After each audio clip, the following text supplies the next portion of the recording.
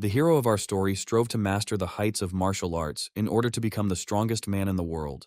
However, he realized that the sad truth is that a lifetime is not enough to reach these heights. However, in order to refute this truth, he seized upon an ancient legend according to which one must find a golden fruit. This golden fruit is said to grant the power of immortality, but obtaining it was an extremely difficult task.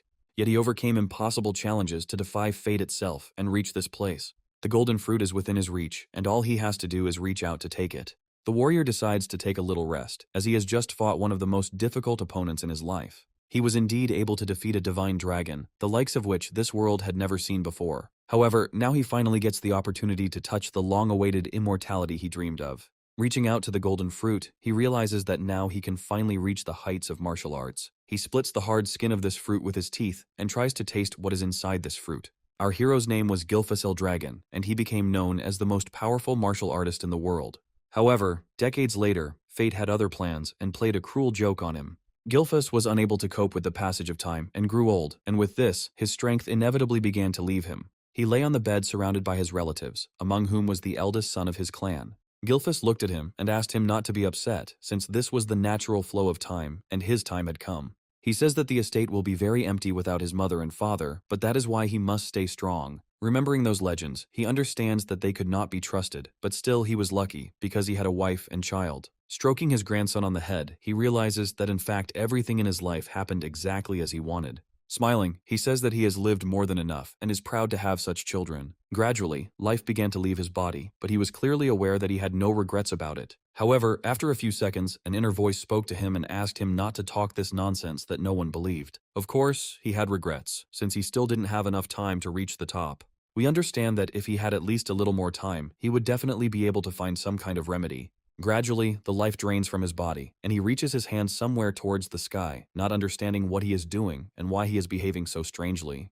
And his son feels that his father is about to die, and so he starts crying. Not everyone can withstand such a burden. The light in his eyes went out, but after an indefinite amount of time, Gilfus opened his eyes and found himself in a completely new place. He looks around, thinking that this wallpaper looks strange and his body feels completely different. Looking at his hands, he suddenly discovers that they have become somehow plump and too small. He quickly realizes that he is in the body of a baby, but why this happened is still unclear. He looks around again and looks at his body, trying to come to terms with the fact that he has transformed. And he tries to understand how a 10-star power user could end up involved in such a situation.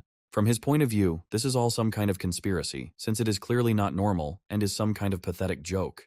However, after a few seconds, the very thought that haunted him in the last seconds of his past life flies into his head.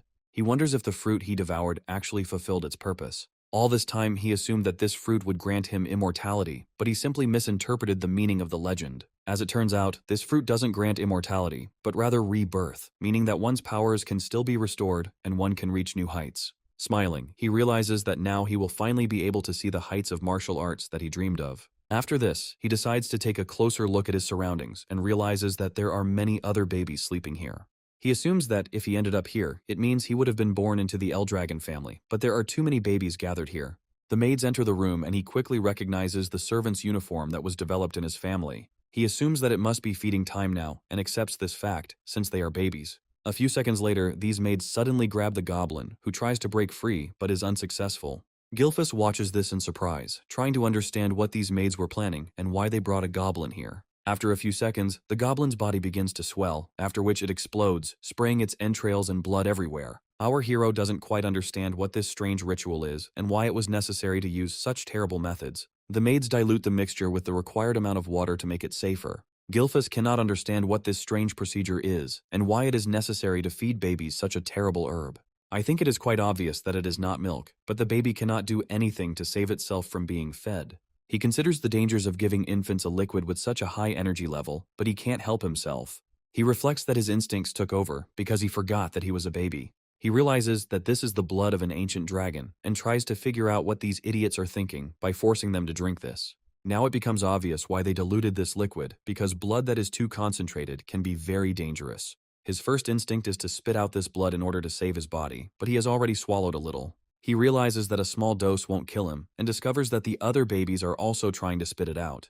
However, after a few seconds, it occurs to him that this is actually a chance to become stronger. He understands that if he absorbs all this power, he will be able to surpass even his former self, and he cannot give this up. The heights of martial arts continue to attract him more and more, and he grabs the bottle to drink even more. He understands that he does not know the purpose for which he is being fed this blood, but he will drink it all to the last drop. Energy begins to rapidly saturate his blood cells, and the body becomes stronger and more powerful. He reflects on the fact that he should not be underestimated, as he will never give up in the face of difficulties. Of course, the side effects of this dragon blood start to take effect immediately, and his head becomes very tense. However, he still finds a way to release this energy, and his determination only grows stronger from this. He continues to drink dragon blood with incredible determination and surprises the maid who is watching him. He understands that by absorbing all the power of the ancient dragon, he will be able to reach new unattainable heights. A few more seconds pass, and he begins to feel much calmer, despite the initial properties of this substance. He notes that absorbing the ancient dragon's blood is much easier than he initially thought. At a certain point, he begins to feel so good that he is not embarrassed to describe his condition as ideal. After feeding time is over, he realizes that he has finally managed to pass this test. The other babies also survived, as one should never underestimate a young child's survival instinct. The child's body immediately makes itself known, so he quickly wants to sleep in order to restore his strength. After 7 years, he begins to achieve serious results, since his training begins when he begins to walk. He holds giant bathtubs with his feet while doing one-arm push-ups, periodically counting the repetitions. This time he manages to set a new record, and he does a full 100 push-ups, after which he throws the stone off with his feet. After this stone falls to the ground with a loud noise, he quickly rolls over and squats down. He muses that this physique helps him greatly, and we learn that his name is now Zeke L. Dragon. All living beings have power, because in this world it is a natural substance flowing through space. The fire dragon's blood that Zeke and the others drank contained the incredible power of an ancient source. Babies who consumed it acquired bodies much stronger than those of ordinary people, and their potential increased. Combined with the power of the divine source of dragons, Zeke is a unique infant who has absorbed the full amount of this power. He underwent changes that surprised even himself, and that is why he developed much faster than the others. However, he is still at the 1-star level, which surprises him because he had expected to reach the 4-star level. The stars are the source's own force, which is compressed to the limit and considered as the universe in which the stars float. The more stars a person has inside him, the stronger he is. However, generating new stars becomes more difficult each time.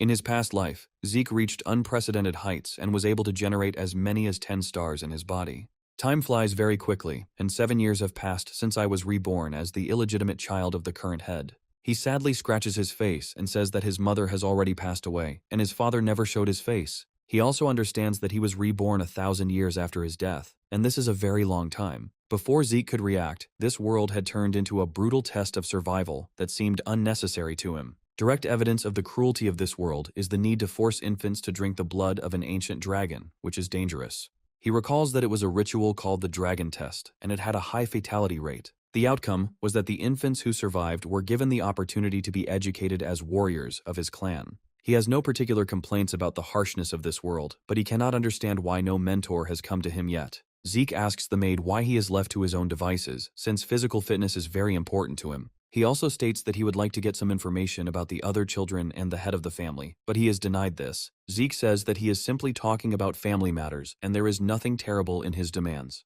The maid continues to look at him coldly and says that she cannot answer this question. Zeke says he is being treated too harshly, but the maid says they are ordered to take care of his daily needs. Looking at her, he realizes that she is a 3rd-level star practitioner, and even she would be suitable for training. After this, he turns around and says that he is going into the forest, because living together for 7 years and not communicating is too strange. Taking a few steps forward, he finds that she is not trying to stop him and asks her if she is really going to stand there. And after some time, he goes deeper into the forest in order to find basic clothing to make his life easier. While looking around, he suddenly finds a small root and decides to immediately pick it to get some refreshment.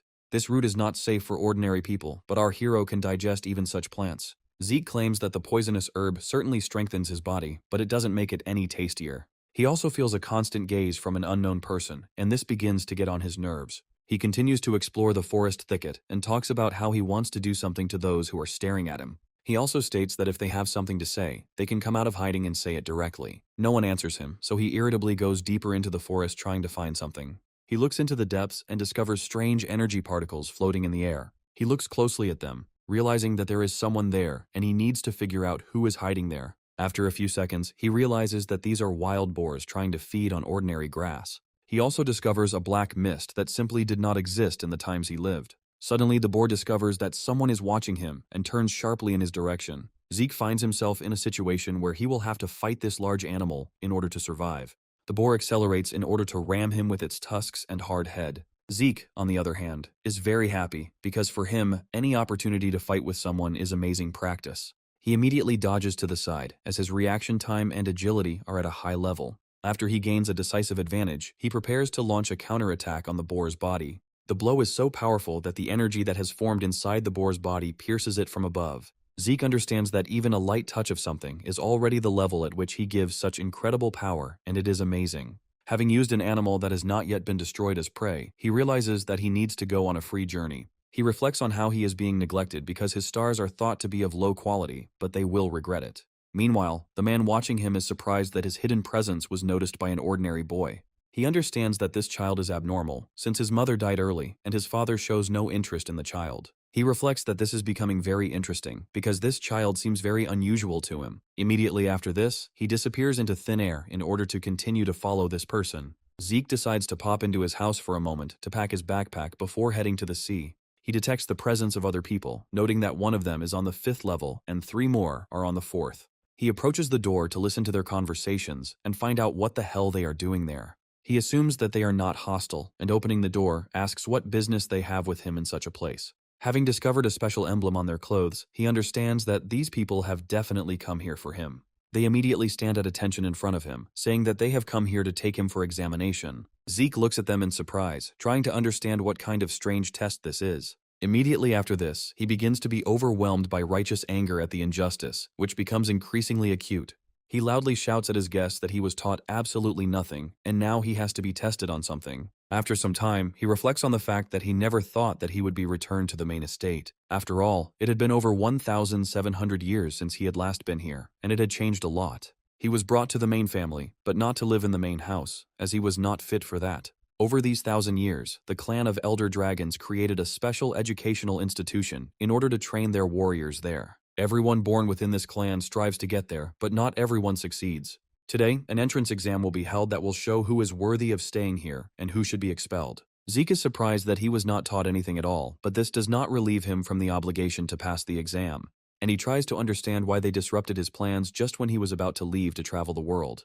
He was not at all worried about having to survive alone, since his experience was too great for that. This makes him stop for a moment and sit down to think about how unfair life is to him. After some time, a young man named Rangus approaches him and extends his hand to him, asking if everything is okay with him. Zeke turns to him and asks him who he is, and Rangus states that he looked like he was in trouble. Zeke immediately analyzes the aura of the person who just approached him and notes several surprising details. He notes that this boy looks very timid, but in fact, he is quite insightful and has great potential. Zeke quickly gets up and apologizes for making him worry about himself. After this, he says that he is very glad to meet him and gives his name, offering to communicate further. He also states that he doesn't understand what's going on here, and Rangus states that the tests themselves don't change every year. Zeke states that he truly has no idea what to do, as he has zero training. Rangus tries to tell him something, when suddenly some young man calls out to him, calling him a pathetic weakling. Rangus turns around in fear, realizing that this is the same man who has been bullying him for a long time. He is followed by Retin, who asks him what such a weakling is doing here and advises him to run home. Rangus says he came here for the exam, and Retin quickly interrupts him, saying that this is absurd.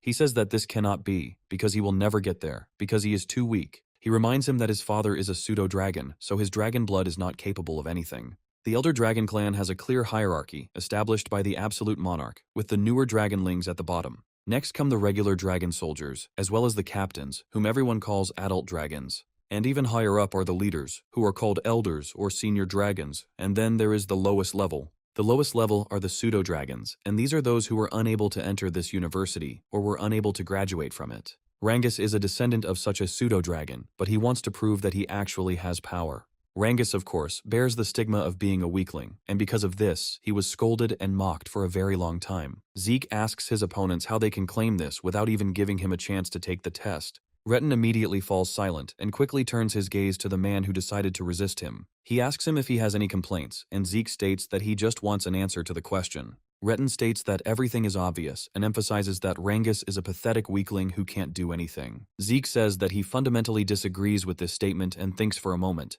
After this, he says that this weakling is quite likely much stronger than those who are trying to hurt him. Rangus notices the comrade who stood up for him, and it sinks deep into his soul and heart. Retin laughs irritably and asks him if he really means they are beneath this weakling. After some time, an officer stops near them and loudly demands that they remain calm and pay attention. The examiner, who is at the rank of an adult dragon, says that their entrance exam is about to begin. Retin walks past him and says that he remembers his face, not imagining who he is talking to now. Zeke says that young people these days are a bit too hot-tempered and that this can't lead to anything good in such a difficult matter. Rangus says that they are all the same age and anyone would be angry if they heard such words addressed to them. Zeke turns around in his direction in surprise and asks why he suddenly thinks that anyone would react like that. He says that this entrance exam is mandatory, so it is too early to talk about the impossible. Rangus asks if it's really impossible to refuse, and Zeke is very surprised, realizing that such a possibility exists. Rangus advises him to refuse, saying that in that case at least he will not be injured during the test. Zeke says that someone with his skill level couldn't refuse even if they tried. He also says that they need to hurry because the exam is about to start, and Rangus is surprised by his mood. The examiner says that the test will be easy, and if they cannot leave a scratch on the stone, they will pass. He also forbids the use of any weapons other than what is there, and gives them 3 tries. Zeke says he has never encountered such an unexpectedly easy test in his life. He realizes that after such a crazy initiation ritual, he expected something more serious to await him. After this, the examiner orders the first number to go forward in order to take this test. He grabs the sword and tries to deliver a powerful blow to the stone in order to at least somehow scratch it. Meanwhile, Rangus closes his eyes and ears so as not to hear the horrors that are about to happen. Zeke continues to watch this in surprise and realizes that this stone is behaving completely unexpectedly. Suddenly the boy falls, seriously injured, and the examiner declares the first attempt a failure. His assistant recommends that the test be considered a failure, since this young man clearly won't be able to do anything else. After this, they list him as a failed candidate and understand that he will not be able to enroll here anymore. The others slowly watch this terrible scene and realize that they will have to go through something similar. Zeke reflects that this test seems rather strange to him and rather impractical, given all the nuances. After this, he turns to his comrade and asks him what this is and why this stone is needed. Rangus states that it is a regeneration stone that instantly heals scratches and reflects damage back at the attacker. Zeke says that this is not a suitable material, but Rangus states that it is still possible to conduct energy through the body and scratch the stone. Zeke says that here, apparently, the quality of martial arts training is lower, the lower the energy control. He quickly runs his eyes over the other participants to analyze their potential. He understands that many will be able to pass the test, given that martial arts skill is not so important here. The long stages of the test begin, and several students fail, as scratching the stone is not easy. Failure after failure follows these students, and one can only sympathize with their future fate. The ordeal continues, and the examiners show no mercy towards these children. Zeke finally gets his turn, and Rangus says that it's not too late to refuse to protect himself. Zeke throws away the card and moves forward, saying that there is definitely no need to worry about him. Rangus looks at him in surprise and tries to understand why he is so confident that he will succeed. The examiner does not look up at the approaching student and says that the weapon is on the other side. However, after a few seconds, he discovers that this boy has the aura of a real beast, which he hides. Zeke passes by the weapon and says that his fist will be enough to pass the test. Questions begin to circulate among the students about why this boy is neglecting safety precautions. They claim that as soon as he tries to hit this stone, his arm will simply be torn off from his body. Rangus is trying to figure out if he should stop the man before he gets seriously injured. The examiner calmly says that he has no complaints and recommends that he begin taking the test. Zeke approaches this stone and reflects on the fact that he has never encountered such a mineral before, which means it appeared recently. Smiling, he realizes that he still has a lot to learn in this world. Rangus decides to stop him, as the man will simply get hurt due to his overconfidence. Meanwhile, Zeke happily reflects on the fact that thanks to this stone he can release his power. Rangus watches what is happening in horror and realizes that the situation is unfolding in a completely different way. Zeke uses the Dragon Destruction martial art and accesses the first form called Explosive Strike. A major energy anomaly occurs, causing a powerful shockwave and blocking vision with smoke. Rangus is very impressed by this explosion and covers his face with his hands in order to protect himself. The examiner is impressed and cannot even hide his surprise, although his facial expression is usually inscrutable. Zeke looks happily at the results of his blow and realizes that in this life he feels even better than in the last. He also chuckled and said that the technique was a little more difficult for him in his current body. He looks at his injured arm and says that he will still have to train a lot. Everyone is very surprised by the impressive result of this blow, which destroyed the stone. Retin looks at the stone in irritation and realizes that it was completely shattered and destroyed by his blow. The girl, who was closely watching what was happening, says that this makes this man even more interesting. Rangus can't even hide the incredible shock he felt after seeing the results. Zeke smiles brightly and looks at the stone, realizing that it will take some time to recover. The examiner reflects on the fact that the results seem implausible to him, since this boy has not studied anything. He assumes that the blood of the head of the family still flows in this illegitimate child, remembering that he has seen this technique somewhere before. Zeke approaches him and tells him that he would like to know the results of his test, and he hesitates. After this, he quickly comes to his senses and loudly says that Zeke has passed the tests and can move on. After a while, another man approaches him and hands him a potion, and Zeke asks him what it is. He, without breaking his smile, asks him to hurry up and clear the area so that others can continue. Zeke irritably asks them why in this era everyone is so caustic and can't afford to be kind. Rangus also grabs his hand and asks him how he achieved such amazing results, since he broke the stone. Zeke meanwhile asks him what it is, and Rangus says that he received a healing potion. Zeke looks closely at the potion, and Rangus says that it is a very common healing potion. Zeke realizes that it doesn't look like poison, and suggests that it might be a form of spiritual medicine. This medicine was created using extremely rare materials, and its recipe is quite valuable. The ingredients include healing herbs that grow only in secret dimensions and cores infused with the power of the source. The phantom beasts from which these cores are obtained are quite rare.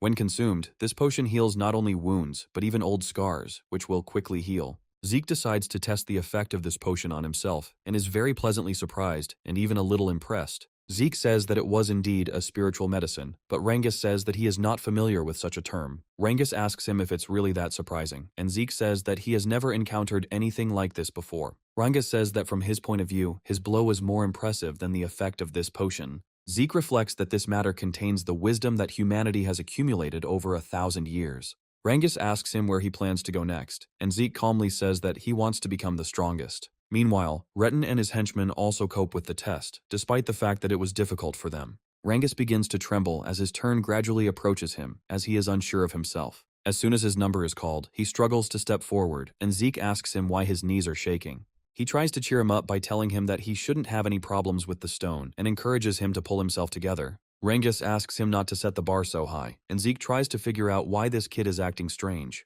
Rangus takes the sword and grips it with all his might in order to prepare and strike the stone. However, his uncertainty and fear continue to act on his behalf, and he makes an uncertain strike.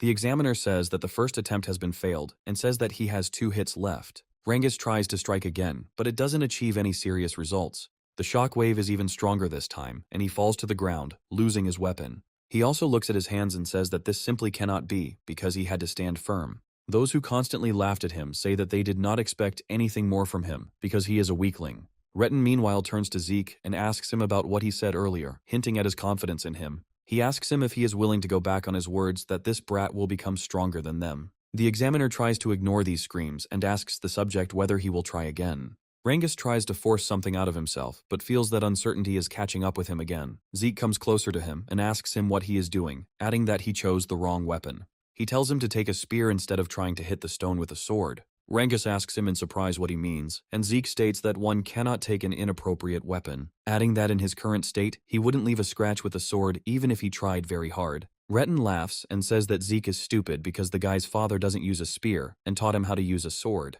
They assume that changing the weapon's ownership won't help, since this boy is doomed to be a weakling. Zeke asks if changing weapons during a test is a violation of the rules, and he states that it is not. Zeke smiles and says that this solves the problem, so he has one more try. After that, he looks at him carefully and asks if he will really agree to leave everything as is. Rangus recalls the bullying he endured throughout his childhood. After this, he gets to his feet and says that he does not agree and will try to the last. He says that he now uses the spear to find out if it is possible to pierce the stone. The father was unable to enter the dragon's lair, but he did not become embittered by the mockery of him and raised him properly. Rangus understands that he was raised by his father and is not a fake either, despite the stigma attached to him. Once he gets back on his feet, he makes a firm decision to prove that he is worthy of respect, just like his father. He understands that if he strikes with the sword again, the result will be the same, and it is better for him to simply trust his comrade. After that, he asks a question about how to use this spear, and Zeke calmly addresses him. He points to the stone and tells him to strike straight and not think about anything. He advises him not to worry about it and just carry out a quick attack.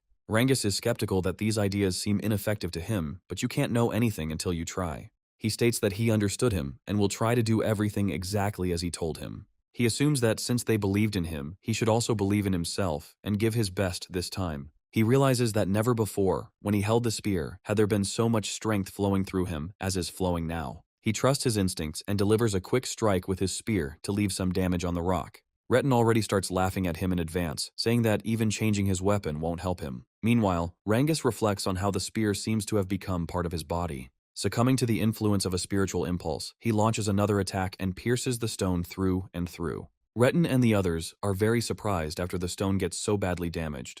The examiner says that the boy managed not only to scratch the stone, but to pierce it right through. Zeke smiles and says that he did an excellent job, just as he originally intended. The examiner looks carefully at his list and writes something down very loudly so as not to forget. After this, he says that Rangus has passed the test and can return back. Zeke immediately puts his hand on his shoulder and tells him that he dealt with this problem, so he can be proud of himself. Rangus happily hugs him and says that he still doesn't believe that he was able to win. Retin's henchmen say it's just a coincidence, as the boy was never strong. Meanwhile, the examiner loudly announces that the exam is completely finished and it is time to move on to the next stage. He loudly announces that the entrance ceremony is about to begin and everyone needs to be ready for it. Zeke wonders if this is the entire exam, and Rangus states that there may be even more difficult tests in the future. Zeke tries to figure out what they need to do now as several cloaked men enter the arena. The leadership of the ancient dragon family must give congratulatory speeches to everyone who passed this test. Among this guide, one of particular interest is the man whose hair is dyed white and who looks like he has been through a lot. Zeke looks at him unimpressed and asks who he is, and Rangus says that he is the head of the family. Zeke declares that the leader won't be able to exist for long with such a face, he'd better be a little more cheerful. Rangus quickly shuts him up and asks him to be a little quieter, and Zeke nods in agreement. After this, he decides to take a closer look at this man in order to find out how strong he is. He looks at his surroundings and realizes that they are of a pretty good level, considering the number of stars they have. He admits that it is quite an impressive force, and he can be proud of the line he founded. However, the current leader is an 8-star, and his name is Balza el Dragon. Zeke understands that in his time, this level was quite rare, and there were no more than a dozen of them in the entire world. Zeke reflects on how strange this era seems to him, and he calmly says that he doesn't like this man. Meanwhile, the examiner says that now Balza el Dragon must give his speech, and everyone should be attentive. Balza el Dragon says that they need to strive to become the flesh and blood of their family by any means necessary. Immediately after this, he gives everyone a stern look and decides to show off his monstrous aura. Zeke appears to be extremely unimpressed by this cheap attempt to suppress the children with his aura. However, other children are very strongly affected by this aura and feel very ill. Zeke turns around in surprise at his friend and the other contenders and realizes that they are having a hard time breathing. Zeke tries to figure out if the pressure he's under is so great that the other kids just can't handle it. Zeke understands that this man has a huge amount of hatred, and that is why he doesn't like him very much. Balza el Dragon, meanwhile, turns and leaves, not wanting to waste any more of his precious time. The person next to him claps his hands loudly in order to distract the frightened children. Smiling, he says that these were wonderful words and he fully supports them. Smiling, he also says that the master has high hopes for them, so they should try hard. He recommends striving to meet the standards that have been set here, and then everything will be fine. Zeke understands that this man is unknown to him, but the atmosphere, fortunately, has become more pleasant. The children continue to watch what is happening, trying to understand whether something even more terrible than this aura awaits them. Zeke, however, remains completely calm, even a little disappointed by the leader's behavior. The examiner says that it is necessary to announce the decision on distribution among dormitories. Zeke asks him how it works, and he states that there are 4 dragon lairs. He notes that students admitted to the performance are assigned to the East, West, South, and North halls. Zeke awaits his appointment and advises him to take care of himself, and he states that he wishes him the same. After some time, he heads to the Eastern Hall of the Dragon's Lair and prepares to move in there. Zeke realizes that after 1,000 years, something has changed and tries to figure out how to get to the right room. Smiling, he says that he is lost and late, and his neighbor is probably already inside this room. He carefully turns the door handle and prepares to pull it towards himself with all his might. He peers inside cautiously and waves his hand with a smile, saying that from today on, they will live in the same room. However, after a few seconds, he falls silent, surprised at who his neighbor is. Taking a closer look, he realizes that Rangus has been moved in with him, so they will now be neighbors. Smiling, he says that he doesn't know why fate keeps bringing them together, but it's funny. Rangus replies with a smile that he was a bit scared alone, so he is glad that they will now be neighbors. Zeke asks him if he has nothing else to do today, and Rangus states that he is free now. Zeke says that training starts tomorrow, and Rangus asks him if he didn't listen to the teacher's words. Zeke happily tells him that he didn't hear a single word, so he didn't understand anything. Rangus says that he better go to bed early, because training will start tomorrow morning. Zeke looks out the window and thinks that he was already planning to escape from this boring house and go on a journey. However, now, because of the rebirth stone and other things, he feels it is worth staying here. He really liked the healing potion and realized that the entrance exam was full of riddles. He understands that he needs to stay in this house for now, because it's probably not that bad, considering the circumstances. After he entered this academy, a whole month passed, during which serious training continued. These exercises were a real challenge for most of the subjects, as they practiced breathing techniques. The trainer said that this breathing technique was created by the founder of this lineage, so it needs to be mastered to the fullest. He looks closely at each one and discovers that some have already learned to adapt to these loads. He notes that a girl named Laika stands out from everyone else because she has more potential. After this, the examiner continues scanning the others again and discovers something surprising. Zeke looks like he can handle even more pressure, and the examiner remembers that he is the bastard son of the head of the family.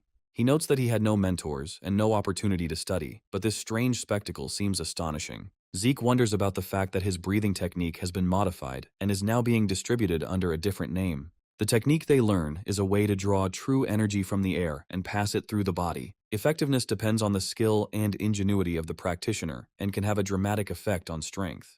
The great families developed their own methods and kept them as a secret heritage in case of a major war. His family's secret technique was a unique breathing technique that allowed one to manipulate energy without fighting. To make it accessible to everyone and improve overall combat effectiveness, the technology was simplified and transferred to others. Zeke reflects on how much the other techniques he once invented have changed. After a while, they reach the canteen to have a snack and prepare for the next training sessions. Zeke is impressed by the quality of the food prepared in this world and decides not to deny himself anything and to indulge in delicious things. After each workout, he eats quite a lot of food to give him the strength to continue. He asks Rangus why he is like this and states that if he doesn't eat properly, he won't have any strength. Rangus asks him where he gets so much energy, noting his abnormal stamina. Zeke states that their stamina is poor and they need to eat more to sustain themselves. Zeke looks around and realizes that some of the students are actually doing quite well. Suddenly, a girl appears behind him and asks him if he is really that cool. Zeke looks at her in surprise because of this question and asks who she is, and Rangus is very surprised by such a reaction.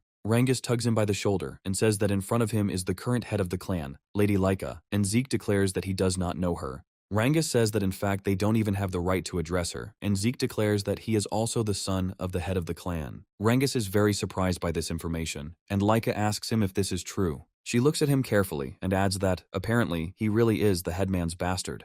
Zeke says he doesn't see the point in lying about it, and Laika asks why he was able to split the rebirth stone. Zeke says that he is who he is, and continues to cut into the steak to get a proper meal. Laika is very surprised by this man's simplicity and straightforwardness, as if nothing worries him. Smiling, she says that he is really funny, and that she is even beginning to find him an interesting conversationalist. She sits down next to him and asks him what he thinks about taking command of her. Zeke asks what this means, and Laika says that she is offering him to become her vassal. She notes that she will become his protection, and apparently, she needs allies, so together they can achieve a lot. Zeke listens to her proposal, after which he says that he refuses and continues to try to eat his meat. Laika asks him why he suddenly refused, and her voice instantly becomes more aggressive and cold. She asks him if he is also trying to aim for the position of head in order to compete with the others. Zeke analyzes her power level and says that she has almost reached the level of 2 stars and releases an aura. After this, he says that she should do this very thing because she is not interested in either the head of the family or the titles. Laika says that in this case, there is no problem serving under her command, and Zeke stabs the table with a knife. The blow from the knife is so powerful that it pierces the thick table, which is made of very strong wood. Zeke says that he will never be subordinate to anyone in his life because he doesn't need it. He justifies his decision by the fact that he himself is the strongest in this world, and he does not need to bow down to anyone. Laika looks at him in surprise and feels an incredible aura that instantly overwhelms her. She can't believe that some boy turned out to be stronger than her, and it hurts her pride. Rangus tries to defuse the conflict by saying that they should calm down and not worry about it. Laika refuses to accept defeat, threateningly saying that she will simply force him to submit and demands to fight. Zeke looks at her in surprise and tries to understand why she suddenly decided to challenge him to a duel because he did nothing. After a while, one student leaves and the other side asks him where he is going, and they say that they are going to the playground. They add that there will be a battle now, and one of the duelists will be Lady Laika herself, and this attracts attention. They immediately go out to the balconies to take a good look at everything and discover 3 figures there. Zeke wonders in surprise why everything turned into such a big mess, and Rangus tries to smooth things over. Zeke says that he still doesn't understand who is in front of him and why he suddenly needs to treat her with such respect. Rangus says that Laika is definitely the current head of the family and the blood-bearer of the Tayupan house. Zeke listens to all the information about her and says that he only understood whose heir she is. Rangus is surprised at how unceremonious his comrade is. Zeke says that he still doesn't understand why he should be afraid of this man.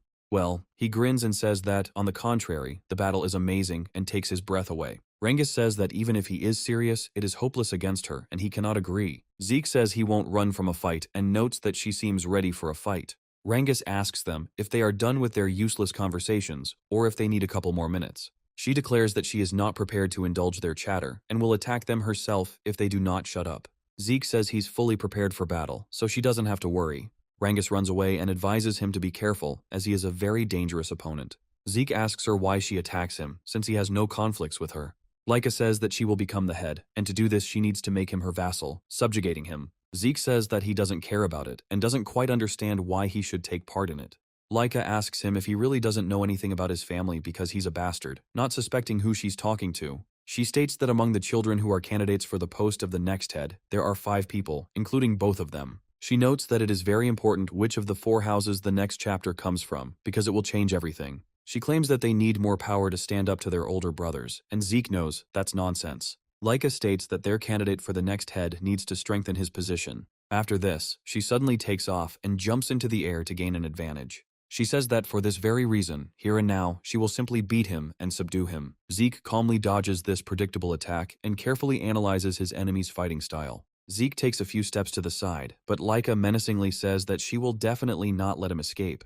The kids watching her say they have never seen such a fast fighter, even though it was a training fight. Zeke watches her movements closely to understand how serious the opponent in front of him is. He is impressed by her incredible energy control and notes that she is attacking faster and faster. Meanwhile, Laika begins to feel less confident due to the fact that she has not yet won. She wonders why she is missing him, and he continues to dance around her. Rangus freezes for a moment, seeing such an amazing sight, and realizes that before him is a true master. Zeke touches his chin and says that he is seeing this for the first time and is impressed by her skills. Laika suggests that he shut up and focus entirely on the fight instead of chatting idle. Zeke says that he is completely focused on the fight, so he can control the pace of this battle. Having received the necessary moments, he takes a sharp step forward, declaring that this is why he can attack whenever he wants. Laika doesn't manage to block her opponent's counterpunch and receives a powerful blow right to the chest. This significantly reduces her stamina and causes her to lose her combat ability for a period of time. Zeke watches her recover from this blow carefully and is in no hurry to deliver the next ones.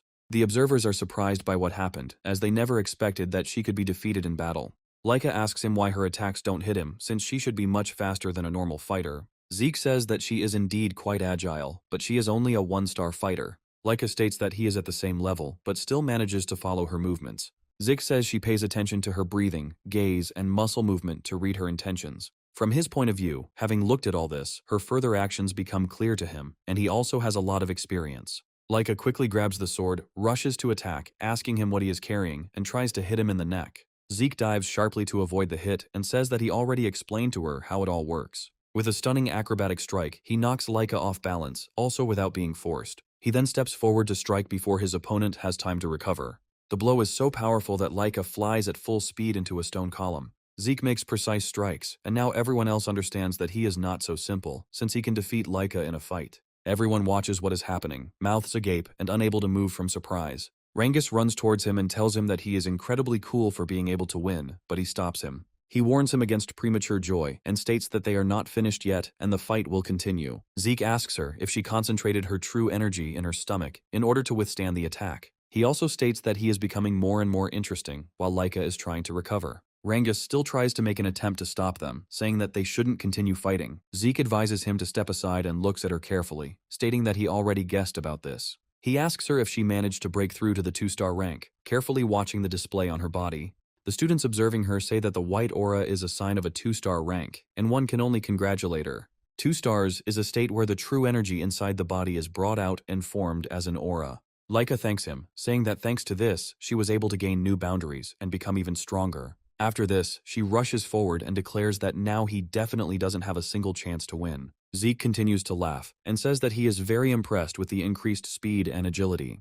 She jumps to the side, continuing to have fun and carefully analyze the enemy's movements. However, despite apparently dodging the attack, he still received a cut on his face. Zeke stops in surprise and wonders how she managed to hit him. Laika declares that these are her abilities, which are now manifesting themselves even more strongly. She notes that once she reaches the 2-star rank and masters the aura, nothing can stop her. She looks at him proudly and tells him that it is not too late for him to give up, but she does not count on it. Zeke says that this is great because he will be able to see a martial art that is unknown to him. Maintaining a spirit of research interest, he says that it is simply magnificent and that he has always dreamed of this. Laika uses her Thunderbolt Flash skill, and Zeke tries to run away from this elemental attack. He remains confused about what it all means, and realizes that controlling lightning is something unattainable. Laika irritably thrusts her sword into the ground, saying that she too doesn't understand why he's acting so strange. She uses a wide area attack to get him, but our hero manages to jump away in time. Zeke says that she has changed too much compared to what she was a couple of minutes ago,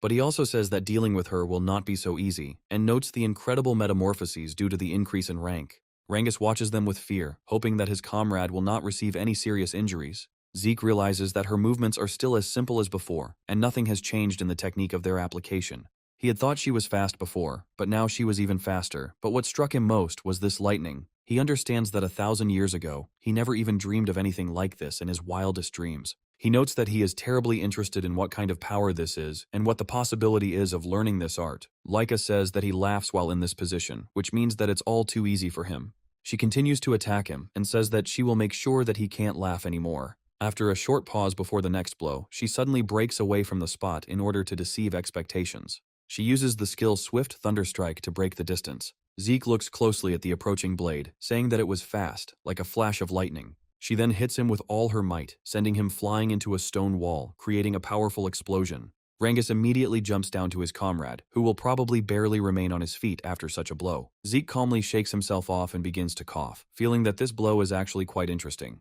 Laika continues her attempts to hit him with her sword, but she fails to turn the tide of the battle. Zeke remains firmly on his feet and still refuses to fall, despite the fact that these blows are very powerful. Rangus says that she needs to stop attacking him, and Laika doesn't understand why he's still standing. Laika stops him, saying that if she stops right now, it will be an insult to him. Rangus advises him to surrender, and Laika emphasizes that this is not a bad decision, considering that he is exhausted. Zeke smiles and continues to get to his feet, not wanting to give in to the first opponent he comes across. Laika smiles and says that, despite the fact that he is a bastard, the blood of her family really does flow through him. After this, she charges up her special attack and says that in this case, she will hit with all her might. Within seconds, she is next to him and is preparing to unleash her full power on his body. At the moment of impact, a bright flash is created that shoots into the sky, and powerful lightning energy attacks our hero. Zeke felt as if several lightning bolts had struck him at once, and his heart began to pound like crazy. Rangus looks at his comrade with horror, sees how much pain he is in, and tries to understand if there is any way he can help him. After the lightning bolts scatter and disappear into thin air, Zeke falls to the ground and loses consciousness. Laika proudly thrusts her sword into the ground, saying that, apparently, the duel is over, and asks for forgiveness. She turns and leaves, full of confidence that she has won and will do the same with the other brothers. However, Zeke suddenly comes to his senses and says that he now understands how it all works. Laika turns around in surprise and asks him why he was able to survive such a strong blow. Zeke, smiling, says that now he understands what is called lightning energy. He asks her if she is really that interested in why he survived and can still fight. Not wanting to throw dust in her eyes, he honestly admits that he has not the slightest idea why this happened. Laika looks at him like he's a fool, since opponents usually don't act so simple. Zeke says that he deliberately took her blows in order to test her strength, and now he has learned to do the same. Zeke used the Dragon King's breathing technique to gradually adopt her skills. The Dragon King's breath responds to lightning energy, and gradually these skills began to transfer to him. Zeke smiles and looks at his hands, which are also starting to accumulate a lot of lightning energy. Zeke comes to the conclusion that lightning energy can be controlled using a special property of the body. He notes that, given that this great sword art is a family legacy, her family has special bodies. Zeke takes a few steps towards her and states that he never thought that true energy was infused with lightning. He states that he learned a lot from his fight with her, and notes that he also learned to control lightning. Smiling, he also says that in addition to this, he received a 2nd star and is now ready to continue further. His movements become even more rapid, despite the fact that he could previously dodge Laika like this. Laika tries to attack him with sharp lunges, but he can now track her movements much more easily. Zeke smiles and declares that he will still show what he is capable of in this fight and will give it his all. After this, he decides to hit her and step aside in order to test his increased speed. This turns out to be a little unusual for him, since he has never used such enhancements before. He notes that this lightning affects all muscles and nerves, gradually strengthening the body and sharpening the senses. He decides to stay in this state for a little while longer in order to get used to how he feels. Rangus reflects on how, in this battle between the contenders for the post of the next head, he is unable to keep up with them. He supposes that perhaps he was imagining things, but Zeke moves as if he were simply playing with his prey. Laika stops hitting him again and asks him if he is making fun of her and not taking her seriously. Zeke immediately calms her down and says with a smile that he would never mock his enemy. He also indicates that he takes her seriously as a threat and lunges forward to kick her. Laika manages to block the blow, but her balance and endurance are compromised. Zeke thinks that it's probably time to finish and, smiling, says that they need to create a new technique. Laika looks at him in surprise and asks him what exactly he is trying to say with these words. Zeke declares that he will come up with some form for the technique, and Laika is surprised that he can do something like that himself. Zeke lunges towards her and asks her what she was thinking about during the fight. Laika realizes she's made a big mistake, and Zeke uses a new trick he just came up with.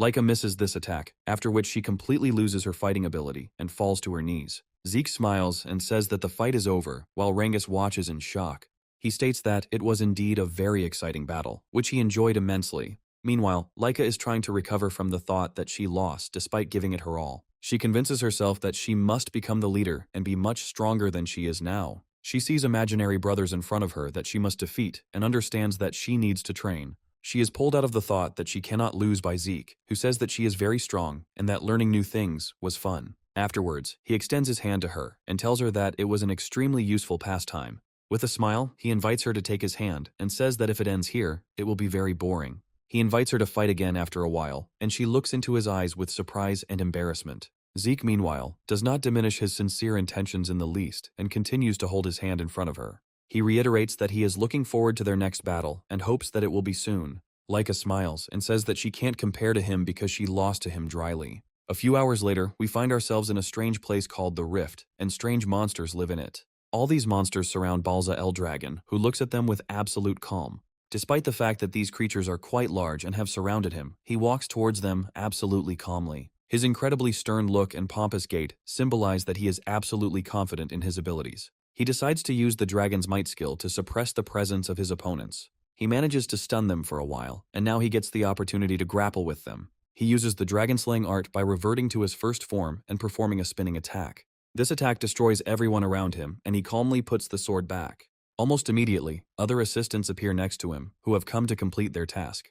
Another observer also approaches him and says that he has brought an important message. Balza El Dragon asks him what happened, and he states that Laika was able to obtain the second star. Balza El Dragon sternly asks him why this information should be of any interest to him. He answers that achieving such a rank at such an age is only possible thanks to incredible talent. Balza El Dragon states that he doesn't care about her talents and should only tell her about it when she can be used. He also says that Laika was defeated during the last battle. Balza El Dragon asks him if she fought with her older brothers, and he states that this is not true. He adds that her son, who is the same age as her and whose name is Zeke, won. Balza El Dragon thinks for a moment and remembers that this is the child that was born to that very woman. He adds that she had a talent for martial arts and therefore could pass on some of her skills to him. After that, he asks about who taught him the technique that can defeat someone with 2 stars. The observer says that Zeke defeated her without any outside training and at the same time received 2 stars himself. Balza El Dragon says that in this case the first test can begin. Observers say that this is quite early, since they haven't even spent months at this academy. Balza El Dragon states that it doesn't matter how long you've trained in combat, because death comes to everyone equally. He notes that only the strongest survives, not realizing that the better trained a person is, the stronger he will ultimately be. However, no one dares to contradict him, after which he suggests to his subordinate that he call Freya back. He also says that the fact that this boy was able to defeat Laika is really interesting. He orders Freya to be given command and oversight of what will happen in the test, adding that he must be closely monitored. Something resembling a smile appears on his face, and he declares that this is becoming more interesting. The next day, training continues, and all students continue to practice basic techniques. Zeke continues to practice his dragon's furious breath techniques using additional weights. This breathing method was created by the 15th chapter, but in essence, it is a strengthening of the body. Rangus asks him if he's not going to train, but he states that's exactly what he's doing. Rangus says he means the technique for fighting the furious dragon, but he claims he already knows it. Zeke also addresses his friend and says that his path to the true source is crooked. Rangus looks at him in surprise, after which he suddenly throws a giant stone straight to the ground. He asks him to turn his back to him so that he can properly examine his energy flows. After this, he takes a small step forward and places his hand on his back in order to correct these fluctuations. Smiling, he says that now the paths are located correctly, and it will become much easier for him. Rangus is generally impressed that he actually mastered these techniques, and Zeke asks why he doubted him. Rangus apologizes to him and says that this is the first time he is learning from someone other than his father, and is trying his best. He emphasizes that, unlike him, Zeke already has powerful martial arts, enough to defeat Laika. Rangus suggests that Zeke must be very bored, but he adds that he admires the dragon's fighting technique. He recalls that the technology he invented was considered too complex and confusing, although it had overwhelming power. It has several forms, and the final form of this technique was able to destroy even a divine dragon. She smiles and hopes that even these techniques have been improved, and looks forward to seeing them in person. He notes that he mastered this technique in advance, so he continues to strengthen his body to make it easier for him. Rangus asks him if he would agree to help him also harden his body so that he becomes stronger. Zeke looks at him in surprise, and Rangus immediately apologizes, saying that this is probably a very annoying request. However, he states that he wants to become at least a little stronger in order to pass these tests. Zeke states that he doesn't mind teaching him this in principle, since they already get along well. He also states that Rangus is a fairly understanding student, so everything will be easy, but another student approaches them. Laika asks him if she can learn from him in order to become even stronger. Zeke and Rangus look at her in surprise, and she asks them if this means she can't study. Laika adds that she believes that among her peers there is no one who can beat her, except perhaps Zeke. She also says that her reputation is now in ruins, so she needs to restore it urgently. She states that she definitely needs to become stronger in order to defeat both her brothers and him, so he must train her. Zeke and Rangus continue to keep a close eye on her, and Laika suggests that perhaps she went too far. She feels a little sad, and says that he probably won't agree to train his opponent. Zeke wonders why everyone stubbornly ignores the fact that he doesn't give a damn about the title of head of the family. He agrees to train her, but asks if her body can withstand it, as she has received a very serious injury. Laika says she drank a healing potion, so everything is fine, noting that strange things are bothering him.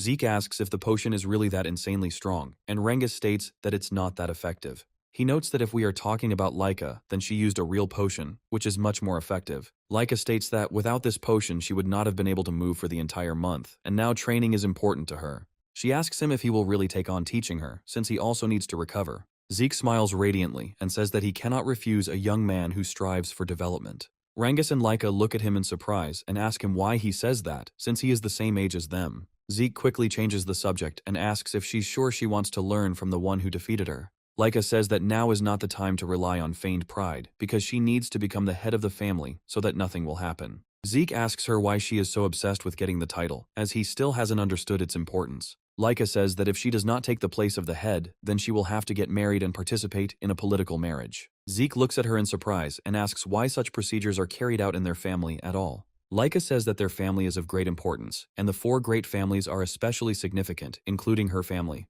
Zeke says that people commit all sorts of vile acts, and he has seen enough. He wonders what these vile scum think of themselves, realizing that these traditions seem terrible to him. He promises that over time he will destroy them to hell, because it is simply terrible. A few seconds later, he turns around and realizes that he said it too loudly and missed the fact that others had come here. A woman slowly approaches them, moving so quietly that the children don't even notice. The examiner says that from today, a new mentor will join them, and they should be grateful. This mentor immediately approaches Laika, runs her hand through her hair, and asks if she has confused her with someone else. Laika quickly discovers that a person has appeared behind her, despite the fact that she had not felt their presence before. She immediately jumps to the side, and Rangus grabs Zeke in fear, since he was also very scared. Freya looks at her with a smile and says that her movements are beautiful, and the quality of her aura is also, no questions asked. Zeke analyzes carefully and realizes that her presence was not felt at all until the last moment. The mentors look down in embarrassment and say that Freya has just arrived here. Freya greets everyone else happily and says that she is very pleased to meet them. She turns her attention to Zeke and calls him by name, and he says with a smile that she guessed everything correctly. Freya is surprised that he didn't react to her appearance, and Zeke says that there is nothing surprising about it. After that, he says that he is interested in something much more interesting regarding how she got here. He looks at her and says that she has a very interesting martial art that is interesting to master. Freya smiles, looking at him, and understands that she has a very inquisitive student in front of her. Zeke notes her excellent storytelling skills, but he is very interested in her fighting skills. Judging from her flow of true power, it was concentrated on the outer part of the body. However, he had never seen such a flow. He tries to figure out if this is the reason why, even in such boots, she makes almost no sound. Freya smiles and says that she will indeed be their new mentor and teach them some lessons. Another teacher says that she is part of the Black Dragon clan and has a 6-star rank, so they should try hard. Most students are very impressed when they hear such high-strength figures and try to understand what it will teach them. Freya declares that their training will be simply amazing. However, there is one very important condition. She says that this condition is that they are simply obliged to pass her test. The students look at her in confusion and try to understand why another test is starting so suddenly. Freya says that this test is very easy. They need to take this crystal ball and spend a month on the Poison Dragon Mountain. Zeke recognizes the name and notes that it brings back old memories that warm his soul. This mountain is a place that is inhabited by many different poisonous creatures, and even one blade of grass can kill you. All the poisons that were on this mountain were deadly for an ordinary person. However, in his past life, he often used this place to train and strengthen his body. Freya, meanwhile, says that if this crystal ball breaks or gets lost during the test, it will be bad. But when asked what exactly will happen, she states that they are, of course, excluded if they survive. She adds that if you use the dragon breathing technique correctly, you can cope with any poison. Laika says that there are also monsters on this mountain that pose a serious danger. Freya looks at her in surprise and declares that they can simply be defeated, and if they do not defeat them, they will simply die. The students realize that they have been assigned a completely crazy teacher who is not interested in survival. Freya smiles and says that there are still 5 days left until the test, after which the test will be carried out. During these 5 days, they will have to choose one of the basic combat weapons of their house and study it.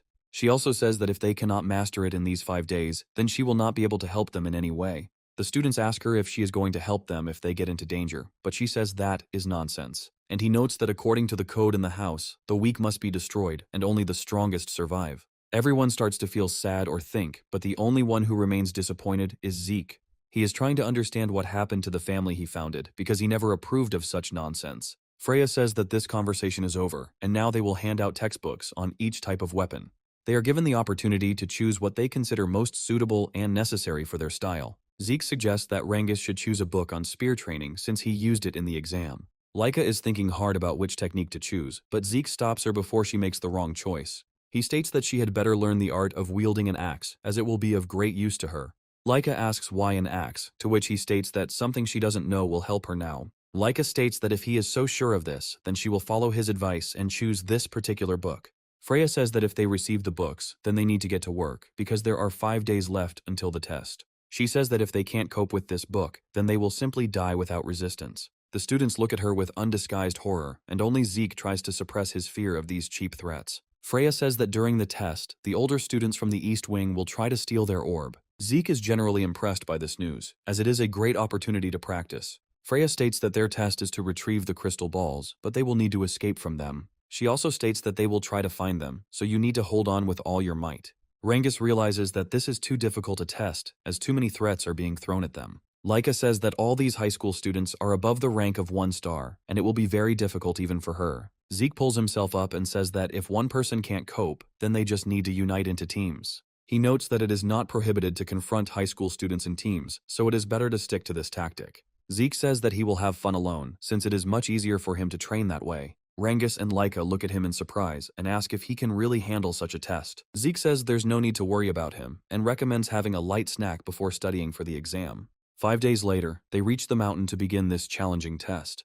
Rangus clutches his spear in fear and understands that it will be very difficult for them to hold on in this place. Freya says that it's just perfect weather for the tests and asks them if they are ready. Rangus turns to Laika and says that he feels very scared because of this mentor. Rangus asks her if he can really go with her, since he is too low ranking. He worries that he doesn't have a serious power rank, so he feels like he's not a very strong fighter. He is approached by 2 comrades named Selena and Raymond, who say that they are the same as him. Selena says that she can't imagine how a simple girl like her can fight alongside Laika.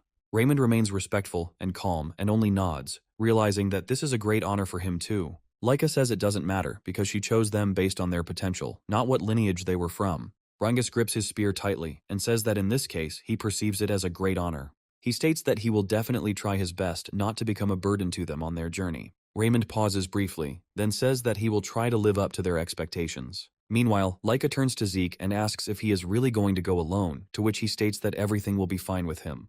Raymond and Selena look at the 2 of them excitedly and say that they are real aces of their craft. Laika says that they have nothing to worry about either, and Zeke asks her if she really has a reason to worry. Zeke says that, including Laika, only the most promising fighters have gathered in this company. Laika asks him if he thinks the same about them, and Zeke says it's absolutely true. He notes that she has an amazing sense of people, and Rangus notes the incredible confidence that he is filled with. Freya discovers that some have decided to form teams and says that this is a very good choice. After this, she says that it is time to begin and asks if everyone has received their crystal balls. She emphasizes that their test is to spend a month on the mountain with this crystal ball. She notes that once the test is over, they will only need to have the ball with them. She also says that they are exactly the same, and Zeke understands what this all means. Freya, of course, is getting at the idea that if you've lost a crystal ball, you should take it back from your comrade. Freya states that sometime after they enter the mountain's territory, the upperclassmen will follow them. Meanwhile, the senior students are happy and say that it will be an easy walk because they are up against pathetic little brats. The students look at these monsters and understand that they will have to survive with all their might at the limit of their capabilities. Freya, meanwhile, says that the explanations are finished and now they can begin the test. As soon as she gives the command to run, the students immediately rush forward in order to break away from their pursuers. Laika tells them to stay alive no matter what, and Zeke wishes the same for her. Laika encourages her comrades to follow her, saying that they will definitely succeed in the mission. Zeke happily waves his hand at them and tells them to be careful and take care of themselves at all costs. Freya tells them that he is actually going there too, and Zeke says that he has completely lost his head with impatience. Freya looks at him in surprise and asks why he is not worried, and instead, on the contrary, is looking forward to this test. Zeke says that he never worries about his life and wishes her to have a good time these days. Freya notes that the boy is acting rather strangely, after which evening comes. The mentor tells her that it is too early for newcomers to undergo such tests a month after admission. Another colleague says that out of the entire squad, only a few people have 1 star, and they have no experience. Freya says that there are practically no monsters on this mountain, and those that are there are very weak. They also say that these students got into teams to make it easier for them to cope. She states that things are not that bad, and there is no need to panic, and the others say that this calms them down. Afterwards, she talks happily about what was an adventure of the moment. She will release something amazing. They ask her again about what she said, and she immediately claims that they simply misheard it. After this, she gives the command to the senior students that they can try to pursue the escapees. She watches them with interest, asking how many of them will be able to come out of this test alive. They begin to scour the surrounding area to find those who are too slow and did not have time to hide. Almost instantly they spot a lone silhouette and realize that this is the easiest and fastest prey. One of the pursuers says that he had so much time and he still remained here. They assume that he is either a coward or an idiot and take aim at him with a crossbow in order to hit him right in the arm. Their target is completely motionless, giving them a fantastic opportunity to get a shot off. The arrow begins to cut through the air with a very loud sound and approaches its target with inexorable speed. Zeke intercepts the arrow without much trouble, as he stayed there specifically to catch up with them.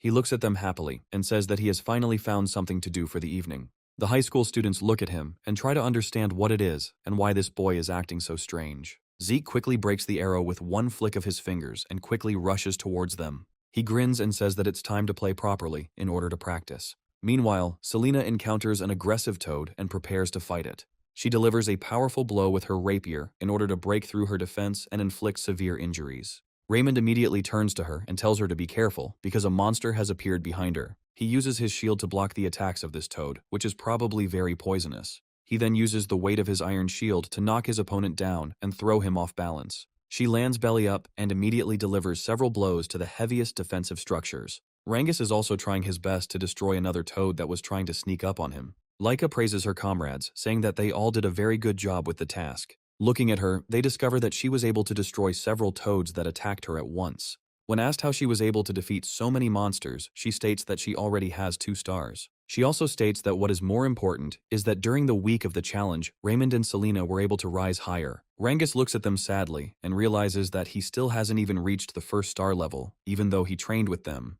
Raymond and Selena encourage him, saying that there is very little time left and he will be able to break through to the next level. Laika says that he was able to defeat the tree frog on his own without having a single star, and that's impressive. He also states that he trained with Zeke before the test, so he honed his spear skills. Laika also says that it's getting dark now, so we need to return to shelter because it's dangerous in the forest at night.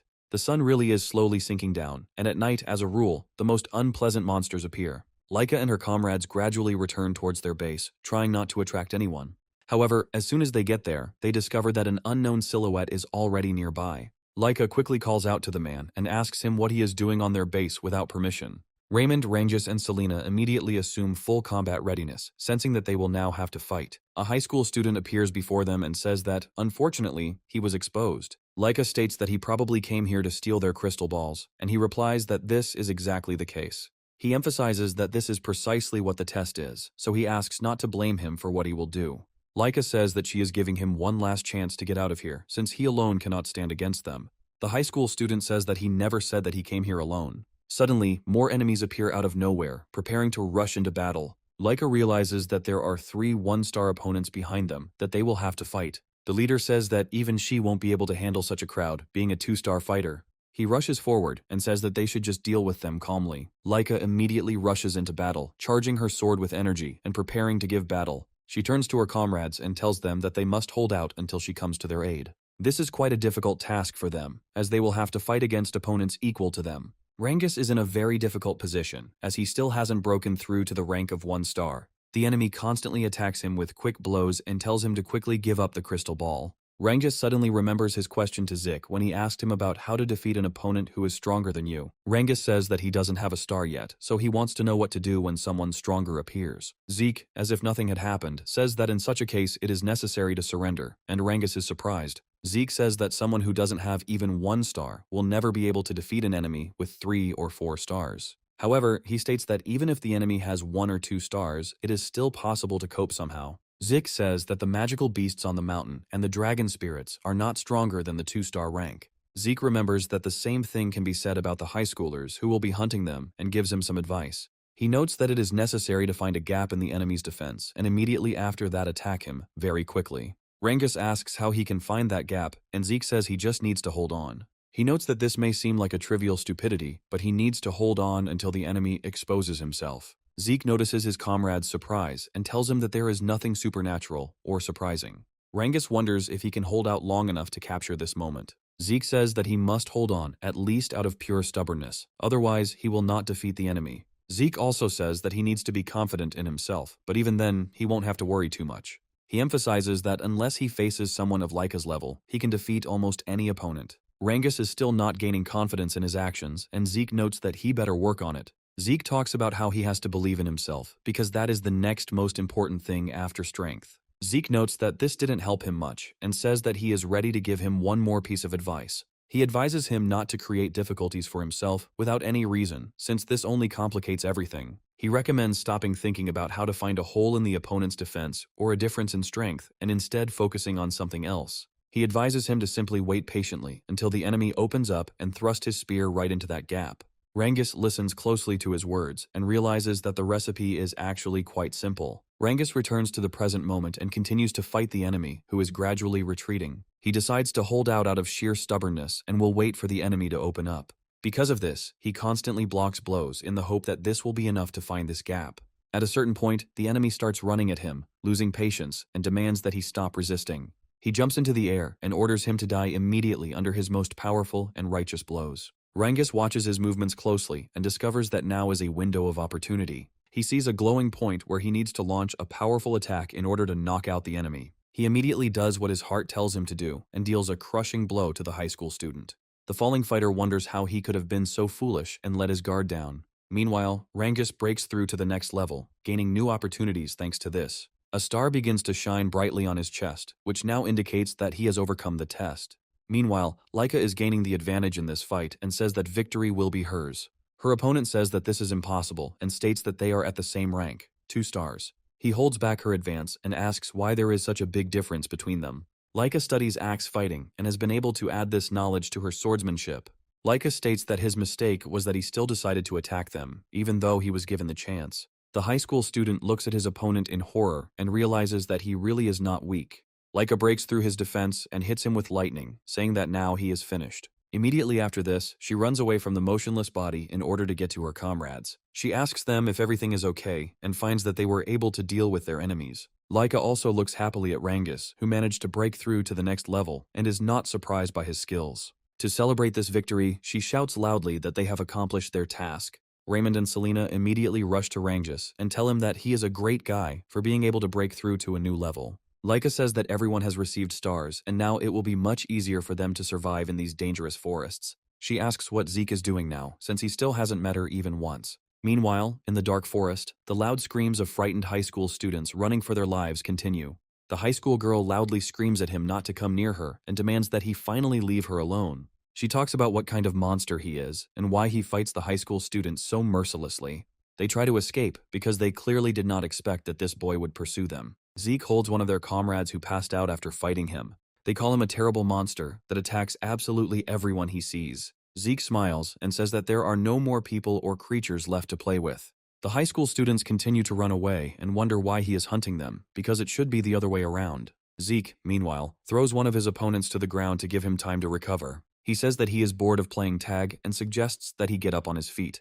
He demands that he stand up and fight with him, as it will be much more productive for both of them. He looks at him with a threatening and terrifying gaze, recommending that he get up quickly before it's too late. However, out of fear, the high school student simply loses consciousness and falls to the ground, unable to continue doing anything. Zeke looks sadly at the running high school students and asks them why they are running away and abandoning their own. After this, he turns to an unknown person behind him and asks him how long he will watch. And he also states that if he watches all this time and does nothing, then there are no complaints about his actions. There really is a caretaker behind him who has been trying to stay in the shadows all this time. He is very surprised that the boy managed to find him and tries to understand what it all means. The caretaker notes that this boy not only beat up the older students, but also noticed his presence. He decides that it is necessary to report this as soon as possible and immediately runs to the camp where his comrades are located. Freya discovers her subordinates returning and demands that they report to her on the situation. The students say that a week has passed since the test began, and currently 30% of the 7th graders have failed.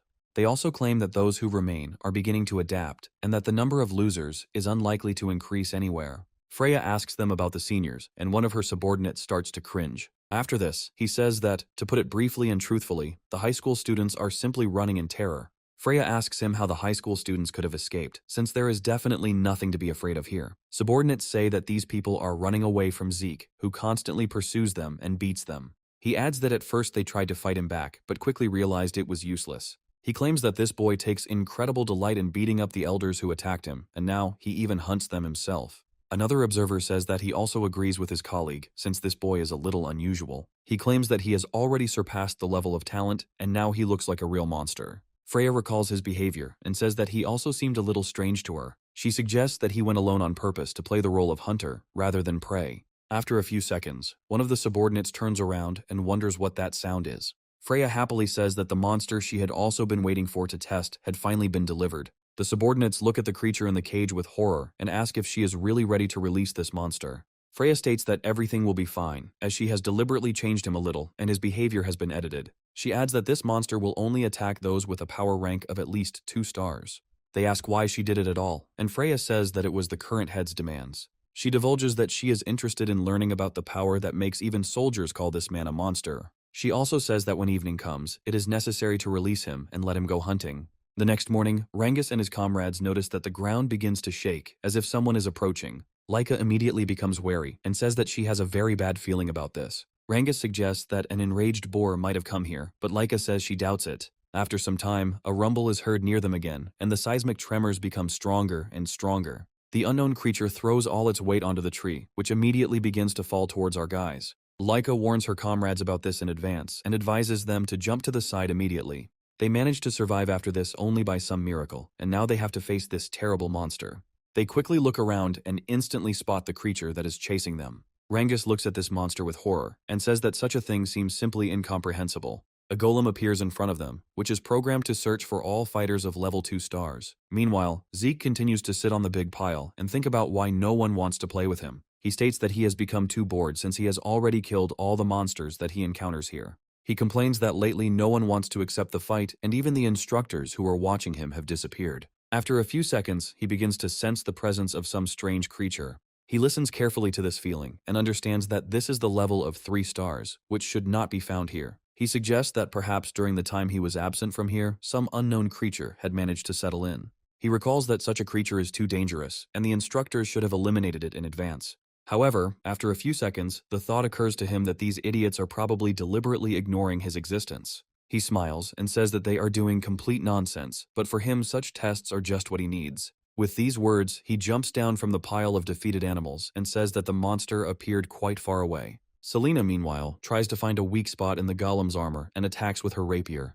However, this attack, apparently, had absolutely no effect, and all that remains is to jump back. She wonders what she should do, since the attack left no scratches and Raymond is looking for other options. He jumps into the air and delivers a powerful blow with his shield to the back of this monster, in order to at least somehow stun it. However, this also does not have the desired effect, so they will have to rely on other abilities. Laika uses powerful thunderbolts, putting a decent amount of her spiritual power into them. After this, she discovers a fresh crack has appeared on the golem's hand and understands that this is the path to victory. She comes to the conclusion that only she can cause damage to this monster, since an aura is needed to break through the defense. Rangus turns to her and asks her what they should do, and she states that she has a plan. She tells them that she will distract this monster onto herself, and at that moment, they must run away. Rangus asks how they can leave her, and Laika states that if they stay, they will get underfoot. She notes that she used her aura to attack him, and that was the only way she could do any damage. She tells them that with their current level of strength, they will never be able to even scratch him. Raymond says that he can't attack him, but he can support him so that their attack reaches its target.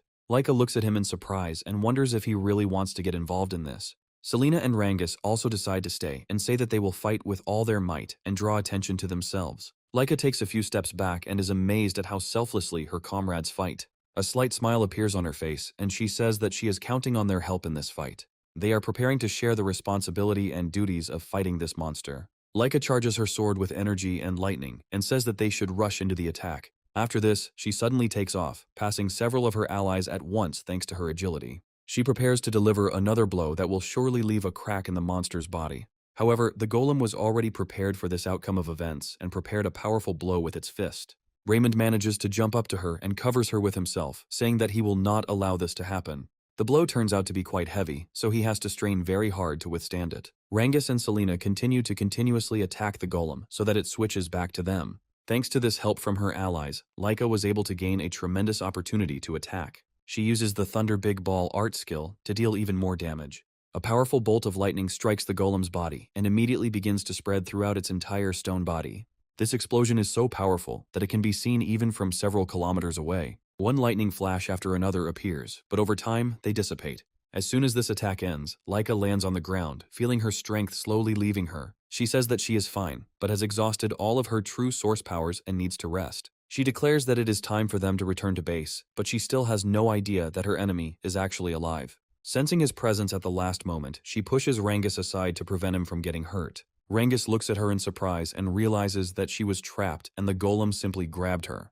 Laika grits her teeth and realizes they've miscalculated because the monster is still moving. Selena and Raymond say that this is impossible because after such a blow, he should not remain on his feet. Rangus immediately rushes to attack this monster in order to deal a few blows and distract it.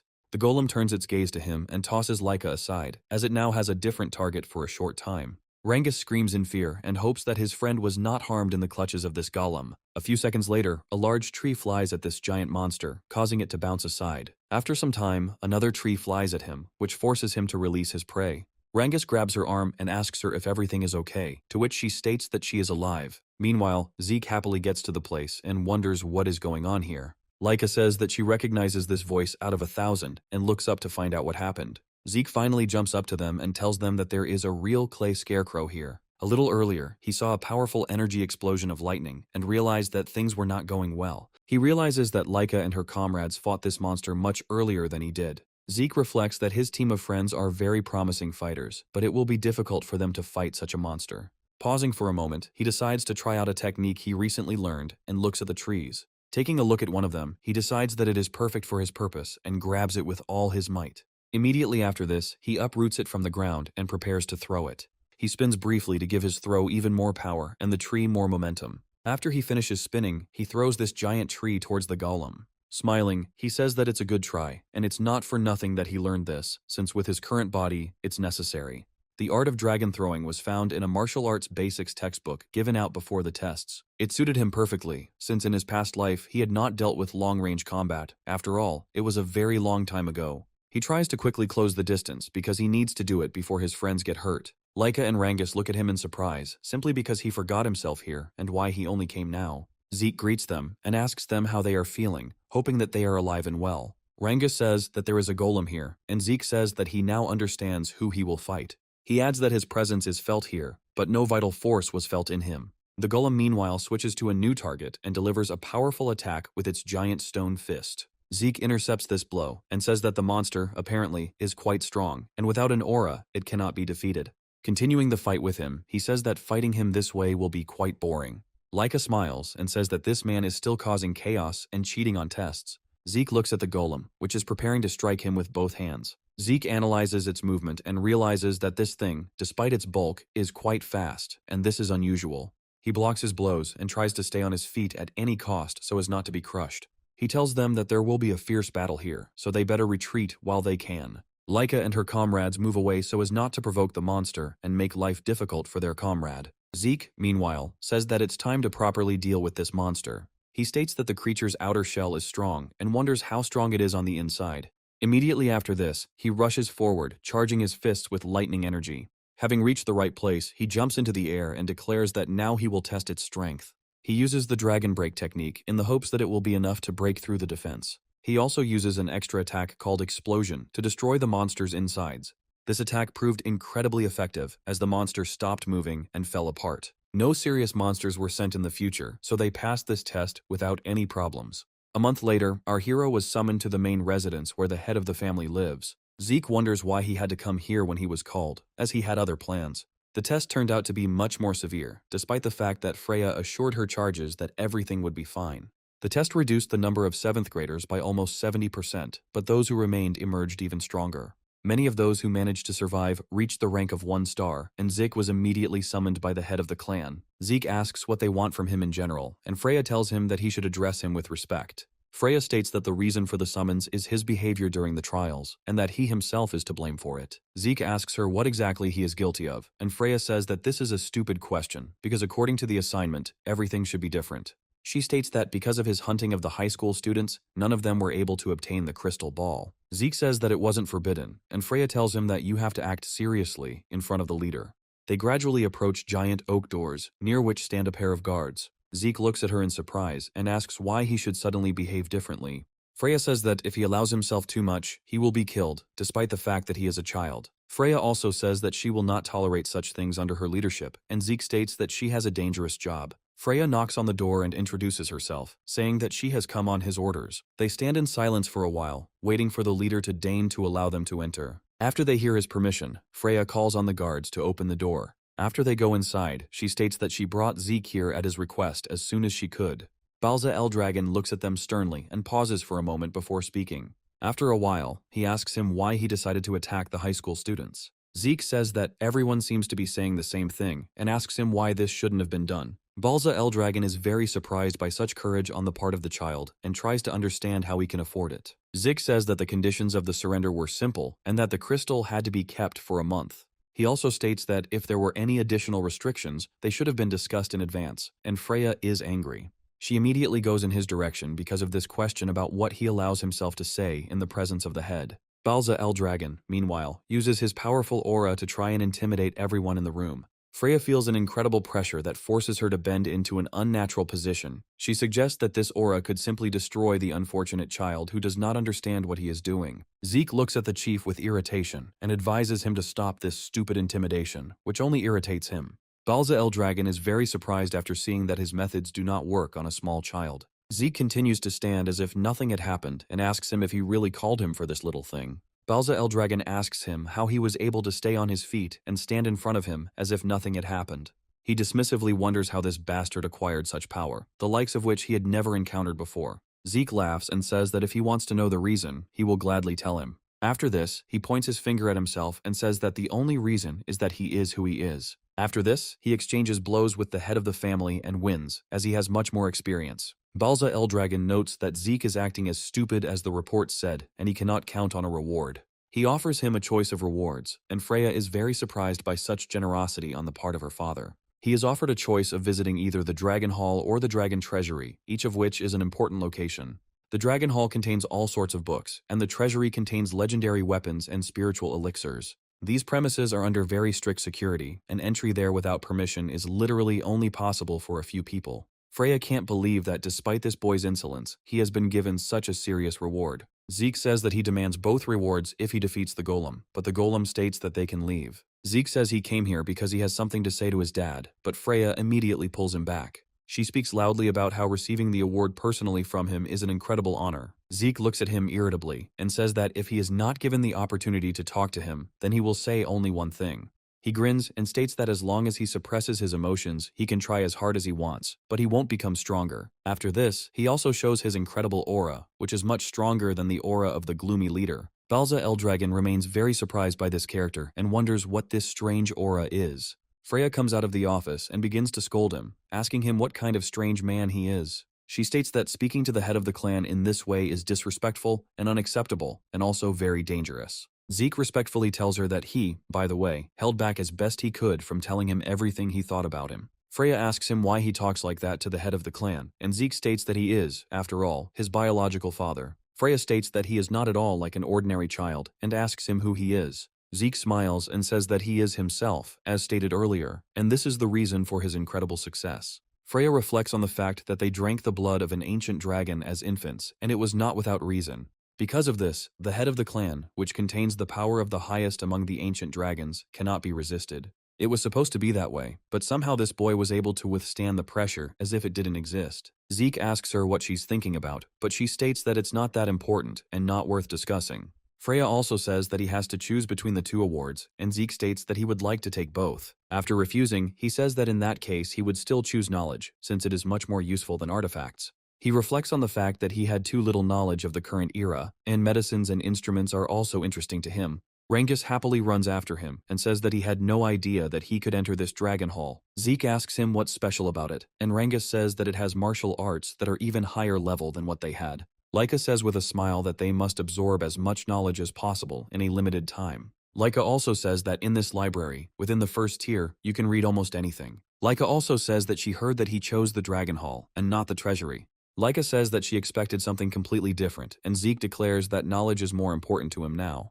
Laika recalls that, according to reports, the books on the second tier of the library are much rarer and more valuable. Laika states that she is unlikely to find anything as outstanding as her Thunder Sword art anyway. The library security guard says that the time they are allowed to spend in the library is limited to 5 hours. The children look at him in surprise and try to figure out how much time this actually means. Laika says that you need to choose one book to take with you, and then start reading the rest of the books while you have time. Zeke goes inside and says that even just finding the right book here will be a very difficult task. Raymond and Selena are generally impressed by these bookshelves, saying that they have never seen anything like it. Zeke analyzes the area and realizes that this library hall is much larger than he imagined. Zeke says he'll see if there's any knowledge that can surprise even him. Looking around, he realizes that he will have to search properly in order not to be disappointed. After just a few dozen minutes, he begins to wonder why this world is so complex and incomprehensible. After going through several dozen books at once, he realizes that there is too much information about what happened. During this time, concepts such as the rift, chaos, magic, and other terms have emerged that have yet to be explored. Zeke believes that 1,000 years is too long a period of time, and no one would have thought that in 1,000 years, this world would be connected with others. He still decides not to give up and continue to study new information in order to keep up. If we go back about 900 years, a crack appeared in the wall between dimensions, and this is how the rift appeared. On the other side there was another world, which was engulfed in a whirlwind of chaos, which was called the World of Chaos. To combat the chaos, the people of this world were imbued with a special true primal energy, and Zeke's family fought among the first.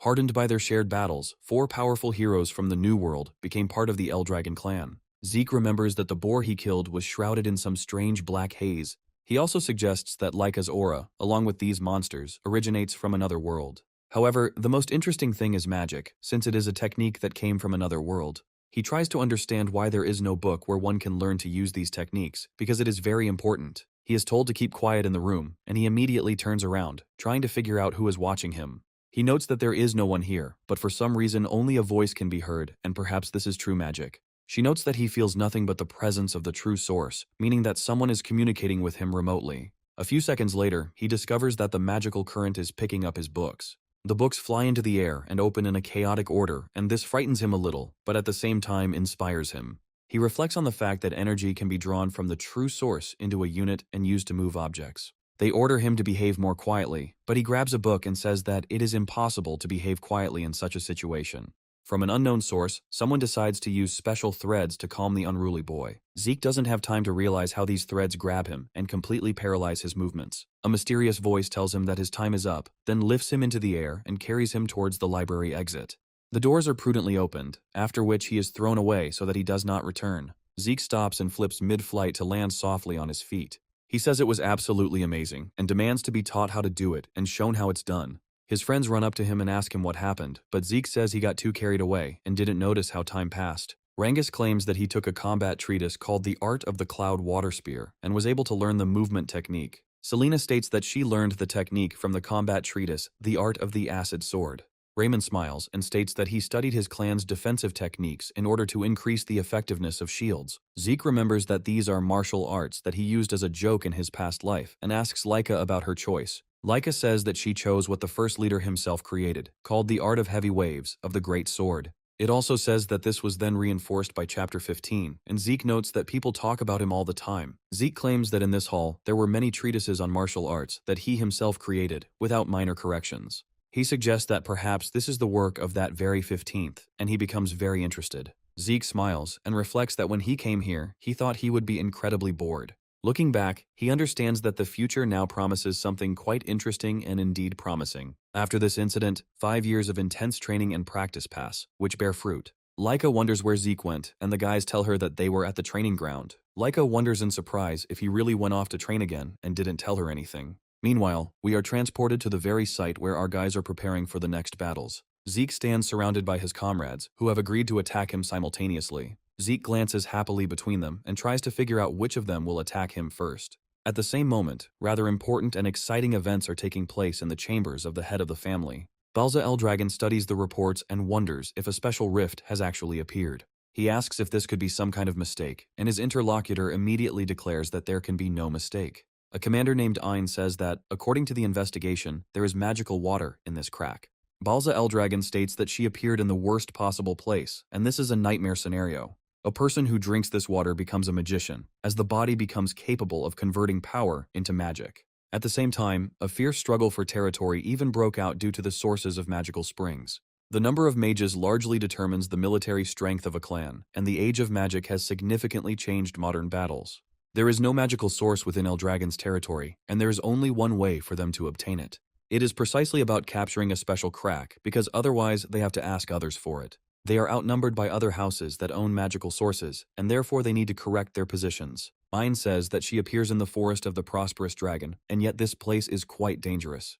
There are those who claim ownership of the forest, calling it the Forest of the Prosperous Dog, and it is the home of Cerberus. Ein says that the crack itself is indeed located on their clan's territory, but not everything is so smooth. He states that the special zone that forms around the crack extends into the territory of Cerberus's house. Ein notes that stray dogs will likely try to attack in a pack, so one must be on guard. Balza Eldragon states that he does not trust these people, and they are excellent, so we need to prepare for a possible clash. He notes that, nevertheless, it is worth acting before they suspect anything in order to become even stronger. He orders all dragon nests to be handed over, for which they will conduct selection trials. Meanwhile, Laika watches what is happening and says that Zeke did a very good job. Several fighters attack him at once, using techniques they have learned over the years. Zeke continues to operate at maximum efficiency and tries to dodge all the blows aimed at him. Rangus was still able to hit him and stop the spear in time to avoid damaging his comrade's skin. Zeke praises him, but says that he is overexerting himself and thus losing the strengths of his spear technique. Zeke also advises Selena to stop chasing speed for the sake of power and to feel balance. Looking at Raymond, he declares that he is doing great so he can focus on what he does well. However, he states that his passivity is still there and it is time to get used to attacking more often. Laika declares that nothing has changed and that it is all the same crazy spectacle. Zeke asks her what she means, and Laika says that he takes the blows with his own body. Zeke states that this is also a full-fledged training that allows him to become even stronger than he was. He states that the special thing about this training is that his body turned out to be incredibly strong. Laika says that they are all weird because they keep attacking him as if nothing is happening. Raymond asks how such protection can be achieved without the true source. Laika says that Zeke is not human, so you shouldn't put him on the same level as yourself, because you will never learn to do that. Zeke asks her why she came, and assumes that she would like to join the training. Laika announces that they are about to meet up with the guys from the other dragon nests, and this happens quite soon. Raymond states that he knew it would happen someday, but he had no idea it would be so soon. Selena presumably believes it's because of the next challenge, while Laika claims she doesn't know those details. Zeke asks where she got this information, and Laika notes that she just looked at the instructors. Zeke claims that he never even thought about it because he is not interested in what other people say. Laika states that, despite everything, we need to be careful because there is someone in the Western Core. By this word, she means 2 candidates for the position of head of the family, besides the 2 of them. Zeke smiles and says that this is amazing because he is looking forward to meeting these people. Several days pass, and they are all driven out into the square to listen to important information. The students glance calmly at each other and try to figure out the reason for the call. Zeke notes that they've gathered everyone, regardless of year, and Laika declares that her guess was correct. After a while, one of their teachers comes out to them to make an important announcement. He looks at them carefully and advises them to quickly shut up so that they don't miss anything. The students immediately fall silent so as not to miss a single bit of important information. Freya nods with satisfaction and says that in 3 days they will begin fighting with students from other dragon nests. This information no longer comes as a bolt from the blue, as students have gradually become accustomed to such tests. Zeke is really happy to hear this because for him, it's a great opportunity to learn something new. Freya says that they only have 3 days, so they better prepare for the battle properly. Students note that they usually only do this during the second final exam, but now they have decided to do it now. Freya says that she can't reveal the details yet, but whoever wins will receive a special task. Zeke looks at her happily and understands that this is why they are being forced to fight on purpose, to get the task.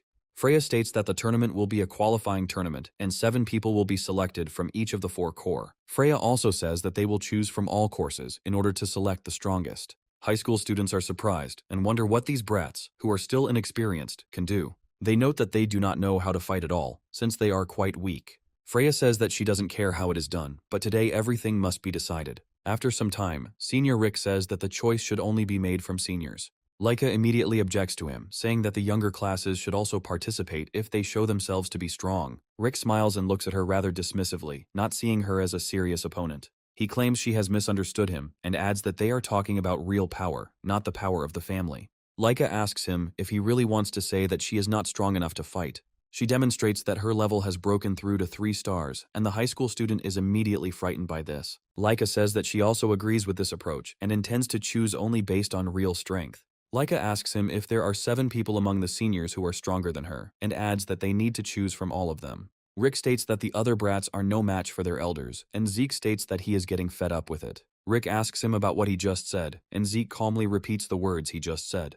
Zeke asks that if the younger classes are weak for them, then they can have a wall-to-wall battle. He adds that it would be great if they fought until there were only 7 left. Laika says that this will also be a problem because it is too harsh and asks him to stop. She states that this qualifying tournament needs to be held for everyone, regardless of their course. They note that if they are confident in their strength, then there should be no problems, and they will easily knock out these necessary places. Rick agrees and says that it is most likely a waste of time, because they will definitely win. Laika states that she is glad that everything is resolved and asks him if he will participate in the qualifiers. Zeke immediately says that he agrees and states that Selena, Rangus, and Raymond will also participate in the tournament. Rangus asks if they will be fighting the upperclassmen, and Zeke states that he doesn't see any problem with that. Selena realizes that the pressure from this man is too much, and Raymond insists that she needs to try harder. Laika turns to the other fighters from the corps and asks if any of them would like to perform with them. Zeke says that you get the most experience in battles with stronger opponents, so there is no need to be afraid.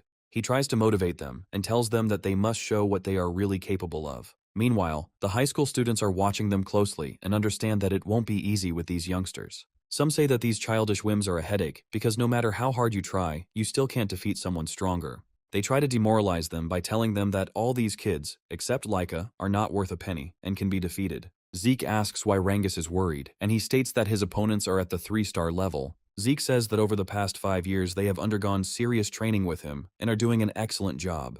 He recommends believing in yourself more so that future difficulties are not perceived so harshly. Selena and Raymond nod with smiles, while Rangus continues to try to cope with his excitement and fear. Rick says that they need to stop chatting because they don't have time for it. The other students scatter to the sides to watch this duel. This all doesn't last very long, as Zeke's team quickly defeats all of their challengers without a chance. Zeke looks at them happily and says that they are all doing a great job and showing their best side. Zeke notes that Rangus's technique of repelling attacks and ability to spot gaps in defense are noticeably improving. Selena is mastering her technique, which is based on a large number of attacks. Raymond becomes much more skilled in tactical play and is able to alternate between shield and sword techniques, which often leads to victories. Zeke understands that this is an excellent result of their preparation. If it continues like this, then everything will be fine. He also notes that Laika is becoming stronger on par with the others and is also confidently crushing her opponents. High school students already look at her and understand that it is almost impossible to compete with her. Laika calmly looks around and says that, apparently, there are no more contenders. Rick says that this is impossible because they have 3 stars and they cannot lose to those who only have 2. Zeke calls him inexperienced and asks him why he's still talking nonsense about the number of stars. He notes that the age and number of stars actually do not determine as much as is commonly thought. He says that in a fight, the one who wins is the strongest, and if you are weak, then you lose, and in fact, everything is simple. Rick notes that the number of stars is power, but Zeke states that regardless of the stars, there is one important rule. He notes that if a person's heart is crushed, he dies, and even 50 stars will not save him in this case. Zeke notes that strength in battle is simply the ability to win, and stars are secondary indicators. Rick states that he is the senior student and demands that he shut up, as his babbling will not work here. Zeke says that he is already tired of this nonsense and recommends showing what he can do before continuing. He looks at him proudly and says that they need to find out what martial art he knows and how much he trained. Rick feels a little insecure about being threatened by this younger student. He immediately jumps forward, saying that he should not be underestimated because he was actually a good student. Zeke stuns him almost instantly with a powerful blow and immediately deprives him of the ability to continue the fight. The blow is so powerful that he is thrown several meters to the side and rolls along the ground. Zeke smiles and says that he has trained quite well, but it will not be enough. After this, he looks at his hands and realizes that he still has room for improvement. Laika tells them that he knocked him down before he saw the results of his training. Meanwhile, we move to the West Wing, to the training grounds, where things are not going so smoothly for the younger classes. Almost all of them are defeated, and the favorite of this battle has an unknown weapon in his hands. This man is one of the candidates for the post of the next head of the family named Vanille. He states that all these challengers turn out to be absolutely useless, so he easily defeats them. After some time, his right-hand man named Alan says that the selection is complete and they have found the best ones. After some time, he discovers that Retin is among those who passed the selection. Vanille looks at him in surprise and says that he didn't expect that a junior high student would have 3 stars. He notes that he loves talented people, and if he proves useful, he will make him his subordinate. Retin says he will try to give his best, secretly delighted that he was recognized by such a man. He notes that if Vanille is here, then their Western wings simply cannot lose. He is already planning that all that remains is to show results in the next special mission in order to gain favor. From his point of view, after this, Mr. Vanille would become the next head of the family, and when that happened, he would obey him. This thought gives him incredible pleasure, since this way he will be able to gain more power. Alan states that there is something he would like to tell Vanille, and Vanille asks him what happened. Vanille says that it looks like Laika will be part of the East Wing selection team. Vanille looks away in irritation and says that this is a very annoying nuisance. After this, he states that it doesn't matter how talented she is, since they can still win.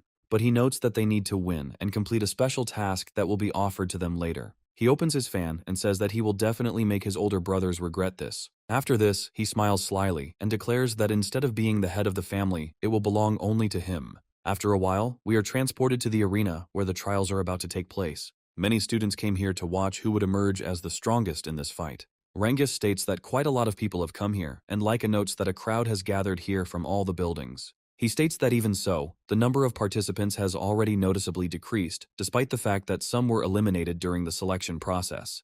Those who fail do not get here and are called pseudo-dragons, and Rengis reminds that this was his father's name. Rengis feels that insecurity is starting to play out within him because of the experience he has gone through. Laika says that they became representatives of the Eastern Corps and passed the selection.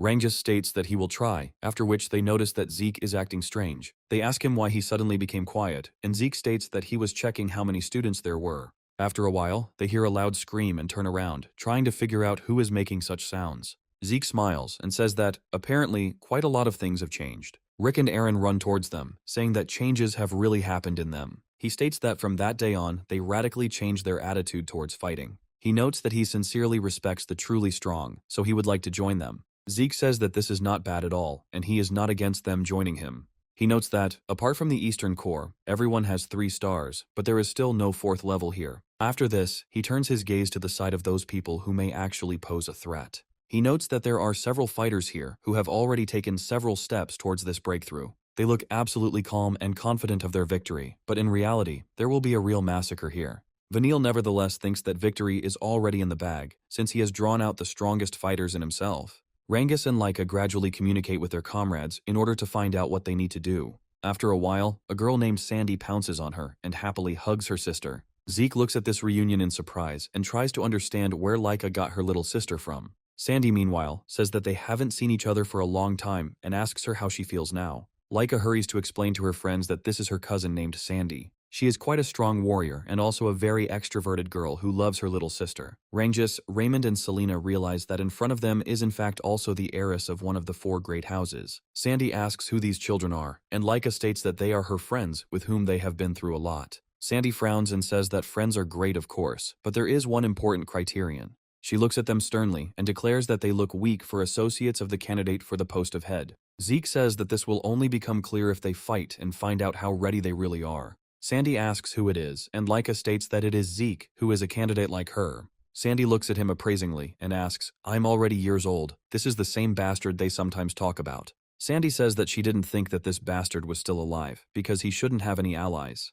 Laika asks why she is suddenly acting so strange, and Sandy states that it is a rival for the position of head. She claims that these guys are not up to par, and Zeke claims that this is a mistake that will cause her to stumble herself. Sandy states that even if he has the blood of the head of the family, he is still a superfluous, illegitimate offspring. She asks him, "Or should I already?" Or did he stop to object and question her words? Zeke boasts and says that this is just a warning to avoid making mistakes in the future. Another fighter immediately stands in front of him, stops her, and demands that she not interfere with the other team. The man is a representative of the Northern Corps named Aegis Vanblade, and she stops abruptly. Rangus understands that this is indeed a very important person, but Zeke continues to act as if nothing has happened. Sandy demands that he not disturb her, and Aegis states that the selection test is about to begin, so there is no need to misbehave. Meanwhile, heated discussions arise among the other students about who will emerge victorious. After a while, the teacher starts walking away, preparing to make an announcement. He orders everyone to pay attention, and for this reason there is silence, because everyone wants to know the necessary information. The mentor is very impressed that these students now know what to do, and shut up at the first request. Smiling, he says that he could not have hoped for a better result after so many years of training. After this, he says that it is necessary to begin a qualifying test in order to find out who will be stronger. This commander of the Golden Dragon Squad is named Mentric, and he was sent here to judge these fights. Outwardly, he is practically no different from the other generals, but he specifically has the nickname Tamer. He states that this test is a 4-corps elimination tournament in a one-on-one combat format. He states that from each corps, the participants come out one by one in a pre-established order and fight. He also states that changing the order of the participants' exit is prohibited once the test has begun. He recommends that the order be thought out in advance and states that selected participants will be assigned a special task. He adds that this special task is extremely important for this house, and whoever succeeds in completing it will make a great contribution. Everyone immediately understands that contributing to the family business means taking a big step towards the place of head of the family. After this, Mentric states that representatives from each school should step forward in turn and take one. When it comes to the Western Corps, Vanille steps forward to get a stone from there. He is offered several dozen stones to choose from, and he carefully selects one of them. This stone does not look like anything special, but it is told that it can return to its place. Vanille immediately turns around and leaves without making a single sound, and it is clear from his appearance that he does not care about any of this. Laika notices his presence and quietly says that she hoped that this bastard would not be taken from here. Vanille, meanwhile, turns towards her, and a very dark and sinister smile spreads across his face. Zeke asks who it is, and Laika states that it is precisely the candidate for the head of the Western Corps clan. She states that his name is Vanille, and that he is an arrogant scoundrel who is willing to do anything to achieve his goal. Zeke is touched and says that there really are a lot of strong fighters in this corps who are worthy of respect. He notes that there are also well-trained people in other corps, but everyone feels the difference in strength anyway. After this, he finds Retin and notes that he hasn't seen him for a long time and that many years have passed. He was also head and shoulders above the rest in the entrance exam, but now he is a good opponent. His gaze is immediately noticed, and Retin stares at him for a long time. He wonders irritably what the hell this kid is doing here and why he is still alive. The other members of this corps find Rangus and ask him why this loser ended up here. Raymond and Selena approach him and tell him not to worry, hoping that these idiots will shut up. Rangus says that he is actually fine, and that it means absolutely nothing to him anymore. After this, Mentric says that a representative of the Northern Corps should arrive now. Aegis steps forward to retrieve the stone, and Mentric demands that a representative from the south come forward. Another representative comes out to pick up the stone, and it is the turn of the eastern representative to show himself. Laika states that he is being called, and Zeke asks why he suddenly has to go out to get the stone. Laika says that they call the strongest, and Zeke states that usually in such matters the main role belongs to the young. Laika asks what he means, since they are the same age, and Zeke reproaches himself for always forgetting his age. Sandy asks how this was allowed to happen, and why a bastard is going forward to represent his corps. Laika says that he is the strongest among them, and Sandy states that he does not have 3 stars. She states that this cannot be done, because there is a struggle with Vanille for the position of head, and she is only getting in her own way. Leica reassures her, saying that they are actually strong enough not to worry about it. Aegis says that they must infuse the power of the true source into the stone they just took. Zeke looks at the pebble in his hand in surprise and tries to interact with it. And the other participants put in as much energy as possible, and their stones begin to glow in different colors. Zeke does the same, and the stone in his hands begins to glow blue. Mentric says that the first battle should take place between the Eastern and Northern Corps, according to the division. After this, he states that the next battle will be between the Western Corps and the Southern Corps. Sandy is the representative of the Northern Corps, along with other fighters ready for battle. They all look quite threatening, and an impressionable person like Rangus feels fear in his heart. He states that he has never seen such a big student, and he finds him a bit strange. Leica smiles, and says that she didn't think that she would face her sister in her first battle. Sandy tells her that this is a great chance to finally wake up and understand that she is doing everything wrong. She declares that she will personally give them a good dressing down, and then she will definitely remember her position and purpose. Leica smiles, and says that she would be happy to watch her try to do it. Aegis expresses hope for a good fight, and Zeke realizes that he is on the same wavelength with this man, and happily notes this. He says that he too is looking forward to this fight and can't wait to get started. Vanille sits down on a bench to get a good look at what is going to happen. His opponents do the same, and watch carefully how their opponents will show themselves. Mentric announces the start of the first battle between the Eastern and Northern Corps, and everyone else gets ready. Rick says that he will definitely snatch victory from the hands of his opponent, no matter what it costs him. Leica understands that this man is very worried, and asks him if everything is okay with him. Mentric asks if both participants are ready, and announces that it is time to begin the duel. Rick is really nervous, while his opponent is trying to keep himself more calm. He doesn't hold back and rushes forward to use his signature move and open the fight. Zeke watches his movements closely and tries to understand what might come of this in the future. Leica asks him what he thinks about the prospects, and Zeke says that his victory is guaranteed. He also states that, be that as it may, he is very interested in how all this will happen in the future. Zeke says that, judging by strength alone, the Northern Corps fighter is not inferior to his opponent. Leica says that a normal fight can, of course, go any way, but now people are watching, and that has an impact. Leica notes that the pressure here is quite high, which means someone may make mistakes due to nervousness. Zeke says that this is indeed the case, but there are two very clear exceptions among these fighters. He turns his attention to Aegis and Sandy, who look like much stronger fighters than the others. Zeke says that these two have already reached the 4-star rank, which makes them quite serious opponents. He says that they are not so easy to break, so it will take a lot of effort to snatch victory. After a while, the fight ends, and Rick loses miserably to his opponent in a fairly short time. Erin starts to get nervous and talk about how she has to win, but Leica tells her not to worry and says that everything will be fine. She loses almost immediately, and the judge says that victory goes to the Northern Corps again. Rick and Erin apologize for losing, and Zeke says they were completely overwhelmed by the pressure of the arena. Zeke tells them not to worry, because if this were a battlefield where life and death were being decided, the conversation would be different. He states that here they are simply competing in strength and learning from each other, and no one will kill anyone. He states that such difficult trials should be experienced with equal force in a safe environment and gain experience. After this, he says that 2 defeats in a row are too much and places all his hopes on Rangus. Rangus says that he has been extremely nervous since the morning, like on pins and needles, and besides, his opponent is quite scary. He looks at his opponent and realizes that it looks very scary, and gets ready to tear him apart. Rangus throws himself into the arms of his mentor and says that he is the scariest high school student he has ever seen. Zeke chuckles and tells him not to worry, as it's no different from the other high schoolers he's beaten. He asks to take a closer look at him and asks him what kind of weapon he has. Rangus looks closely at his opponent and realizes that he is holding a sword, and Zeke says that this is a correct observation. He adds that his opponent is just a man with a sword, and there is absolutely no need to think about anything else. He notes that if the enemy has a sword, you need to deflect the blow, and if he cuts from the bottom up, you need to retreat. Zeke advises him to think only about how to act against the sword, and not about how scary his opponent is. Rangus focuses his gaze on the enemy and tells him that he should act as usual. Zeke reflects on the fact that he does have a high attention span, and now he still needs outside help. However, if he learns to enter this state himself, he will be able to rise much higher than he is now. The other students watch him and say that Rangus is too weak, so he will definitely lose. Rangus prepares for the moment the start of the fight is announced in order to give his best.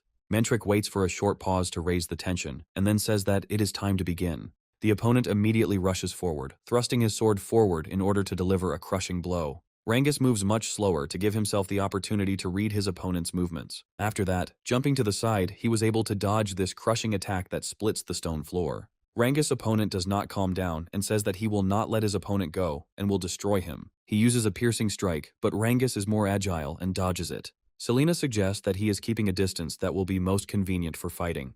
Zeke says that there is no need to worry about anything because you just need to look at his eyes and everything will become clear. Rangus carefully watches every micro-movement of his opponent's body to catch the right moment. This also allows him to dodge the most monstrous and sweeping attacks with great timing. His opponent decides to use several advanced sword techniques at once. Rangus notices the pattern of his attacks and uses a spear art called Clouds and Water to counterattack. This counterattack proves incredibly successful, and the enemy finds himself in a very unfortunate and dangerous position. Rangus is well aware of the advantage that has fallen into his hands and decides to strike this blow now. Before the opponent has time to react, he receives a powerful blow to his center of gravity and loses his balance. This blow also blocks his ability to continue fighting, and he simply falls to the ground like a sack of rocks. Mentrix says that this is where this duel can end, and victory goes to the Eastern Corps. Rangus looks closely at his defeated opponent and cannot believe that he managed to cope. He exhales tensely and says that he still managed to fight such a giant. Zeke smiles and says that perhaps it's time to draw a brief preliminary conclusion to this fight. He says that they may have managed to turn the tide of the battle, and they just need to keep up the good work. Rangus's victory made the Eastern Corps more stable, and he began to score points in his matches. Selena defeated her opponent by giving it her all and astonishing everyone with her incredible speed. Raymond did the same, and the Eastern Corps was only one victory away, and now the sixth battle was coming. Laika, smiling, enters the arena and says that it has been a long time since they fought and measured their strength. Sandy stands up to her and prepares to show her sister that she is doing the wrong thing. She says she didn't think that younger students, who weren't even 3 stars, would be able to compete with the elite. Laika says that they are quite strong, and Sandy states that she underestimated her comrades. After this, she adds that this is not the problem at all, and she will now explain why she is wrong. Laika starts to get a little nervous, feeling that her sister has become much stronger and has stopped suppressing her aura. Sandy claims that allies are not as important as strength itself, and she is only 3rd in the Eastern Corps. Laika says that she, of course, understands perfectly well that this could be a dangerous situation. Zeke continues to look at her with a smile in order to give her moral support before the upcoming fight. Laika understands that there is no way back for her and says that she is not going to give up, no matter what. And she looks at her sister and says that even at the bottom, she can win right now. Sandy smiles and says that these are rather curious words, and she is almost impressed by this impulse. Immediately after this, she disappears into thin air thanks to her incredible speed. A split second later, she appears behind her sister and says that she must show what she is capable of. Laika turns sharply and puts her weapon forward to block this blow. Immediately after this, she dives in order to not give her opponent time to realize everything. She tries another extremely fast attack, but it's not enough to gain the advantage. Aegis offers to watch this battle because everything is exactly as he expected. He wonders how long Laika can hold out against an opponent who is better with a sword than she is. Sandy actually manages to land a few successful hits thanks to her more honed swordplay. Laika takes a couple of hits, causing her to take serious damage, but is still able to fight. Raymond and Aaron watch their ally in horror and hope that she can withstand this onslaught. Laika jumps back and feels like she's been hit, but it's still not enough to give up. She notes that the wound is quite shallow, so she needs to even out her breathing and get ready. Rangus says that it's too early. Raymond recalls that, according to rumors, Sandy trained Laika as a child. Laika grabs her sword forward in an attempt to take revenge for the injury she received. Sandy dodges and says that her habit of mindlessly swinging her sword has never gone away. Laika decides to use her lightning flash skill to even the odds. Sandy counters this with a more powerful skill called lightning bolt. These flashes intersect, creating a powerful explosion, and whoever has less power will take damage. Laika receives several more serious wounds, but this does not mean that she is going to give up. Sandy says that everything happened exactly as she initially expected, and it just doesn't work. She claims that her bad habits have not gone away, and she has not even become the strongest in the Eastern Corps. Laika says that she hasn't lost yet, so it's too early to start her pointless, pompous speech. Sandy orders her to give up, as at this level she definitely won't be able to defeat her. She adds that she should have been dragged into the northern building, even if it had to be done by force. Laika does not respond to these words and simply rises from the ground, expressing her readiness to continue the fight. Sandy says with irritation that, in addition to her previous mistakes, her stubbornness has never been eradicated. After this, Sandy appears behind her sister and says that this should be a lesson for her. Laika prepares to strike, but is kicked in the body to block her attempts. She then delivers a powerful blow with her sword to the center of gravity to further throw her off balance.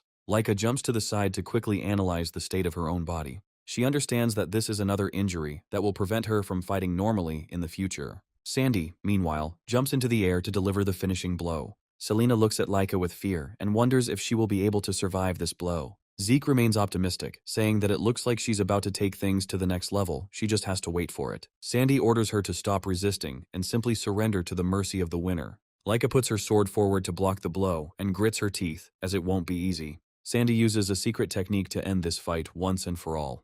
The students are already looking at the result of the strike in fear, but nothing can be seen because of the rising smoke. She immediately turns around without looking at the results of the blow, assuming that this is the end of the fight. Laika smiles and says that in some ways she really is still just as stubborn. She notes that the Thunder Great Sword technique is indeed originally hers, and she was just learning. Sandy tries to understand why Laika is still standing, because she definitely should have finished her off with that blow. Laika smiles and says that earlier, this would have really been enough to end everything. After this, she meets the eyes of a smiling Zeke, who understands that now everything will unfold in a new way. Laika says that she has been training constantly for the last 5 years and has learned a lot, which means the fight is not over yet. Before the fight, Zeke asks her why she is nervous, and she tells him that her opponent is her sister. She notes that she is the only one who made her take mastering the technique seriously. She also states that everything that went beyond basic knowledge was told exclusively by her sister. Zeke listens to her attentively and understands that Sandy is something like an invincible mentor for her. Laika claims that she has definitely become stronger over the past 5 years of training, but that doesn't mean Sandy has been stagnant. She states that she cannot say that she will definitely win, as that would be presumptuous. Zeke says that he understands everything and states that he has one suggestion to fix everything. He asks her to remember her training with him, emphasizing that she needs to remember all 5 years of training. Laika quickly begins to replay in her head the memories of how these training sessions went. She suffered one defeat after another, unable to stop losing against a stronger enemy. Zeke looks at her expression and asks if she really didn't like what they went through that much. She adds that when emotions take over, her field of vision narrows, which makes it difficult to fight. He notes that this is why he has been training her to keep a cool head in battle for all these 5 years. Zeke claims that before she would attack on impulse without discrimination, and in some ways it was very sweet. He believes that now, even in battle, she must be able to calmly read her opponent on the fly in order to win. Laika asks how this will help her against her sister, and Zeke states that she will understand this when she fights. She also emphasizes that she has the ability to see the enemy's movements and anticipate his attacks. Zeke expresses confidence that if she uses this skill, it will have a tremendous effect. She receives instruction from the strongest, namely from him, so the past defeat no longer matters. Laika notes that it is easy for him to talk about this, but she is grateful to him for it. Zeke states that in fact, if Sandy is using the same technique as her, then it's a great opportunity. He points his finger at her and says that through analysis and observation, one can become stronger. He advises her to watch her sister closely, and if she does so, she will become even stronger. Sandy had no idea it would get that serious when she saw the boy pointing at her. Laika realizes that she gave her the opportunity to observe her Thunder Greatsword technique. She also talks about how, while taking the blows, she watched and seemed to finally see something. Sandy doesn't quite understand what Laika means, but now is not the time for talking. Laika immediately rushes forward, gripping her sword more comfortably in order to deliver several blows. Her movements become much faster and more precise, and Sandy loses her concentration because of it. She manages to catch her off guard, and Laika lands several hits on her opponent without much trouble. Sandy jumps back and admits to herself what this all means. The fight was going at a completely different pace. Laika continues to press, using her Thunder Sting skills to keep her opponent from breathing. Sandy takes several hits and tries unsuccessfully to block subsequent attacks. Laika jumps into the air again, and Sandy asks her why she suddenly started moving so fast. Laika delivers another blow with her sword, which her opponent fails to block. Laika says that she had a skill that really helped her gain an advantage. However, now that she has observed it, she has been able to reproduce it, and this greatly surprises Sandy. Rangus, Selena, and Aaron are very impressed by the change in her fighting style, remarking that it is amazing. Zeke smiles and says that you can learn a lot by fighting those who use the same technique. Rick asks why things have changed so much, and Zeke states that she was able to pick up some of the technique during the fight. He claims that his training in taking punches and observing his opponent is aimed at precisely this. He states that in the past, she would lose her cool in battle and lose focus. However, now, observing this very technique, it has reached a new level, and now there is less chance of winning. Sandy says that it is too early for her to rejoice, because she will not win with such a pathetic blade. Laika doesn't respond because she's already got everything she needs to win. Sandy can't withstand the serious pressure from her sister and is defeated in this fight. She looks at her opponent in surprise and tries to understand why she could lose it all. Laika jumps forward and says that when it comes to physical training, she trains to the point of death. After that, she decides to demonstrate her great Thunder Sword technique, which has become stronger. She unleashes a heavenly thunder strike to block her opponent's ability to move and dodge. She also passes a huge amount of lightning energy through her aura and paralyzes the enemy. This explosion turns out to be incredibly powerful and spreads dust over several tens of meters. And as soon as this energy dissipates, Laika jumps a few meters to the side in order to rest. Sandy is still standing and says that she is really impressed by what she just saw. She states that her sister has become stronger, after which she falls to the ground, and Mentric declares the end of the fight. Vanille looks at her with irritation and says that this girl irritates him even more than before. Zeke claps his hands as he looks at her and says that it was just a great fight, and he is proud of her. However, the only thing he regrets is that he won't have the opportunity to fight anyone in this corps. Laika says that if she were to lose, his opponent would be that same Aegis. Zeke asks if she really knows him, and Laika says that he is indeed very famous. She emphasizes that everyone calls Aegis the best in the entire history of his kind. Zeke notes that, if you look at it this way, this person really stands out among the participants. Laika says that if they had fought, it would have been unknown how it would have ended. Aegis looks at his opponents with a smile and reacts with complete calm to the defeat of his corps. Meanwhile, Mentric says that he has made a decision and is awarding victory to the Eastern Corps. He also states that the test will be carried out until the end, and this surprises all the people present here. Aaron says that this is strange, because it was said that after 4 victories over the enemy, the test ends. Zeke freezes for a moment and tries to understand what these people who are conducting these tests are planning. However, for him this is not a problem at all, because it is a good opportunity. Aegis looks at him with a smile, waiting for him to step forward to fight him. Zeke smiles and says that if he is given the opportunity to fight, then that is enough for him. Aegis states that they lost as the Northern Corps, but he is glad to have the chance to fight him like this. Zeke asks if he really wanted to fight him that badly, and he states that he really did. Aegis states that despite having Laika, he was very curious to know who the commander was. Aegis notes that he sees that the current leader's blood flows through him, but he only has 2 power stars. It is noted that it was he who became the captain, and not Laika, who is at the next level, so this means something. Smiling, he says that he sees this as a great opportunity to fight him. Zeke smiles and says that, as he thought, they are very similar, and states that he would not mind fighting either. Zeke states that there are many good warriors in this arena, but he is special and has a good reputation. He also states that Aegis is rumored to be a great genius of his kind who has become the strongest. He says that it is natural that he wants to fight him to find out what he is famous for. Aegis says it's great and emphasizes that things are getting more and more interesting. He also reflects on the fact that it has been a long time since he held a sword in his hands, as he managed to win without it. Mentric says that the fight can begin, and Aegis immediately makes a sharp dash forward. Zeke is impressed that he was able to cover such a distance in just 1 step and praises his technique. Aegis prepares to use the skill of 1 blade for 1,000 strikes. After this, he decides to complement his combo attack with a light blade skill in order to disorient the enemy. Zeke reflects on how this man wields a blade at an incredible level and is difficult to keep track of. Aegis delivers a sharp blow to his opponent, but only hits their residual reflection. He looks at this mirage and tries to understand what it means and where his real opponent has gone. He discovers that his opponent is already a few meters away from him and has managed to dodge. Aegis realizes that the man turned at the last split second and managed to catch him. Zeke says it was a great hit and asks him to show more skills. Aegis smiles and uses his 1,000 strikes skill again, this time choosing the water blade skill. Zeke looks at this blow with interest and says that it is difficult to read and therefore difficult to dodge. He jumps into the air to dodge a powerful wave that came out of nowhere. Zeke notes that he hadn't planned to let him near him yet, but he decided to take the initiative. Aegis says nothing and just continues his quick, lightning-fast attacks. He uses his light blade skill again to attack and only narrowly misses it. Zeke understands that his technique is truly difficult to read, and that is what makes him a genius. He notes that it changes unpredictably, and at the same time does not lose either speed or the force of the blow. Zeke rejoices even more, realizing that he is facing a truly powerful opponent. Aegis says that he might have thought that he wouldn't be able to reach it at all. He talks about his talents, asks how he trains, and invites him to train together. After this, he runs into the attack, saying that it is better to talk about this after the fight. Along with his offensive, he decides to charge a powerful punch in order to break through the enemy's defense. Aegis manages to block this blow in time, but feels an incredible power that passes through the block.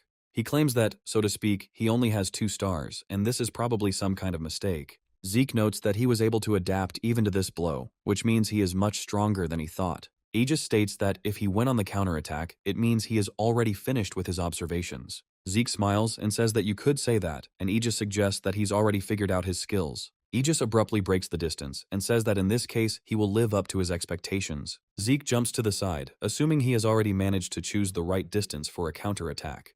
They sway for a few seconds, and the sharp blade immediately cuts through his clothes and leaves a deep wound. Zeke jumps to the side and feels a bright pain spreading through his body, burning more and more intensely. Aegis asks him if he wants to see any more moves or if he's ready to give up. Zeke can't believe that this man could hurt him because he never allowed anyone to do that before. This only makes him more excited, and he says that now things are getting really interesting. Aegis looks closely at his opponent, trying to see if he is ready to continue fighting. Sandy, meanwhile, comes to her senses and wonders where she is and what happened. Her classmates help her up, and some students immediately run towards her to ask how she is feeling. Sandy remembers what happened and says that she actually lost that fight. She remembers her sister's defeat, and a slight smile of pride spreads across her face. She breathes a sigh of relief and realizes that she doesn't need to worry so much from now on. She asks for forgiveness and says that if she had not lost, everything would have been better. Her comrades apologize to her, and she says that the enemy simply turned out to be too strong. She states that next time they must try even harder to win. After this, she wonders how the rest of the battle is going and is asked to look back. She states that there is an incredible battle going on right now between fighters who look like the strongest. Sandy watches the battle in horror and realizes that something is happening here that she did not expect at all. She watches Aegis use 5 aura blades, and it only means one thing. She understands that the living legend Aegis is fighting at full strength, and this would never happen without reason. Zeke continues to dodge from side to side and does not receive any further damage from the blow. Sandy remembers that Laika said that among them, this man is the strongest. Sandy continues to watch this, unable to believe that this boy can fight on equal terms with Aegis. Aegis uses his universal sword technique to choose the appropriate strike. This time he decides to use the 5 shadow strike to confuse his opponent. This time, Zeke understands perfectly well what he needs to do, and he cannot be fooled by such a technique. Aegis says that after such a fight, he didn't even lose his breath, and wonders what kind of body this is. Zeke says that he seriously pumps up his base endurance, since it is the foundation. Aegis says that these words really seem logical to him, and he has seen this in practice. He states that from now on, he will also strengthen his physical fitness along with his techniques. Zeke continues to dodge his attacks and realizes that the speed at which his energy is being generated is impressive. He understands that overall, the blade itself is still only slightly above average, but for its age, this is commendable. This means that in this battle, he finally became convinced of the difference between the present and the past. Thousands of years ago, the main thing in their arts was the movement of the attack itself, and the true essence was in the creation of techniques. True energy used to be just an auxiliary tool to achieve the goal, but now everything is changed. He understands that by materializing true energy, you are able to embody reality itself and reach new heights. Observing them, he understands that this is precisely the fate of his art in modern times. He reflects on the fact that he made a serious mistake when he became carried away by one fighting technique. He notes that he realized this too late, but now he has the opportunity to start again. He happily talks about how 1,000 years is truly such an interesting period of time. They continue to fight each other, with Aegis noting that he is perfectly able to withstand all of his attacks. This brings a genuine smile to his face, as he has met someone who is different from others. Rangus states that they have been fighting for 2 hours already, but the end of the duel is still not in sight. Laika says that they are both crazy, but she thinks that the end of the fight is near. Aegis states that it seems like Zeke was able to fully understand his movements this time. Zeke says that it was actually really great, because it helped him a lot. Zeke says that he shows him his respect. That's why he wants to pass on what he learned in this fight to him. He proudly declares that here and now he is giving him a new technique that he has just invented. Aegis smiles and says that he most likely won't be able to defeat this man. He grins, realizing that despite this, he will give it his all. He also states that he will show him his movement technique and refers to secret skills. Zeke, in turn, jumps into the air to show what he has learned right now. He decides to use a modification of the dragon-slaying style called the Star Fist. This attack has incredible range and can cripple anyone nearby. The blows felt like meteorites falling from the sky, and if he hadn't aimed, those students would have been hurt. Aegis, meanwhile, looks at the giant fist that is flying straight towards him. Once it reaches its target, it causes a powerful explosion that raises dust. Raymond could have hidden his guys behind his shield there, so that they could wait out the explosion. Sandy wonders who won this battle, and so far, the winner has not been obvious. Mentrix says that the battle can be stopped and declares that this fight has come to an end. Aegis lost his weapon as it shattered under the incredible force of Zeke's blow. Aegis smiles and says that he can't move a finger. It's such an incredible power. He adds that he still needs to train a lot, and the judge declares the victory of the Eastern Corps. They look at him in surprise and try to understand what kind of battle this is and how Zeke was able to defeat Aegis. Mentrix says that after the arena is put in order, they will begin the duel between the Western and Southern Corps. Rangus and Raymond run to Zeke and say that it was incredible because he defeated Aegis himself. Laika says that he has once again destroyed everything around him, and no matter how you look at him, he is very strange. Zeke wonders who's next, and Laika states that there will be another candidate for the position of leader. Laika notes that this time Vanille will go into battle to fight for the right to receive this mission. Zeke says that the Western Corps is generally very strong, but there are also very strong guys in the Southern Corps. He draws attention to some representatives of this corps who seem promising to him. Smiling, he says that he will be very interested to see what comes out of all this. However, despite his assumption, everything went completely differently than he initially thought. In the battle between the Western and Southern Corps, an obvious winner immediately emerged, who destroyed everyone. It was the Western Corps, led by Vanille, that achieved a crushing victory. Vanille quietly defeated all his opponents and waited for a new opponent to be assigned to him. He looked at his opponent with incredible contempt, assuming that he was an inferior being. Mentric watches the fight and thinks that it is rather strange. However, now he was able to defeat even Leela Sonara, which is quite a serious achievement. Mentric declares that the battle is over, and victory will belong to the Western Corps, and announces preparations for the finale. The arena is gradually being cleared and prepared to ensure the final battle takes place in the best possible way. Lilu's charges gradually carry her aside in order to help her regain consciousness. Laika says that this is incredible, because she has never seen Lilu lose before. Zeke thinks that something is clearly wrong here, since the strength level of these two was not particularly different. However, for some reason, this girl's movements of true energy were very poor, and it was unnatural. Zeke notices that her behavior makes it clear that this is not her usual state, and that something is wrong. That is why this defeat was so crushing that it attracted everyone else's attention. Zeke notes that this inspector also clearly noticed something, and he becomes curious about what is going on. Raymond states that it is impossible that she would not be able to put up any resistance. Selena says that this is too much, because it wasn't even just some kind of brutal beating. Rick says this is not surprising, since Vanille should, in theory, be at the same level as the other candidates. Orangus says he noticed another interesting fact that he wanted to share. He says that the fighters from the Western Corps are also quite powerful enemies. He immediately asks for forgiveness for the fact that before the fight, he tells them things that do not contribute to morale. Erin says that he says everything correctly, and she lost even in this fight, but here, she has no chance. Rick says that in this case, he doesn't even know what to say about himself because he won't be able to win this fight. After this, he clenches his fist and says that in reality, it doesn't change anything. He states that since they can defeat those stronger than them, then they too should be able to win. Zeke observes his fighting spirit and notes that it is at an amazing level, despite everything. Zeke understands that his charges are also growing very quickly, but now the problem lies elsewhere.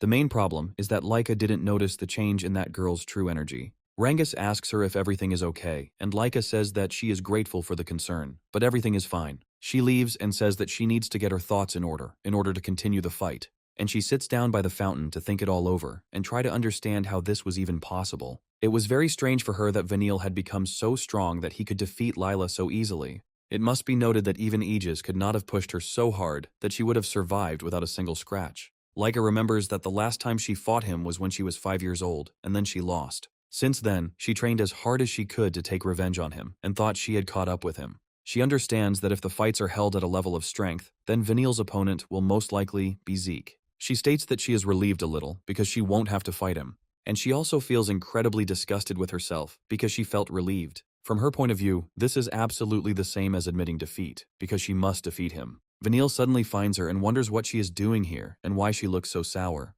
He comes closer and asks her why she looks so serious, and Laika looks at him sternly. Vanille says that if he becomes the head of the clan, then perhaps she will become his wife, and Laika asks him to shut up. Laika says that she will become the leader, after which she walks away, not paying attention to him. Vanille states that she probably thought she couldn't beat him, and says that it's no big deal. He also says that she probably saw this fight, so now she knows that she can't handle it. He tries to flirt, but she tells him to shut up. Vanille asks her to admit it, saying that she will not be able to defeat him before, not now, and never. He states that she must surrender and submit to him, and then he will take care of her. Laika pushes his hand aside and tells him to shut up and not try to flirt with her. Vanille says that she is as thorny as before, but it will not affect anything. He smirks and says that everything has already been decided, and she is finished, so this fight has already been won. He asks if he knows what to do next, and his henchman says that he can be relied on. He asks him what to do with this bastard, and Vanille says that there is no need to worry. Alan says that it was this bastard who defeated Aegis, so we need to act preemptively. Vanille says that if this person suspects something, it will only be an extra hassle. Vanille notes that this man deliberately exposes himself to blows in order to analyze the technique. They note that it is possible to pull this off even right during a fight, so that no one will notice. Vanille notes that defeating Aegis doesn't really change anything. Grinning, he says that this bastard is definitely no match for him without some special tricks. He proudly says that in this fight the victory will be his, and no one else will be able to show his strength. Rick thinks intensely about the upcoming battle, saying that they will begin very soon. Despite being seniors, they are the weakest among the Eastern Corps fighters. He feels his confidence fading, and wonders if he can win at all. Zeke comes closer to him to give him a little boost of motivation. He slaps him on the back of the head and tells him that such things only sabotage his success. He asks him where his fighting spirit has gone, and he states that he doesn't know. Zeke looks at him carefully and asks him if he is really coming here to fight only to lose. He states that if you enter into a fight, you must fight with the intention of winning, regardless of the opponent. He states that this is the main thing, and Rick remembers these words in order to prepare for the next fight. Zeke says that he is well trained and recommends that he gain a lot more confidence in himself. He also gives him some final advice, recommending that he not push himself so hard as it will hinder him. He explains that the technique of this fist is a technique in which all the force is concentrated in one point. He notes that if you try too hard, the strength you need to gather will simply dissipate. Rick thanks him for his help, saying that he now feels like he can win this fight. Laika says that this is strange, because he has not studied this technique and still understands it quite well. Zeke says that this shouldn't surprise her, and Laika tries to understand what he means. Zeke says that he is really good at these techniques, and that is suspicious. He chuckles again and says that he understands this because he is who he is, as he always said. Rick steps out to fight and looks at his opponent, realizing that he has seen him in combat before. This opponent seems quite strong to him, so he needs to give his all to avoid losing. He looks sternly and says that this time he will not lose under any circumstances. His opponent says that in front of him there is only a pathetic weakling who lost in the first fight. Rick advises him to shut up, saying that he is behaving completely differently now and past defeats do not count. Smiling, he asks him if he is really different and gets ready to show him. Mentric says that the Eastern Corps is starting its competition against the Western Corps and announces the start of the first battle. His opponent immediately takes out his blades and rushes forward, advising him not to talk nonsense. Rick is surprised by his opponent's incredible speed and understands that he shouldn't be afraid. His opponent uses the dagger art battle beetle and says that a person does not change in a few hours. Rick senses the enemy approaching at incredible speed and tries to figure out what to do. At first, he uses a special aura to create a small protective barrier. His opponent says it's commendable, but he's unlikely to be able to escape the next blow. Immediately after this, he will use a poisonous attack, which should cause serious damage. He continues to mock him and ask him if he has changed yet. Rick notes that this man is indeed quite strong, but he cannot allow himself to be beaten. Rick tries to throw a punch to the side, but he dodges and calls him a pathetic idiot. He counterattacks and says that such an attack will never touch him. Rick realizes that if he continues any further, he will never be able to pin his opponent, so he needs to change tactics. He remembers Zeke's advice and reflects on the need to relax to remove his doubts. He decides to use an all-or-nothing strategy in order to snatch victory. His opponent calls him a weakling and prepares to deliver the finishing blow. He sees an unprotected spot that he can strike at and realizes that this enemy is quite tenacious. A second later, they deliver a powerful blow, which is intended to imitate the strike of an insect's sting. Rick suddenly smiles and says that he caught him and managed to catch him in an obvious trap. His opponent looks at his opponent in surprise and realizes that his punch was intercepted and blocked. Rick says that now it's his turn to strike back with all his might. He uses the Great Fist technique to crush his opponent. The strike is a great success, as it breaks through the opponent's defense and sends him flying 10 meters to the side. At great speed, the boy crashes into the stone part of the arena, creating a powerful explosion. Mentric almost immediately says that this fight is over. He states that in this situation, victory is quite obvious. Rick's opponent is unable to move after what happened and doesn't even realize where he is. Mentric says in a cold tone that the Eastern Corps has now won. Rick looks at his opponent in surprise, who ended up in this state because of just one blow. After this, he felt incredible pride for being able to win this fight, despite the fact that he lost first. He joyfully raises his hand up and says that he is the winner. Meanwhile, the fighter quickly comes to his senses and wonders if he has really lost. Vanille turns to him sharply and orders him to come here immediately. He immediately kneels down in front of his boss, saying that he asks for forgiveness. Vanille strikes him in order to throw him aside and punish him for his defeat. The other fighters begin to get nervous, feeling that they will clearly be next if they lose. Vanille looks at them with irritation and tells them that they must crush their opponents or not return. They immediately say that everything will be fulfilled, hoping that they do not hear his anger further. Rick, meanwhile, wishes Erin luck, saying that she will definitely cope with her opponent. Erin feels a little nervous, but she knows she has no choice but to fight. Mentric continues to watch closely what is happening and says that the second battle should begin. Erin immediately rushes forward to take the initiative and try to win. She resorts to her Scarlet Fire Sword technique to confuse her opponent. She deals multiple blows with her strike skill and a sneaking blade that creates bright flashes. Her opponent looks at her attentively and does not seem to be distracted by these blows. He continues to deliver sharp, confident blows in order to cut off her opportunities for effective pressure. Erin tries to throw a few more punches, but they are all blocked. The opponent watches her closely, using the Great Raging Spear technique to continue her success. At a certain moment, he delivers a confident blow straight to Irina's body in order to knock her off her feet. Erin can't take the blow and falls to the ground, feeling like she doesn't have the strength to get up. Her opponent immediately runs straight at her in order to finish her off in a particularly brutal manner. Rangus looks at this spectacle with horror and wonders why it was necessary to resort to such methods. Laika and Selena are also incredibly frightened by the brutal measures this fighter has chosen. Rick is even trying to break through in order to destroy this enemy. Mentric waits for his opponent to finish, and then says that he is declaring the end of this fight. He also says that the Western Corps won here and says absolutely nothing about the methods. Rick asks her if she is okay, but she has lost consciousness and cannot answer him. Zeke stands there all this time and silently watches this, realizing that it's better not to stand on ceremony with these people. It's clear from his look that he already had experience with such people and roughly understands what needs to be done. However, the main tragedy now revolves around Erin, who has been beaten so brutally that she is unable to move. Zeke says nothing, even though his words would be of great help to his comrades right now. Rick sharply addresses his opponent, saying that he shouldn't have let things get to this point. He stops abruptly and decides to turn around briefly to answer them. He asks them what the problem is, considering that it is a competition. He notes that he simply did everything necessary to ensure he won. Rick says that even if this is a battle, he went too far, because it is not necessary to go that far. He states that this is naive, and that they from the Western Corps do not spare the enemy in real combat. He also says that their goal is simple, they just need to crush the enemy, that's all.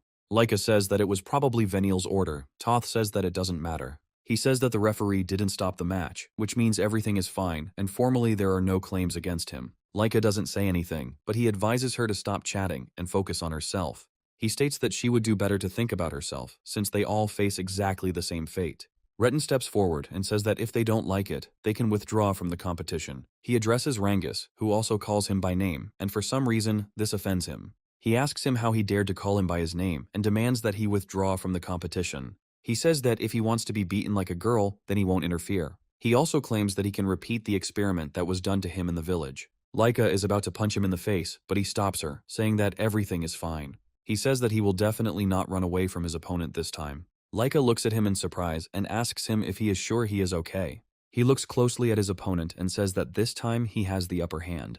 Retton looks at him with a mixture of surprise and irritation, wondering what this all means. Meanwhile, Erin finds herself in a very difficult situation, as she needs urgent help. Rangus steps into the ring and reflects on the fact that he has a rather difficult fight ahead of him. However, he tries not to give up and not to lose heart, because in this situation, he will only make things worse. Zeke suddenly contacts him via telepathy and asks him if he can hear him. Zeke immediately asks him not to get lost and says that he repeated what happened several years ago. By this he means the skill that was used on him, and he studied it in his memory for a long time. Rangus asks him where he should start in order to achieve victory. Zeke says that he uses this technique to give him advice to win this fight. He tells him that he should think about calm clouds and murmuring water, but this does not give him any ideas. He states that clouds floating serenely and water murmuring calmly should become the central images. He emphasizes that when he is having a hard time, he must remember these words, and Mentric asks him what he does. Rangus declares that everything is fine and assumes a fighting stance, waiting for the duel to begin.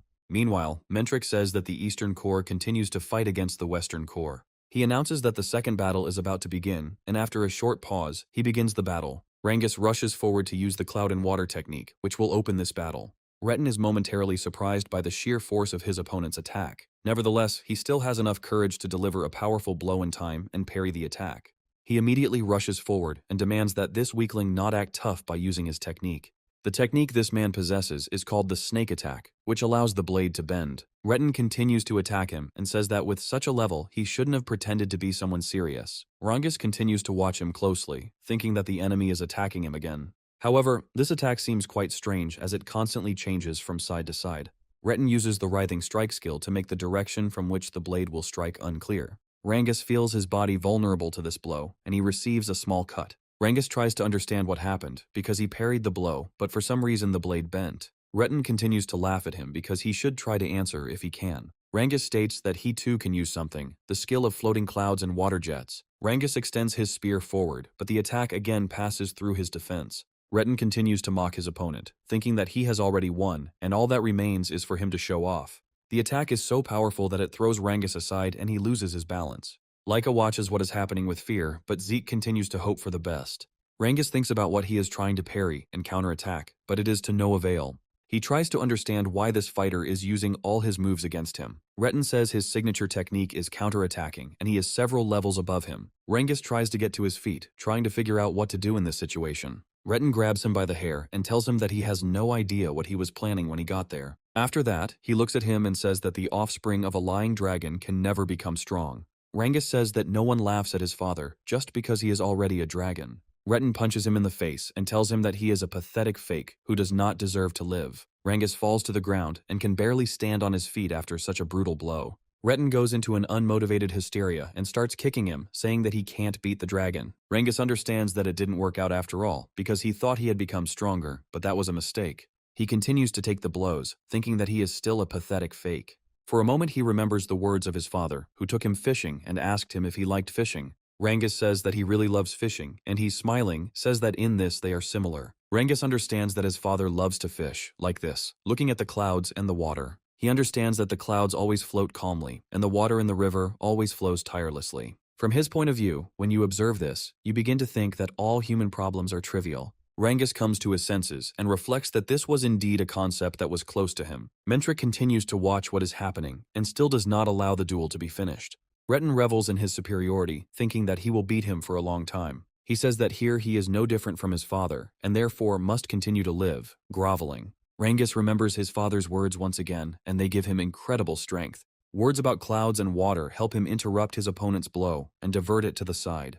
Rangus takes his understanding of his opponent's movements to a whole new level. Retin looks at him in fear, trying to understand what this all means, and realizes that he needs to run away. He immediately jumps aside, while Rangus slowly rises to his feet and refuses to give up. Mentric looks at this with a noticeable degree of respect, saying that it looks very interesting. Thanks to this enlightenment, Rangus was able to rise to the level of 3 stars and now feels better. Retin can't believe it and tries to understand how this man was able to break through to the next level. Rangus continues to look at him calmly, falling into a kind of battle trance, without answering him. Retin says he doesn't admit it, and with trembling hands declares that it is not worthy for a fake to stand with him. He uses the snake sword technique and grips his weapon tighter, stating that he will never admit it. He tries to use writhing strikes, as this technique has worked well in the past. Rangus, meanwhile, manages to figure out in advance where this blow will be directed. He makes several almost lightning-fast turns and avoids any damage without getting a scratch. Retin tries to understand how this is possible, since he just hit it, but he thought he hit it. Retin assumes that his tactics have been seen through, but he refuses to believe it and continues to make mistakes. Rangus walks here calmly, and it is as if his body is completely devalued. Laika watches this, and Zeke says that she noticed everything correctly, and he really has become stronger. Zeke assures that Rangus has taken another step closer to the true essence of martial arts. Laika asks him what true essence is, and he states that it is a very ancient, very important concept. It turns out that the clouds move calmly, but the water flows tirelessly, and no matter what happens, they cannot be stopped. You need to be soft and flexible in changing shape in order to absorb all the force and redirect it. Zeke states that he showed this a little in the last fight, and in this one, Rangus was able to master the technique. Laika tries to understand how this can be done in such a short time, and Zeke adds that, apparently, he doesn't realize it. He also says that his ability to focus on the essence of the fight has incredible potential. Retin starts to get nervous and wonders what the hell is going on here. He makes more mistakes and thinks that swinging his sword blindly can defeat the hit. Rangus realizes that the enemy's movements are now incredibly easy to predict. He uses his onslaught to interrupt his opponent's attack and prevent him from advancing. Retin loses his balance and initiative because he got himself into this trap and now he must pay for it. Zeke smiles and says that water can not only flow gently, but also cause very serious damage. Rangus spins his spear above his head to concentrate and deliver a powerful thrust. Retin runs away from him in fear and does not understand why he has become so strong. Zeke states that if the water gets too strong, there is no one who cannot withstand the torrent. Rangus traps his opponent and gains the perfect opportunity to deliver a monstrous blow. This time he got his revenge for all the insults he tried to throw at him, but now he understands who is the weakling here. Retin suffers a serious injury and begins to have problems due to internal bleeding. Mentric watches what is happening, after which he says that the duel must be finished. He declares that the Eastern Corps is winning this battle, and everyone else is resting tensely. Rangus finally comes to his senses and still doesn't realize what he actually just did. He asks what happened here, and Laika immediately comes out to his side, saying that he is a good boy. Rangjus doesn't quite understand why he's being praised and turns to him, asking what it all means. Laika praises him for reaching the rank he achieved by defeating his opponent right away, and it's just incredible. Rangjus looks closely at his opponent, realizing that he really did destroy him with a couple of blows. Selena says it was just amazing, and the fight was incredibly intense. Rangjus remembers all the problems this scoundrel caused him, realizing that he still defeated him. But for a while, he wipes away his tears, feeling that perhaps he has partially avenged his father's insult. He also feels a little pride because he was finally able to take revenge on his offender. Selena asks him if he can teach them such a cool technique, but he still doesn't understand what he's talking about. Selena claims that the incredible reception was like a water dragon soaring up a waterfall. Zeke says that the technique he just used is called the piercing rising dragon. He notes that this is one of the techniques recorded in the second volume of the Cloud and Water technique, and he came across it himself. Laika asks him how he found out about it, and Zeke states that he caught a glimpse of it in the library. He says that the fact that he reached the second level of the house on his own is already amazing progress. The Cloud and Water Spear technique is an art that Zeke created in his past life, but he did not write it down in a book. Mentric asks them how long they will continue to chatter idle, and they immediately apologize to him. Smiling, they say that the time has come to press these people in the same spirit, no matter what. The morale of the Eastern Corps reached its peak, but the Western Wing, having survived the defeat, also strengthened its fighters. Selena loses by a narrow margin, despite fighting very well. After this comes the turn of the fifth fight, and Raymond acts as a real locomotive there. He is showing resilience, and therefore the outcome of the match should be decided in the second half of the matches. Raymond is happy, and says that he was able to somehow win, and they praise him for holding on. Laika consoles Selena by saying that she lost by a very small margin, so it was a very good experience. It also says that there are 4 points for this match, and now they have 3 wins and 2 losses. Zeke takes a few steps towards Laika and quickly distracts her so that she turns to look at him. He comes quite close and looks at her carefully and asks her how she feels. Laika becomes colder for a moment, indicating that she feels the same as usual. She states that he is standing too close and notes that she is fine and definitely not going to lose. Rangjus tries to cheer her up, saying that they must try to win, no matter what. Laika happily responds to him, saying that there is no doubt about it because she will give it her all. Zeke watches her closely and feels that something is clearly wrong here, as he is haunted by a strange feeling. She will be opposed by Alan, who has previously defeated another opponent, considering him useless. He claims that once he wins this fight, everything will finally fall into place. He points his hand up towards Laika and declares that he will not judge her, even though she is a contender for the role of leader. Laika assures that nothing will come of it, since she will win this fight, and she is sure of it. They both freeze, waiting for the instructor to give permission to begin this fight. Mentric pauses briefly, then signals for them to attack.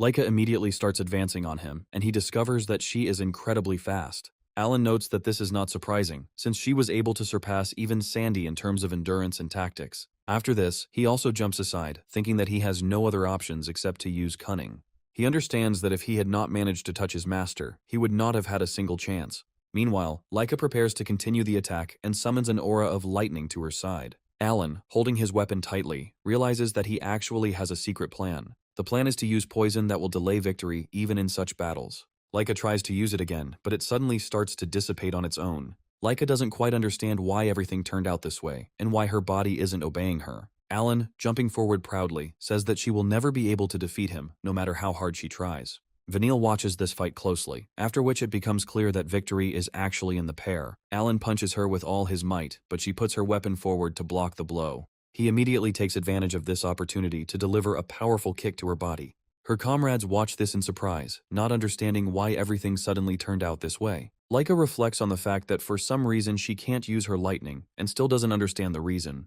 Alan happily runs forward, saying that she definitely won't defeat him with his amazing plan. Laika tries to resort to her other skills, but feels incredible pain spreading throughout her body. She notes that she cannot use not only lightning, but even true sources to charge herself. The warrior's body is closely connected to the true source, which is located within, and due to this, absolutely everything is strengthened. However, if the connection with the true source is erased during the battle, then it becomes a very difficult test. Any blow dealt by the enemy can be fatal, so she receives serious damage. Laika reflects on the fact that she needs to defend herself at all costs in order to wait until things get easier. Sandy begins to suspect something, saying that something strange is happening to her sister. Aegis carefully analyzes the battle and realizes that her true source is not functioning. Laika falls to her knees and can barely withstand the destructive effects of the poison that spreads throughout her body. Alan is mentally impressed that she lasted so long without a true source. After this, he quickly turns his gaze towards his mentor in the hope of receiving a signal from him. He appears quite calm and makes certain gestures with his fans to signal. This signal means that it is necessary to find a blow to get rid of the challenger forever. Alan says that he sees that she is very persistent, but her journey must end here. He states that she is unlikely to recover from this blow, but it will be much better this way. Rangus prepares to ask to enter the arena, saying that this nightmare needs to be stopped. Zeke himself is preparing to quickly intervene in order to save his friend. Alan prepares to launch a powerful attack with a sharp fan directly at Laika's head. Laika looks at her opponent and realizes that she won't be able to cover or dodge this blow. However, like a bright lightning bolt, Sandy appears on the battlefield, throwing the enemy aside. She asks him what the hell he's doing, and Alan freezes for a moment, taking a couple of steps back. Alan breathes a sigh of relief, knowing he won't have to intervene on his own to fix things. Alan says that she is brazenly interfering in someone else's fight, and Sandy demands that he stop pretending. She accuses him of intending to kill Laika, and that is why he swung so hard. Everyone looks at him in surprise and tries to understand whether this man really tried to kill the enemy. Alan says it's stupid and asks her if she really thinks he's capable of doing something like that. Aegis enters the arena and asks him if he is really ready to say this. He states that he also felt that the blow was too dangerous and that he put too much force into it. Alan asks him what they suspect him of, and Aegis notes that if he makes excuses, then there is something to suspect him of. It turns out that anyone would see that Laika is now unable to use the true source. Vanille quickly jumps into the arena and says that in fact there can be no claims against them. He claims that he interrupted the match altogether, and in a real fight, it doesn't matter what shape the opponent is in, the enemy needs to be broken. Sandy states that decorum must be maintained in the competition, as it is not a real fight. Vanille says that their naivety is the reason they lost their fight, because unlike them, they don't play with toys and take combat extremely seriously. He explains that in this way, they are preparing for a real battle, and in it, they need to fight as seriously as possible. So it turns out that their claim that they fought to the death is true, but they, on the contrary, even delayed. He smirks arrogantly, simply winces, and asks if they really broke their favorite fighter too much. Sandy becomes increasingly angry, saying that he will pay for the words he just said. Mentrix silences everyone and asks who gave him permission to talk in the first place. Everyone immediately begins to calm down, since it is very difficult to say anything against this person. He says that the battle cannot be interrupted for such far-fetched and stupid reasons. Sandy talks about how someone tried to kill her sister, but he says it doesn't matter. He states that those who lose have no say, and notes that brats are forbidden from interfering in the course of the fight. Aegis apologizes for interfering, but still doesn't want to leave just in case. Mentrix says that this battle is over, and victory will go to the Western Corps, and asks everyone to leave. Aegis picks up Laika and tells Sandy to take the sword with her. Rangus approaches in horror and asks if it will be possible to somehow cure her after what happened. Aegis reassures her that she will be fine and that he has already given her a restorative potion. Zeke apologizes for bothering him, and Aegis says that nothing terrible happened. With a smile on his face, he says that he noticed that Zeke himself was going to intervene in this battle. Sandy says that this is very strange, since Alan is strong, but not strong enough to win so quickly. Aegis quickly runs through the results of previous fights in his head and says that these guys are pretty weird. He notes that they couldn't have defeated their opponents so easily, and that there was definitely something wrong with them. Zeke looks closely at the face of the beaten Laika, while he is told to be careful. Zeke freezes for a moment, after which he says that he is taking all the necessary measures to achieve this. After this, he thanks for his concern, and then leaves for the arena. Vanille states that he will not be able to defeat him, since his defeat is already a done deal. Zeke continues to warm up as if nothing had happened and prepares for when they decide to fight. Vanille finds himself very annoyed that he is not being taken seriously, and this only makes him angrier. He calls him pathetic, and will definitely pay for not respecting his stronger opponent. Mentrix says that it is time for the 7th battle, after which he announces that we can begin. Vanille starts to launch into a pompous tirade about how much stronger he is, but then gets punched in the face. The blow is so incredibly powerful that Vanille flies into the wall and pierces the stone with his body. Everyone is simply in shock, and even Mentrix cannot believe what he just saw. Zeke states that for someone who talks like that about real fights, he is acting too careless. Alan is afraid for his master and hopes that he will be able to recover from such a blow and injury. Vanille counterattacks with a powerful projectile that flies at incredible speed towards Zeke. However, he calmly makes only a few minimally necessary movements of his body. Vanille gradually gets to his feet, even trying to understand how he was dealt such a blow. He also doesn't understand why his counterattack, which was at top speed, still hit him. Zeke states that this is most likely a person in front of him who has the special true power that his family possesses. Zeke looks at him menacingly and asks if he even understands what a real name is. He states that he has adjusted slightly to his level, and Vanille asks him about what he just dared to say. Zeke suddenly appears behind him before he can even realize what's going on. After this, he begins to scold him, saying that this is already the 2nd time that he has made a serious mistake. Immediately after this, he delivers a powerful blow that sends him flying and does not allow him to recover. Vanille can't believe why he's being beaten like a little child, and it's blinding him. He loses quite easily, but this is precisely what makes it even more difficult for him to stabilize the situation. Zeke attacks him again and asks him what he's thinking about in the middle of a fight when he needs to focus. He tells him that he is too relaxed and prepares to break through his defenses again. Vanille proves too slow to strike back and takes more damage again. This time, his internal organs are severely damaged, and he coughs up blood. Zeke says this is the third time he has made an incredibly serious mistake. When asked what he counts, he states that he has counted the number of deaths that could have already happened. Vanille asks him what this all means, and Zeke states that those 3 blows would be fatal in a real fight. But he also says that his opponent is alive only because he spared him and did not kill him with particular cruelty. However, he gives him another kick to the face and states that this is a real fight, so he needs to stop resting. Vanille flies back another few dozen meters, gradually tumbling with each fall to the ground. Sandy watches this in horror, wondering what it all means. She admits that this is not a fight, but just a terrible beating, and he just declares that now he understands everything about his opponent. He notes that, in fact, for him, their fight was just a friendly sparring match. Seeing him in a real battle, he understands that this was a clash with cruel reality. Zeke says that now he at least understands a little what a real fight is, noting that he was right about one thing. He claims that on the battlefield, the enemy must be finished off, but the conditions here are not even close to reality. He reminds us that everything here takes place under the supervision of instructors, and with healing potions at hand. From his point of view, the conditions here are too soft for a real fight, so it would be stupid to appeal to this. But it also suggests that in reality, he is simply afraid to admit his own weakness, and hides behind conditions.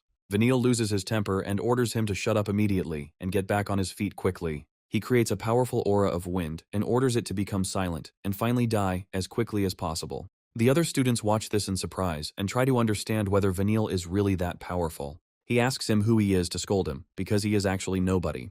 Zeke smiles and says that if this is a manifestation of teenage rebellion, then he will not imitate it. He says with the same smile that he listens to him, so that he can pour out all his dissatisfaction. Vanille orders him to be quiet and remarks that he dares to act smart as if he knows everything. After this, he uses the Wind Slicer and Stormblade techniques, but all of this proves to be useless. He hopes that he will be able to at least touch him a little, and then the outcome of the fight will already be decided. However, despite all his efforts, he cannot get to Zeke no matter how hard he tries. Alan claims that there is nothing to see here, and Aegis says that this is one of the traits of his family's power. He reminds that this is one of the 4 families and is called the Wind Force, and the aura of these people cannot be seen with the eyes. Sandy says it's a sneaky power and suits this house very well, though Aegis doesn't entirely agree. He notes that his continuous and invisible attacks make him quite a formidable opponent. Vanille, meanwhile, continues to try to hit him, but he is unsuccessful. Zeke says that it's actually so easy to dodge these attacks if you can see the flows. After this, he gives him another blow to the back of the head, saying that he has made another breach in his defense. Vanille calls him a scoundrel and demands that he stop tormenting him. Zeke turns away from him and acts like it's just a walk in the park. Zeke notes that adolescence is catching up with him and asks if he's calmed down yet. Zeke states that this tenacity is indeed a commendable quality for a fighter. Immediately after this, he sharply reduces the distance and says that there are nuances that should be taken into account. He lands a powerful punch right to his body and declares that his body is at its limit and he cannot continue. Vanille falls to the ground and warns him that if he continues his attempts, he will suffer. Vanille makes a sudden move to grab Zeke and transfer the poison that was on his fingers to him. Zeke looks at him in surprise and asks if he really means by this that he will fight to the end. Vanille begins to laugh menacingly and gradually rises to his feet, feeling that victory is now definitely in his hands. Zeke asks him why he suddenly became cheerful, since for him the situation has not changed at all. Vanille opens his fan and says that now it is definitely the end for him, since he will not be able to cope. Zeke doesn't quite understand what he means and tries to figure out why he's become so animated. Meanwhile, Vanille decides to prepare the wind slashing technique and Stormbolt. Zeke suddenly finds that his body is starting to act a little strange due to the poison. He blocks the attack to avoid taking serious damage and is thrown aside. Rangus is very surprised that they managed to hit him, and everything happened almost the same way as in the last battle. Aegis says that something very wrong happened to Zeke, and it needs to be investigated.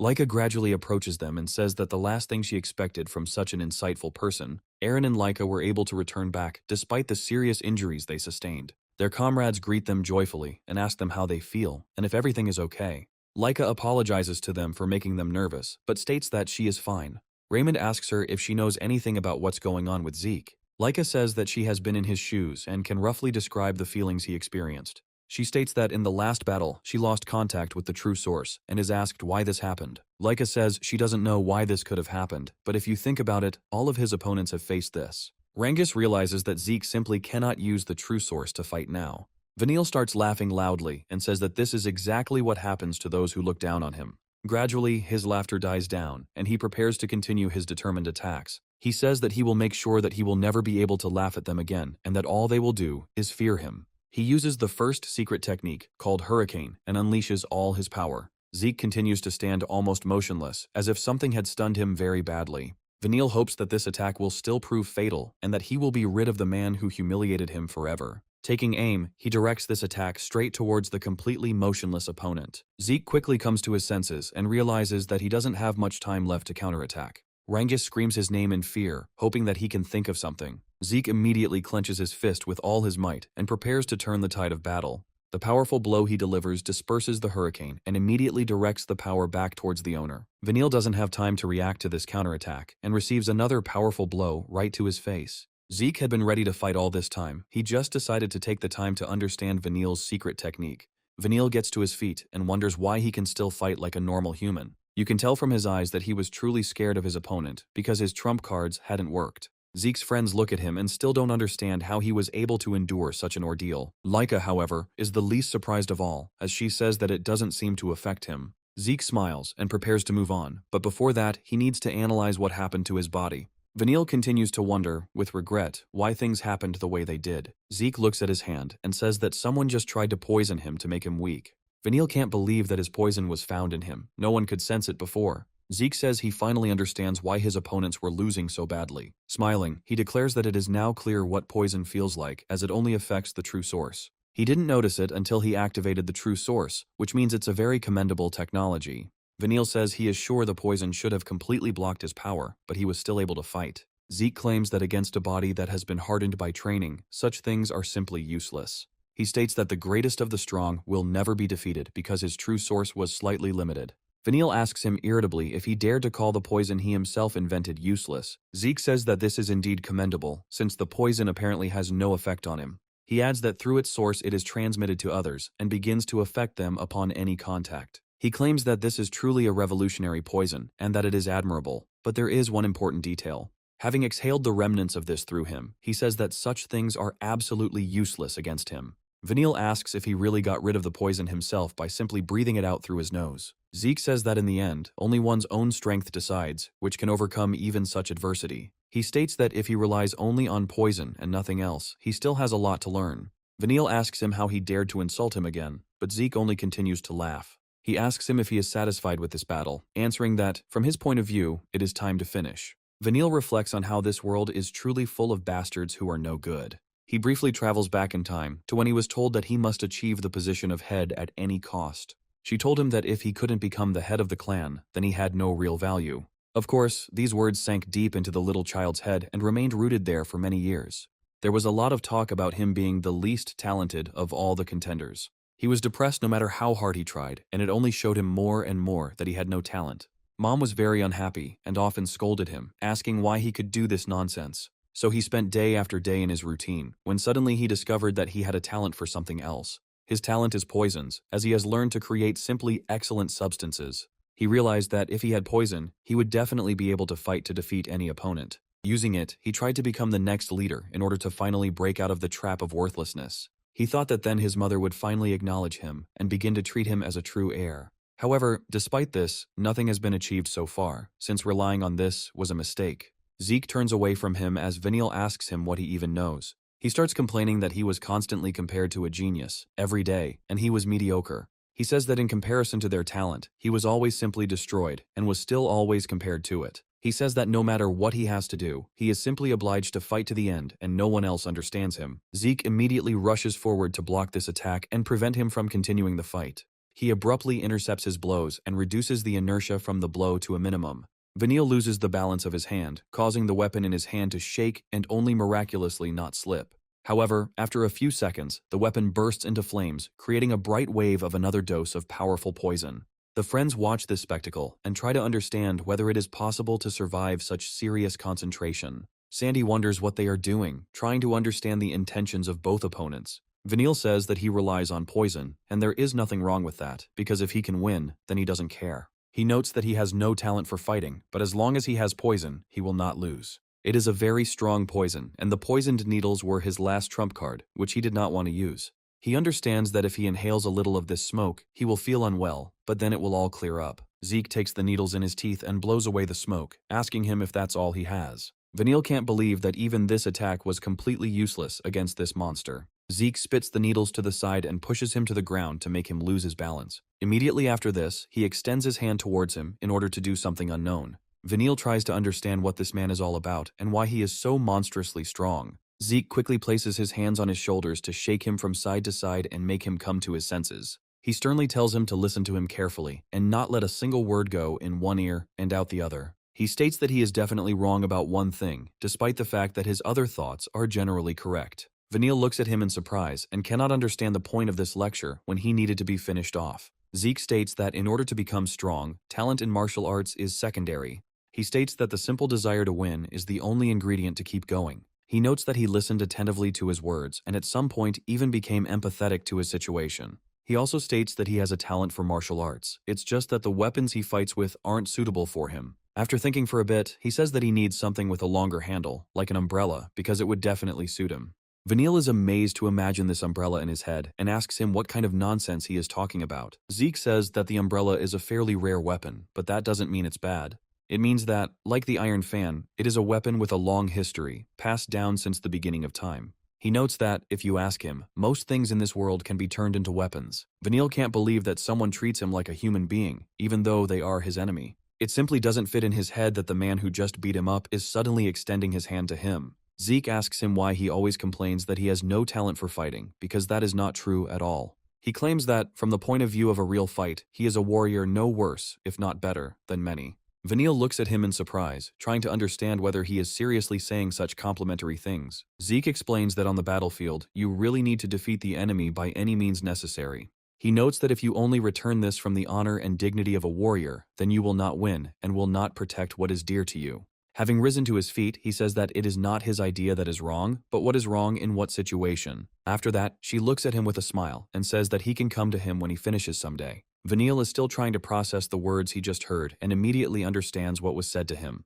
He asks him if he is really inviting him to join him. Zeke extends his hand and says that he definitely won't regret it if he decides to come to his training. He promises them to make him much stronger and unlock his potential to a whole new level. Vanille asks if he can really make him stronger, and there is doubt in his voice. Zeke says that he is stronger than him, so there is nothing to think about here, and Vanille does not know what to say in response to this. Zeke smiles and says that there is no need to worry. If it falls into his hands, no talents will be needed. But he also states that he will not even have time to complain, and he promises to make a real fighter out of him. Zeke carefully lowers his gaze and realizes that the fight is not really over yet. He has a chance. He carefully reaches his hand down to grab the weapon and deliver the finishing blow. Zeke suddenly comes to his senses and says that he completely forgot that the fight is not over yet.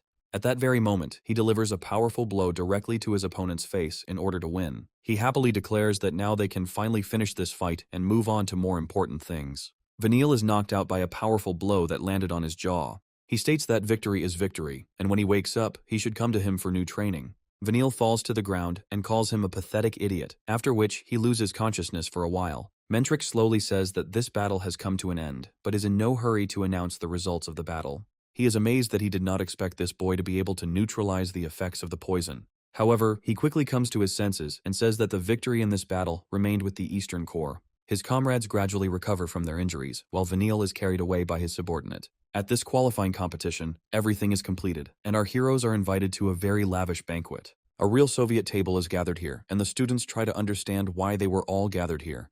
Zeke is completely unconcerned about what's going on here, and just eats everything he can get his hands on. His comrades look at him in surprise and try to understand why he is always so hungry. Leica smiles and says that in fact he always behaves like this, so there is nothing surprising about it. Zeke asks them why they are frozen, because they need to eat faster, otherwise the food will just get cold. Leica asks how anyone can eat in such a situation, and he must be interested in what they are about to explain to them. Zeke declares that he doesn't care at all, and a few seconds later, the door opens. Mentric comes inside and says that he apologizes to them for keeping them waiting. He encourages them to begin eating, noting that some, apparently, did not wait and had already begun. After he officially gives everyone permission to continue, they look happily at the treat that was offered to them. He says that this meal is also to thank them for participating in this qualifying tournament. After this, he claps his hands lightly to briefly attract their attention and explain his task. Aegis asks if they can also hear about this task, since they lost in the tournament. Mentrix says there won't be any problems because there's a chance they'll be there too. After this, he gets to the point, saying that a few days ago, a special rift was discovered on Russian territory. The students listen to him with great caution and understand that this is probably something very serious. Zeke even pauses while eating chicken, remembering that he read something similar in the library. According to his fragmentary memories, this time he is somehow connected with the forces of chaos and other important artifacts. Mentrix says that everyone has at least some idea of the rifts, but specific rifts are probably unfamiliar to them. He says that, to put it simply, this rift cannot be crossed by conventional means. He notes that this time, a rift was discovered that is associated with certain conditions. They learned that only 7 people with a rank no higher than 3 stars could enter, and everyone else would simply be thrown out. He emphasizes that if these conditions are not met, then even the head of the clan will not be able to enter this special rift. He reminds them that among the warriors of their kind, of course, there are suitable candidates, but there are not so many of them. Mentrix concludes by saying that this is precisely why they were chosen, and states that there are important nuances. He tells them that there is a high probability that magical water needed to awaken new powers is located there. Everyone looks at it in surprise and understands that this is probably some kind of important artifact. Zeke says that if he's not wrong, then he knows what it's for, and Mentrix says he's right. He explains that this is necessary for the body to acquire the ability to use magic. He tells that this world is ruled by 8 great houses, including the one they belong to. The main feature is that their house is the only one that does not yet have a magical source. Mentrix states that magical water is a priority target, and obtaining it is the minimum program. Well, he also says that the rift appeared in the area that borders the Cerberus family home. He notes that they held a qualifying tournament in order to select the strongest fighters. He says that the Eastern Course ultimately won the tournament, but that doesn't mean that they are the only ones who will go. After this, they are told that they need to move on to the next stage of planning the operation. He states that from now on, one must listen carefully to the words of the Eastern Core. He notes that this is important because they will now determine the further conduct of the operation. Mentrix says that the detachment will be formed solely based on feedback from the Eastern Core. He also talks about how they forced them to fight in order to get material for decision-making. He also emphasizes that there were those who were unable to show their full potential, hinting at Vanille. Immediately after this, he turns to Zeke and says that he must choose comrades for the squad. Zeke asks what he did wrong and notes that he represents the Eastern Core. Zeke says that he didn't intend to take on such a role and immediately looks at Laika. He states that it is better for her to make such a decision, since he trusts her choice more than anyone else. Laika asks him why he so easily passed the responsibility for this on to her. Zeke says that if you give him a choice, he will choose a squad from himself and will not call anyone else. Laika asks him what he's talking about, after which she realizes that this is a completely expected move from him. Zeke says that if she wants to become the head of the family, then the ability to understand people herself is an important experience. Zeke asks if it's okay to do that, and Mentrix asks him why he doesn't try to get closer to the head's place. Zeke immediately brushes it off and says that he has no intention of becoming the head of the family at all. Vanille looks at him in shock and wonders if he imagined what he just heard. Aegis and Sandy also don't quite understand why this boy just gave up such prospects. Zeke states that there is nothing wrong with that, since he will decide for himself what is truly important to him. Aegis declares that if he becomes the head of the family, he will receive into his hands everything that belongs to this house. Zeke says that he never needed it, because for him it was all just empty trinkets. He says that he only strives to reach the top of his path. He is not interested in anything else. After this, he recommends stopping talking about him and talking about like. He turns his gaze to her and advises her to quickly choose who she will take with her to the squad. Laika gets up from the table and says that she is taking command of this operation. She also looks around carefully and tries to understand who she needs to choose from everyone. Meanwhile, we are transported to the house of Cerberus, who has also begun planning an operation to capture the source. The leader asks the messenger if what he was just told is true. The latter says that a special spatial rift has been discovered in the forest, which must be passed through. He also suggests that perhaps the lizards have already begun to act and have also discovered him. The leader asks him why this information should be of any significance. He also asks why he only found out about this now, since it should have been reported in advance. A representative of House Cerberus says that they skillfully distracted them, so it was too late to discover the rift. The leader says that he heard that the lizards that entered the forest were behaving in a suspiciously defiant manner. He tries to find out what they are looking for there, adding that there is probably something very important in this rift. The subordinates say that there is probably magical water there, and the head of the house says that this explains everything. He asks what the conditions are to enter this special rift.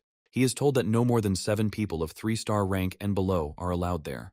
The leader says that this is not such a difficult condition to fulfill. After this, they are told that they have probably already been overtaken and that these lizards will take up all the available places. They tell him that they don't have the extra manpower to send a full squad there, and they will send students there. The leader thinks for a moment and says that if he tries to get ahead of them now, it will be too late. However, he quickly comes to the conclusion that if teenagers come there, then there will probably be lizard offspring there too. Suddenly, he turns to his messenger and asks him how many bracelets of deception are left.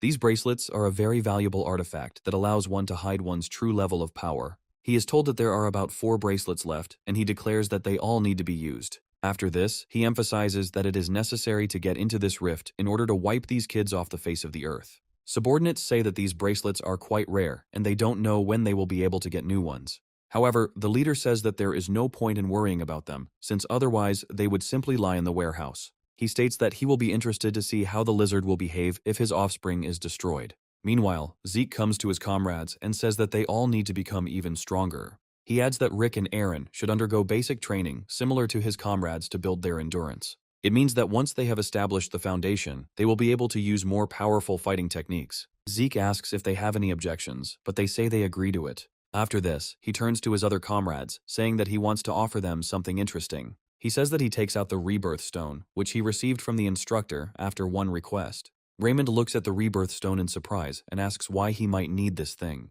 Zeke says that he remembered something about the properties of this stone, and it will definitely help them. He says that if you hit this stone, it will reflect the blow 100-fold.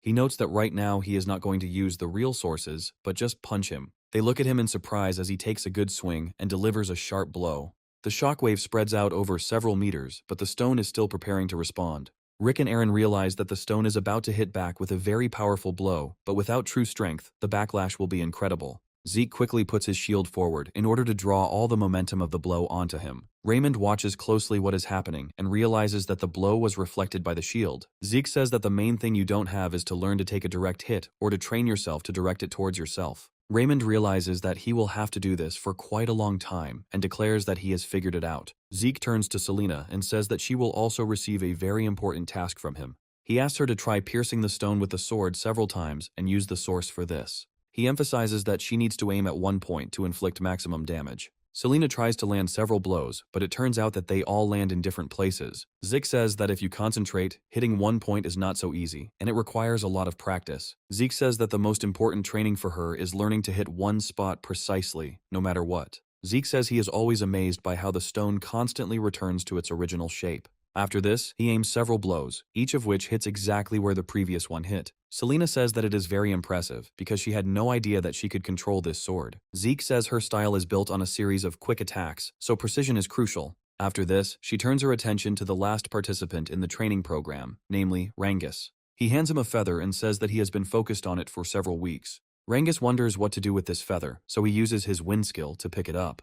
Rangus realizes that this is a technique that Vinyl possesses and asks him when he learned it. Zeke says he mastered this technique after fighting him once and understanding how it works. Rangus can't believe that this man can speak so easily about such incredible things. Zeke ignores this and says that he needs to achieve a very specific result. Having thrown the feather into the air, he suddenly thrusts his spear forward in order to catch it and hold it in place. Immediately after this, he performs acrobatic moves, talking about the need to learn to trust the flow. Rangus understands that it is so light that it would be incredibly difficult to control exactly that much freely. Zeke states that if you follow the flow, it is almost impossible to keep it going if you don't trust it. He says that if he can fully master this skill, it will move him several steps forward. He begins to control this flow, becoming the true master that he truly is. Zeke confidently says that if he can pass this test, he will eventually be able to create a flow on his own. He freezes in place to concentrate on the energy waves passing through him. Rangus looks at him in surprise and tries to understand whether this is really such an important test.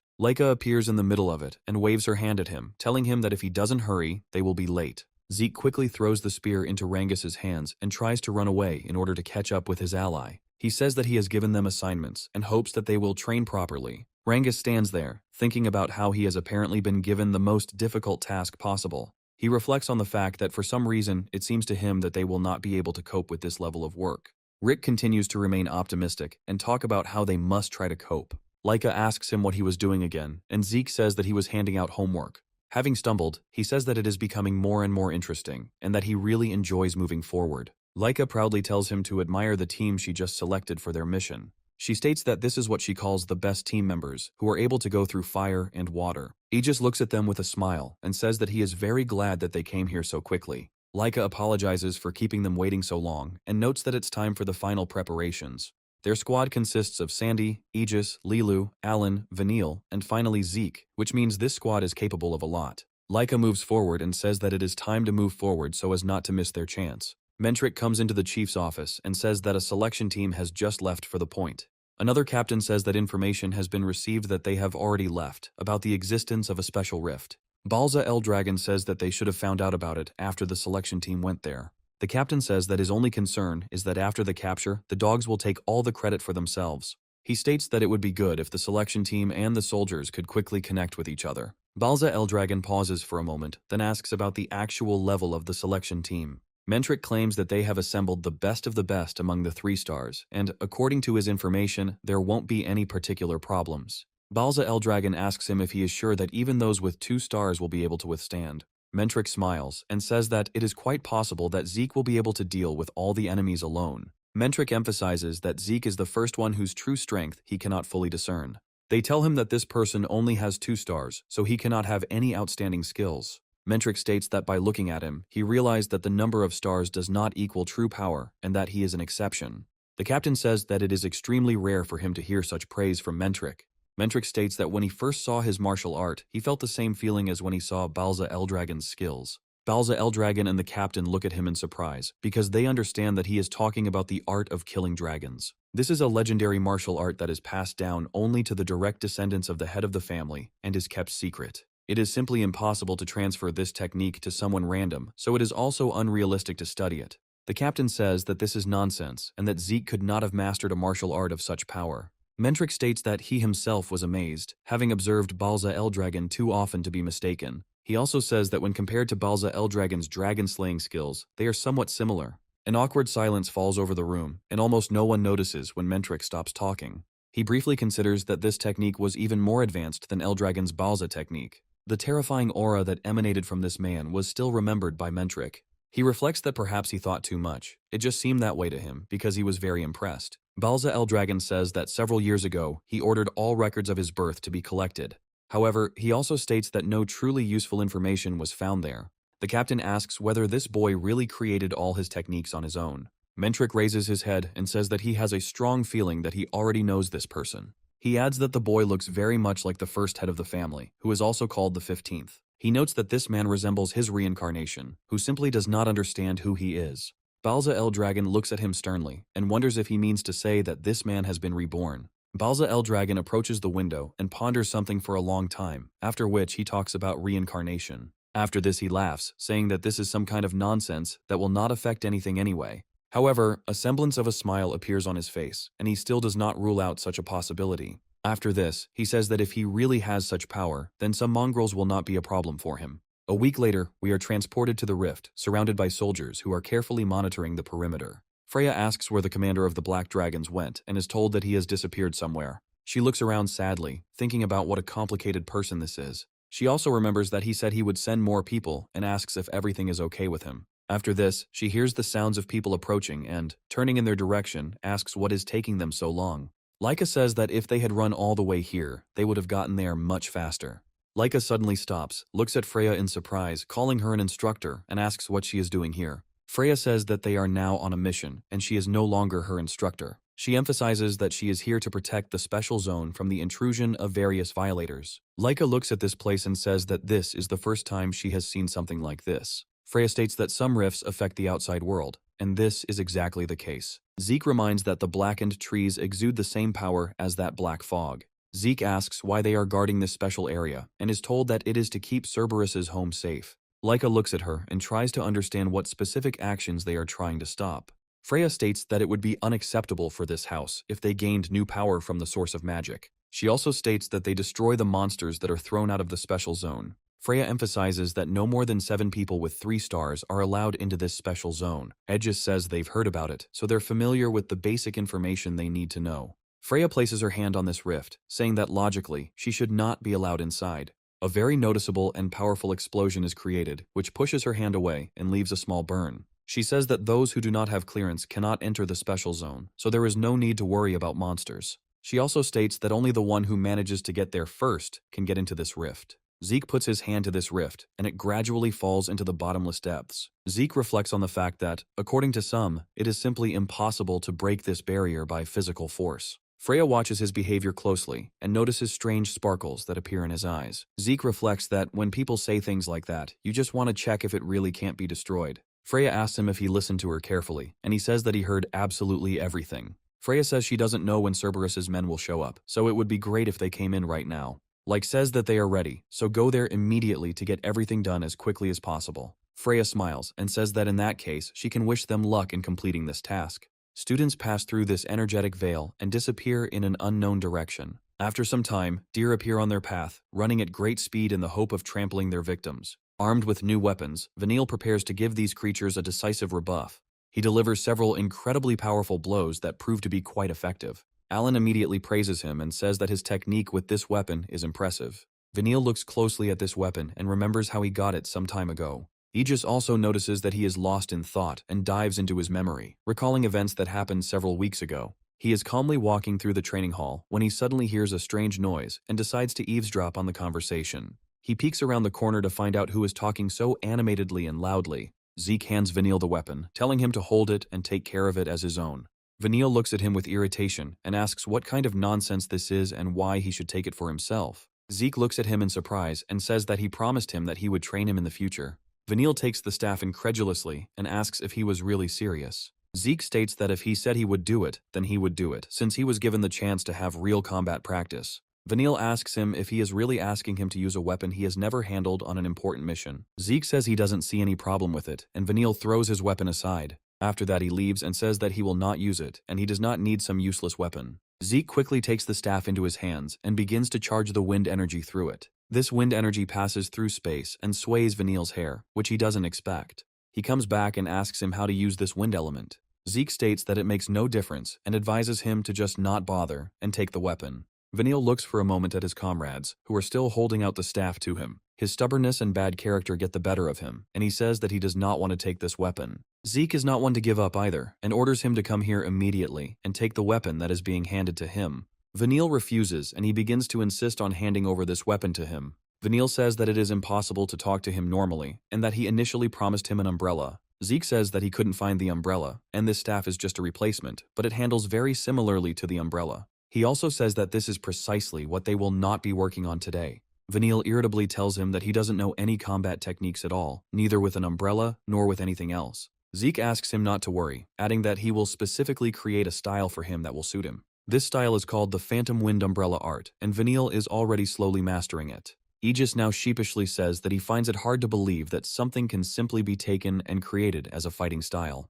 However, he notes that Vanille has become much more precise in his movements, and his strikes have become sharper. Zeke looks at him carefully and praises him, saying that his last hit was especially good. Alan asks who this Zeke really is if he was able to create such a martial art. Lilu also watches the two people, before turning her attention to Zeke. She turns to him, and he looks at her in surprise and asks her if Lilu called him. She smiles and takes a few steps towards him, saying that this is indeed the case. After this, she looks at him for a while, without saying a single word, and asks him to listen for a little while. She points to the fighting style Vanille just demonstrated, and asks if he created it. Zeke nods proudly and says that he actually created this fighting style, and Lilu asks how he did it. Zeke proudly says that the answer to this question is quite obvious, and he always tells it to everyone. Pointing at himself with his fingers, he says that he created this style because he is who he is, and that is the only reason.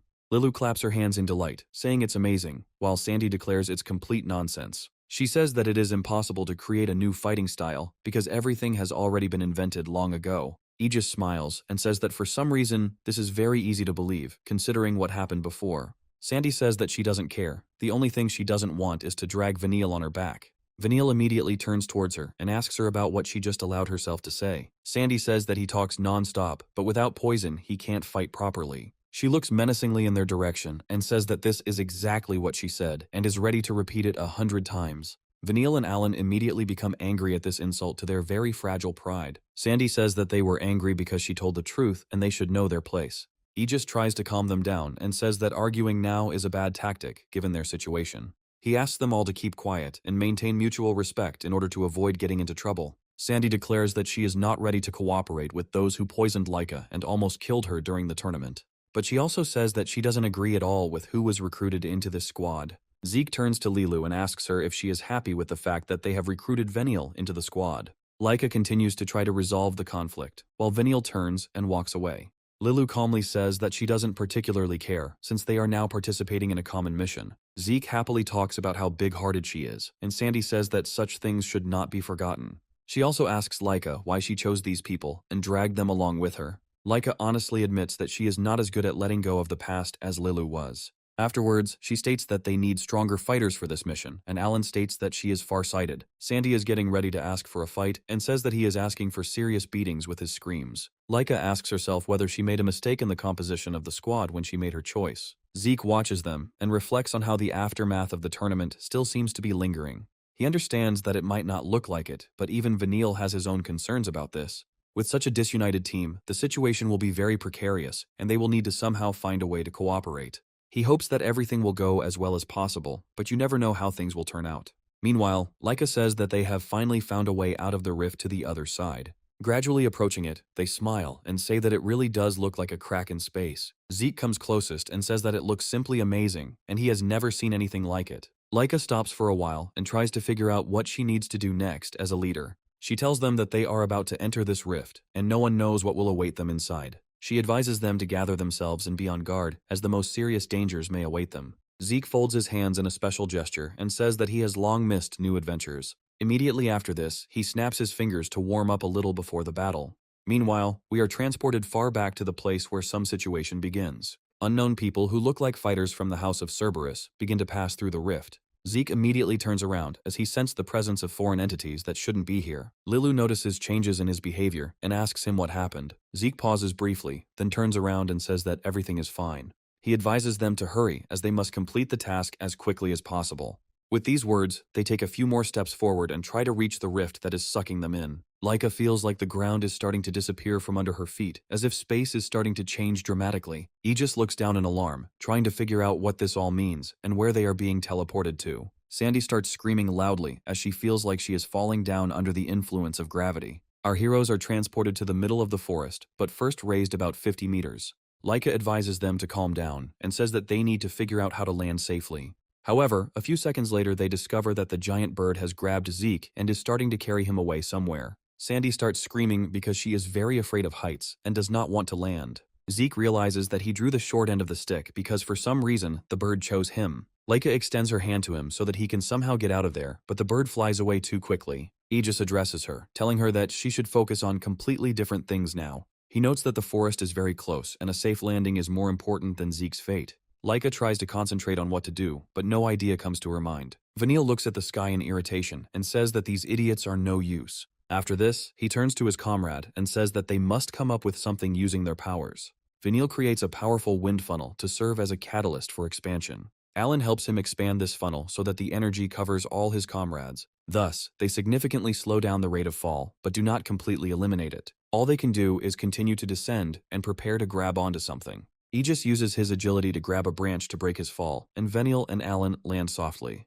Laika, Sandy, and Lilu land on the ground at full speed, receiving minor injuries and bruises. Sandy says he could have used his power better, but he claims he did all he could. Aegis states that if the two hadn't been able to cushion their fall, they wouldn't have gotten off so easily. Lilu says it was quite painful, but most of the time, everything went without incident. Aegis says that immediately after they passed through the rift, they got into serious trouble. He notes that it is unknown what will happen next, so time must be allowed for recovery. Laika turns to Veniel and Alan and thanks them for their help, saying that thanks to them, they were saved. Veniel and Alan don't even know what to say because they have never received any thanks for their actions. Veniel turns around abruptly and says that it will be bad if they lose their fighting strength and fail the mission. Alan says that it is unclear what to do because some bird dragged Zeke away in an unknown direction. Veniel says that they should abandon him because he is not a priority target right now, and Lilu says that he is worried. Veniel claims that this is all nonsense, and Sandy notes that he really does not know how to be honest with himself. Aegis says that he might be right, since worrying about him might be a waste of time.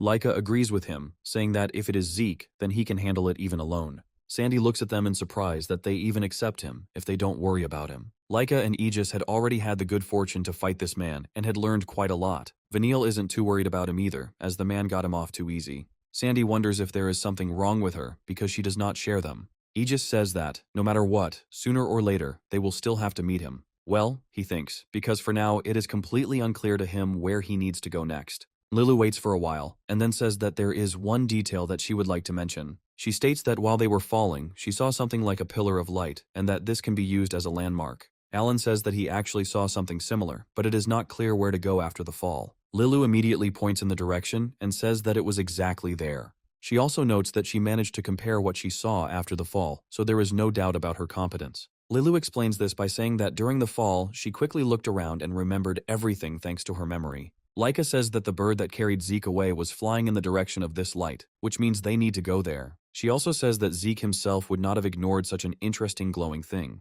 Zeke, meanwhile, finds himself in a very strange situation, which has never happened in his entire previous life. She notes that no one could have imagined that as soon as they entered the rift, he would immediately be grabbed by a giant bird.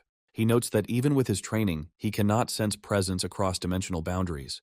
However, he believes that this is a useful experience, but he missed his comrades, and now they are without him. The bird suddenly lets go of him, and he tries to understand whether the air journey is over, and he has to go on foot. Looking down, he assumes that he has apparently reached his destination. This destination, of course, is the nest in which the small cubs of this creature live. They look quite big, just like the original birds, so they are very happy that Mom has returned. Of course, they are hungry now, so they are just waiting for their next prey to fly to them. Zeke looks at them in surprise and says that he certainly did not expect such a development of events. After a few minutes, he explains to the birds that they made a mistake and tries to figure out what to do. The chicks look at him with a very sad look and begin to squeak pitifully, as if asking for mercy. Zeke walks to the edge of the rock ledge and says that he seems to be incredibly lucky in this world. He also speaks of the fact that the rifts are said to be inhabited by monsters called chaos and demands an answer from the birds. After this, he approaches the beaten birds and carefully places his hand on their furry bodies. He strokes them warily in order to regain their trust and says that they are already too cute for monsters. Zeke also discovers that these creatures are quite thin, meaning they have been on starvation rations for a long time. He asks them what happened here in order to find out why they look like that. However, after some time, the explanation itself comes to him before he has time to receive it. He looks back up to the sky and watches the approaching creature, realizing that he had felt it coming for a long time. The bird behind him starts to get seriously nervous, as if it knows what kind of creatures are coming here. As we get closer, it becomes clear that these are giant insects that are very aggressive. They look like praying mantises or locusts, flying from side to side to eat everything in their path. Zeke quickly looks at the bird's reaction and at the beetles, realizing that the insects must have been watching them. He understands that if these insects hunt birds, then it means that they are the product of chaos. Zeke understands that these birds are seriously wounded and are unlikely to be able to resist these creatures. Zeke is also trying to figure out what to do in this situation because he needs to make some pretty serious decisions. Well, they look at these birds and wonder if they will run away from here or choose something else. The bird understands that she needs to take care of her children, so she has no right to run away from here. And she proudly spreads out her wings to appear larger and begins to squeak threateningly. Zeke looks at her happily, then turns his gaze to the chicks to find out how they will react. The chicks also demonstrate incredible determination, even in the face of mortal danger. Thus, the birds clearly made it clear that they were not going to run away from here and wanted to protect their home. Zeke happily says that he admires their determination and therefore will try to do everything to help. The insects are getting closer, and he begins to sense their real aura. He reflects on how he has never felt such a genuine thirst for murder from other beings. Now he finally understood what chaos was and why it had to be fought so fiercely. He quickly grabs the first insect he comes across with his hand in order to interrupt its flight. After this, it delivers a blow of monstrous force in order to destroy vital organs. The monster's internal fluid begins to drip onto his body as he stops moving. The other chaos representatives stop in horror as they look at what has happened to their comrade. The big bird is surprised and cannot believe that this man was able to destroy even an insect. Zeke calmly waits for them to realize what happened to their comrade and come closer. After this, he looks at them with his menacing gaze, demonstrating the bright aura of the dragon spirit. This aura turns out to be incredibly powerful and immediately makes them abandon their claims. The monsters stop and carefully take a few steps back so as not to provoke him. Zeke, in turn, says that if they retreat now, he will still think about letting them go. He also adds that, if they do not intend to surrender, he will gladly destroy them all intuitively. The leader of this locust swarm freezes in order to give his subordinates the order to retreat. Zeke says that he accepts their decision and demands that they get out of here immediately. The locust stops, then takes off and slowly begins to fly away in a completely different direction. As they leave, the eerie aura that had been suppressing all life within a large radius begins to weaken. Zeke watches them closely and reflects on the fact that even the way these creatures leave is quite unpleasant. He also says that in his current state, using dragon pressure will be quite tiring. The birds, meanwhile, continue to try to talk to him and bow down in gratitude for his protection. Zeke looks at the destroyed insect in surprise and asks if they really intend to eat it. He has nothing against this process and simply allows the chicks to have some food. He understands that most likely, the parent bird went into the forest to get food for the hungry chicks. However, on the way she was attacked by these creatures and she had to flee and return back. While running away, she was still lucky enough to catch her prey, which turned out to be Zeke, but everything turned out well. He looks closely at the contented chicks, who have just had a snack and have now decided to take a rest. Zeke says that his path was once almost made their lunch, but apparently that was also a kind of fate. He declares that the issue can now be considered resolved, and the bird looks at him in surprise. Zeke says that they are probably still hungry, so they should go hunting right now. He also says that he will train them to become stronger predators. He promises them that after completing the training, they will never have problems with food again. Meanwhile, people appear in the forest and destroy everything that comes their way. The followers of House Cerberus look around, destroying any locusts that try to attack them. One of them says that he could not have imagined that he would connect with heaven in this place. After this, he clicks his watch and looks around together with his other comrades. After this, he says that it is time to finish studying and start hunting the lizard. A week later, our heroes encounter a giant caterpillar on their way, which looks simply disgusting and creepy. Sandy lets out a frightened squeal because she dislikes heights and insects more than anything else. She immediately tries to destroy these creatures with the help of her weapon, enchanted with lightning. She asks what kind of place this is, and Vanille asks her to finally stop being indignant. He adds that it will be much easier for her if she works more with her weapon. Aegis says that there is no end in sight to these monsters, and that all they have been doing for a whole week is fighting. Lilu, roughly speaking, also says that she is tired of fighting, and that she has definitely had enough of this chaos. Aegis destroys another monster that tries to pounce on him with a precise and confident blow. After that, he looks at Laika to make sure she is okay. Laika continues to demonstrate her top-notch skills thanks to the fact that she has successfully upgraded them. This time she acquired Thundernet, which can deal damage over a large area. These pathetic cockroaches don't stand a chance, even if a whole army of them arrives here. The only hope these creatures have is that our heroes run out of strength. Laika asks her comrades if everyone is safe and if they have received any serious wounds. Aegis is impressed that she can still move after using such a powerful technique. Expresses hope that she won't overexert herself too much just because she's the group leader. Sandy tells her that she can't stand insects, so she was just unlucky enough to end up here. Sandy quickly knocks his hand away, irritably saying that she understands everything perfectly well herself. She also says that she understands that no matter how much she complains, this task will not complete itself. Aegis smiles and reflects on how lucky he is that Laika came here with them. Sandy, meanwhile, says that she would like to get out of here quickly. Vanille says that the wind currents have changed, and it looks like the exit from here is not far away. Vanille asks not to come closer to him until she remains, probably such a liquid that infuriates him. He also says that he wouldn't lie about this either, since he's been listening to it for a whole week already. Sandy smiles and starts running with the others, saying that they need to run through the forest in one go. Judging by the rising level of the council, the exit is indeed getting closer and closer. Laika and Sandy are incredibly happy that they can finally get out of this terrible place. Sandy closes her eyes and happily takes a few steps forward, saying that she will finally say goodbye to these bugs. However, after a few seconds she realizes that the weather has not changed much since leaving the forest. Opening her eyes, she finds herself in the middle of a giant mountain gorge, which is no less gloomy. Sandy wonders what else will be stopping them now, and Aegis states that other troubles await them here. Alan carefully analyzes the light source and realizes that it is the target he needs to move towards. He remembers that this is the same pillar of light that they saw when they fell here from the sky. Laika asks what this light actually means, and Aegis says that she herself understood everything. From his point of view, this light came from the very same Chaos Stone that the instructor warned them about. Mentrix said that simply collecting the magical water was not enough for the task to be considered complete. Zeke asks why this won't be enough, if it's already a significant achievement. Laika says that clearing a rift is only considered complete when the rift itself is closed. Mentrix confirms the correct assumption, stating that the Chaos Stone must also be destroyed. Zeke says that he saw this stone in some book, but he can't remember where exactly it was. Aegis claims it's the minerals that caused the rifts, and Mentrix claims it's a little more sinister. He notes that the Chaos Stone is a threat to the rifts, which is why others are trying to destroy it.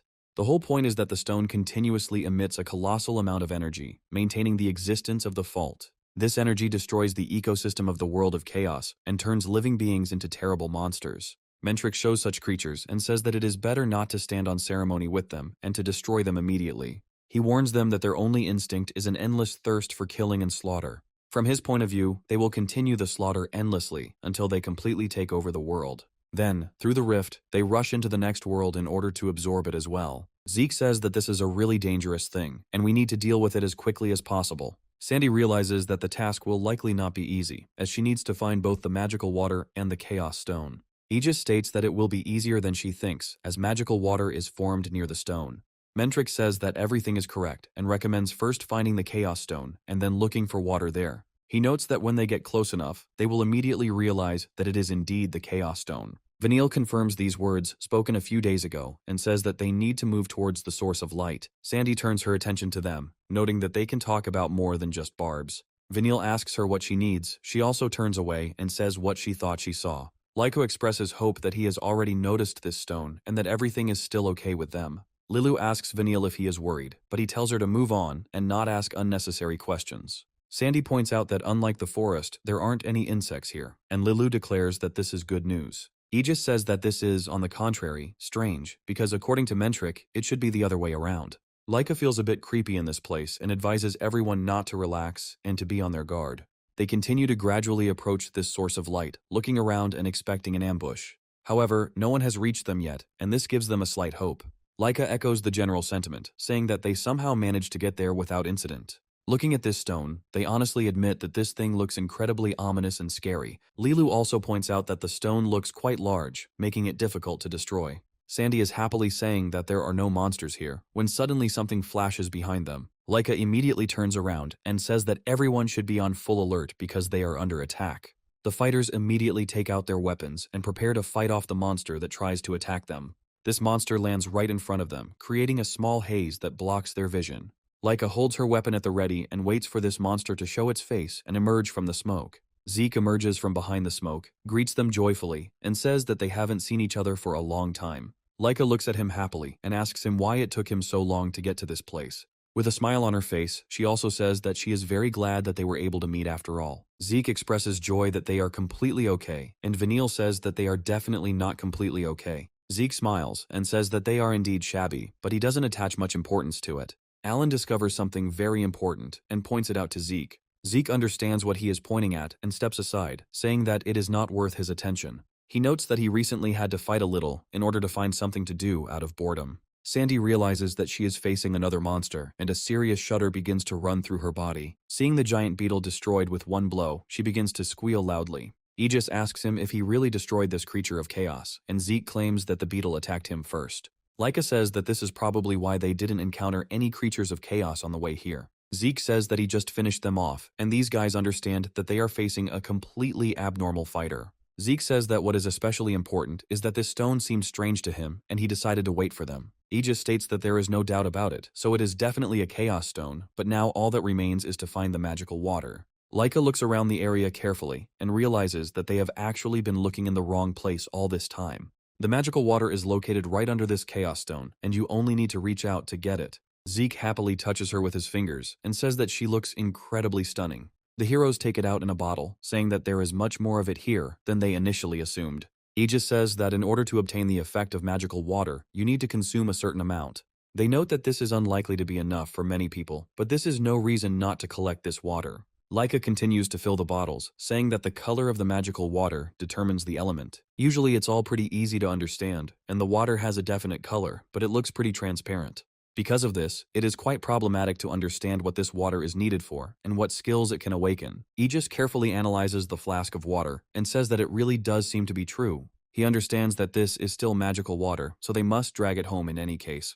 Zeke suddenly senses that something very threatening is approaching, and decides to act immediately. He grabs Lyka by the shoulders and tries to pull her down, without explaining the reasons why he needs to jump. She didn't need an explanation, because the very next second a beam of energy flew towards them. This beam hits the same place where they were just standing, but miraculously does not hit or kill anyone. Lyka wonders what this all means, trying to understand why someone is trying to attack them. Several dark silhouettes appear on stage, clearly not having the best intentions. Cerberus's followers note that the boy somehow managed to dodge it. After this, he looks at them menacingly and says that these small lizards impress him a little. our heroes immediately prepare for battle, realizing that they have now fallen into a rather serious trap. Zeke is the only one who is very happy, and that's why he says that they have finally shown themselves. The followers of Cerberus stand still for a moment, trying to figure out why this boy is acting so strange. They ask him why he is so happy that they came here, because they are going to kill him now. Sandy wonders who these strange men are, and what the hell they are doing here. However, it quickly becomes obvious that these are people from the House of Cerberus by their distinctive style of clothing. Aegis says that only 7 people below 3 stars can enter the rift, and no one else should enter. After this, he looks at them carefully and understands that something is clearly wrong here. Cerberus smiles and says that they are probably very curious about how they got into the rift. After that, he shows them bracelets that glow and shimmer in the sun. Laika doesn't quite understand what the meaning is and tries to ask them what kind of bracelets these are. A follower of Cerberus says that if you wear this bracelet, it will trick the rift and allow you to bypass the restriction. Vanille says that it is a rather stupid tactic to blurt out such information to your opponent. Cerberus takes out his watch, looks at the time, saying that there is nothing to worry about because everything has been calculated. He says that they will simply finish them off right now, so this knowledge will not be useful anyway. Zeke grabs Laika again and pushes her aside so that she doesn't get hurt. The Cerberus follower uses a stone cannon to perform a long-range attack. Zeke finds himself alone with this giant rock, which is flying at him at great speed. Laika looks at him in fear as he sets up a special block to mitigate the damage. However, at that very moment, other followers of Cerberus attack her in order to prevent her from retreating. Laika looks at their terrifying speed and fear, realizing that she won't have time to dodge this blow. Vanille comes to her aid again, blocking with his staff, which can deflect even such blows. However, he does not have enough strength to stand firmly on his feet, and he falls to his knee. He advises her not to relax, as they are in a real battle. After this, he uses the power of the wind to throw his opponent away. The Cerberus fighter immediately takes aim at him to fire another shot with his bizarre technique. The other fighters follow his example to unleash a barrage of stone projectiles on their opponents. These projectiles fly at quite a high speed, so it is best to do your best to stay out of their path. However, our heroes successfully repel this attack, relying on their incredible reaction speed. Sandy ends up close to Alan, and they are forced to take the brunt of this blow together. Laika jumps from side to side, trying to catch the moment when she can deliver a powerful attack. Enraged, she uses a lightning aura attack to confuse them. The fighters stop shooting, but the lightning attack clearly misses any of them. Laika states that they have decided to go on the attack, so you need to be on your guard and not fall for their tricks. Sandy turns to Aegis and says that this is their chance, and they must meet the enemy. However, as soon as she turns around, she realizes that she is actually standing far away from her comrade. Alan also discovers this unpleasant circumstance and says that they have become separated. Now they are forced to work together to deal with their enemy. Aegis is currently paired with Lilu, and they are distracted by another member of the Cerberus house. Aegis reflects that the main thing now is to buy time and join up with the others, and he looks closely at the enemy. He adds that they are people from the House of Cerberus, and they probably came here to take the magical water. The fighter says that he will not talk to them and will simply continue trying to kill them. Aegis looks at them with irritation and understands that these scoundrels are serious. Laika realizes that she can't worry about Zeke because she needs to focus on these enemies. The problem is that these fighters are 4 stars, and that is the line that separates ordinary people from geniuses. No matter how hard an ordinary person tries, the maximum he can achieve is 3 stars. 4 stars is a level only accessible to those with talent, so there is a gap between these levels. At least that's what Laika thinks, even though Zeke probably wouldn't agree with it. However, the leader of these villains is far more dangerous than all his henchmen put together. The thing is that he has 5 stars, and by that logic, he is simply an unattainable fighter. She understands that even if they defeat these minions, if he interferes, it will all be over. Laika understands that this fighter definitely has magical abilities, judging by his attacks. The leader of this detachment tells his subordinates to finish off these small caps. His minions decide to use summoning skills to make their lives easier. Laika looks at the results of this magic in surprise and tries to understand how this is even possible. The thing is that several formidable monsters that look like dogs are summoned to the side of these fighters. Aegis looks at this in surprise and realizes that now there are several more monsters fighting against them. Sandy wonders what kind of dog it is, and Alan states that it is a monster with 3 power stars. Laika says that the situation is completely hopeless, but this is not a reason to give up. Zeke suddenly picks up a giant rock he found nearby. His opponent watches him closely, trying to figure out where this boy came from. Zeke takes aim and prepares to throw the huge boulder towards the enemy. His opponent only manages to miraculously dodge it with a sharp movement, but he is still impressed. He asks him why he can still move after that rock flew at him. Zeke says that he is very disappointed because he was really looking forward to seeing what his magic was like. He continues to throw the stone, holding it with only one hand and demonstrating his incredible strength. He asks him if this is all the magic he can do, or if he will show something else. Laika is glad that her comrade remained unharmed, even though he survived such a serious attack. Zeke smiles and says that doubting it from the start was a big mistake, because nothing can break him. After this, he throws the stone into the air a few more times and prepares for another throw. He tries to release as much force as possible in order to give the initial energy to this boulder. This time the stone flies even faster as it calibrates its powers to deal more damage. The Cerberus fighter manages to jump aside again, realizing that this enemy is much more serious than he thought. Zeke declares that since they are playing with stones, he too will not be shy and will demonstrate what he can do. Well, he has a satisfied smile on his face, and he says that he has a few tricks up his sleeve. The Cerberus fighter tries to carefully analyze it to find out what its real strength is. He says that his abilities have exceeded his expectations, but that doesn't change anything. He notes that they came here prepared to snatch victory from the hands of the enemy at any cost. After this, he looks at his watch and realizes that they need to speed up the task. He also decides to use the summoning skill to make it easier for himself to fight the enemy. Zeke carefully studies the monster that just appeared from an unknown dimension. He enthusiastically talks about the existence of magic that allows one to summon such monsters. He says that this is simply excellent, while his enemy does not understand this behavior. He asks him if he still hasn't realized how huge the difference in their strength is. Zeke says that if they leave everything and change nothing, then their chances really aren't very high. The Cerberus fighter carefully watches his every word in order to understand what this boy is getting at. Zeke smiles and says that it would be very naive to expect that nothing will change. A loud cry arises above their heads, causing them to immediately look up to the sky. They wonder what this means, as they have never encountered such loud monsters before. A giant bird, which has already become very good friends with Zeke, begins to circle above them. Moreover, this bird did not fly here alone, but in the company of its valiant chicks, who were ready for battle. The bird lands down with a loud bang to create a shockwave and throw everyone off. The chicks also quickly take up a prepared position and cover our heroes with their bodies. Laika looks at what is happening in surprise and tries to find words that could describe this situation. However, looking at what is happening, it becomes obvious that this could indeed cause serious problems. Giant birds fall from the sky to help them fight complete strangers. Our heroes look at each other and wonder where this bird came from. Cerberus fighters are also trying to figure out what this magical creature is and why it decided to interfere. Zeke pets the bird and says that it is very fortunate that they returned just now. Aegis asks him what kind of chicks they are, and Zeke says that they are his students, of whom he is very proud. He notes that while they were gone, he looked after them for some time and taught them martial arts. He forced them to train for endurance so that their strength would increase exponentially. He also trained their body strength, stating that the ability to withstand blows was no less important than endurance. After that, they went hunting for chaos insects so that they would have enough strength to strengthen their bodies. Compared to their first encounter, these birds were now simply unrecognizable. Laika is still trying to figure out how Zeke was able to teach animals martial arts. Zeke says that he would like to ask his friend for help to keep him company in this warm-up. He immediately points to the summoned monsters and says that they need to be dealt with as quickly as possible. The bird and its offspring begin to screech loudly, demonstrating its determination. The wolves, meanwhile, let out a loud howl and rush to attack, not seeing any threat in these birds. However, they are completely in vain to underestimate these opponents, because they were trained by Zeke. Zeke nods happily and says that they can rush into the attack in order to quickly kill these creatures. He watches their progress in battle for a while and says that things are much better now. He grins and declares that they are now quite capable of fighting on their own.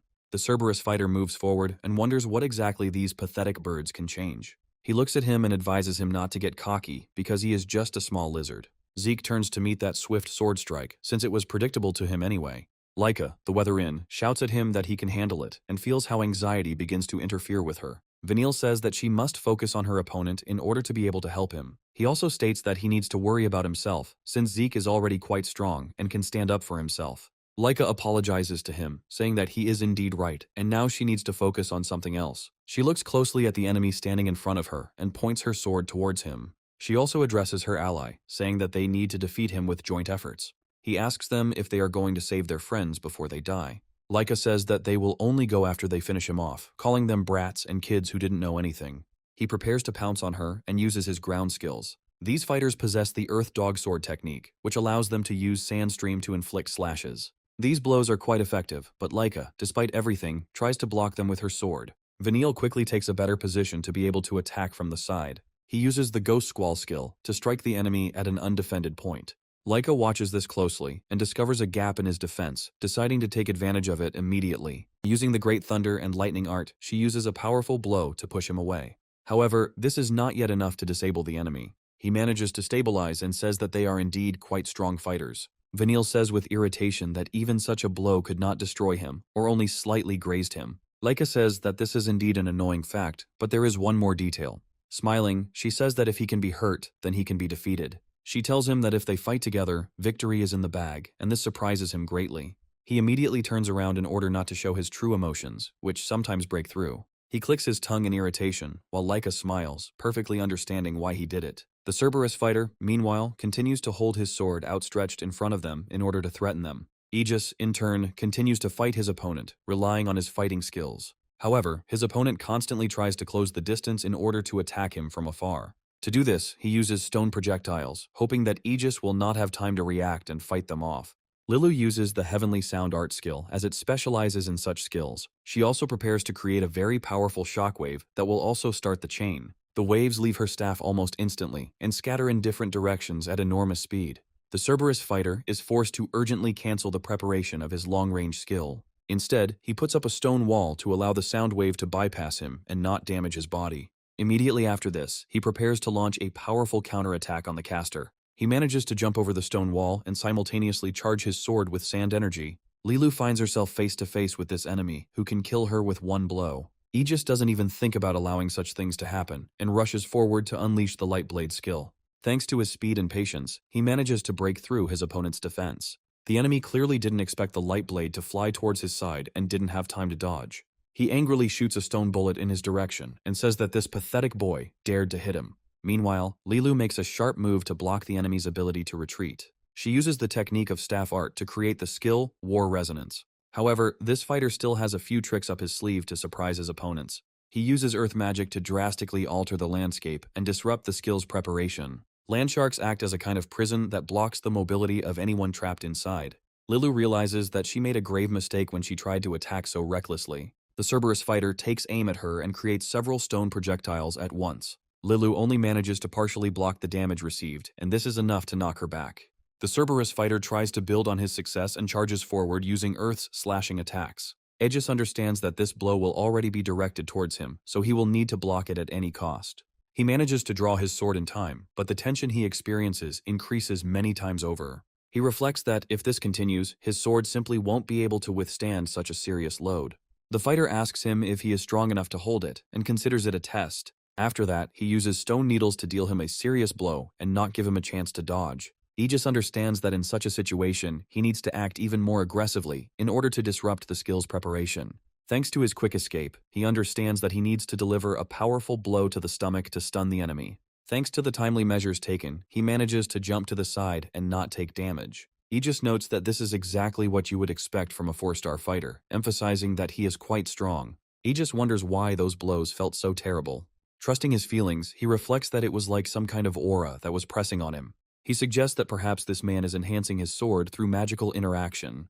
This only fuels his passion, and he becomes obsessed with the idea of solving the mystery of this fighter. Finding himself on a mental chessboard, he tries to figure out what move to make next. He quickly calculates all the possible sequences and gets a little carried away by this speculative experiment. Lilu brings him back to reality and asks him if he is okay. Aegis smiles and says that he feels fine for now, and she says that this sword is dangerous. Lilu points out that when he uses magic, the sword becomes normal, but then the weapon will break sooner. Aegis listens attentively to her words, after which a simply brilliant idea dawns on him. He smiles and says that now he understands what he needs to do next. The Cerberus fighter looks at them carefully and asks if they have finished their meeting about the fight. Aegis smiles and says that it can be said that way, but does not utter another word.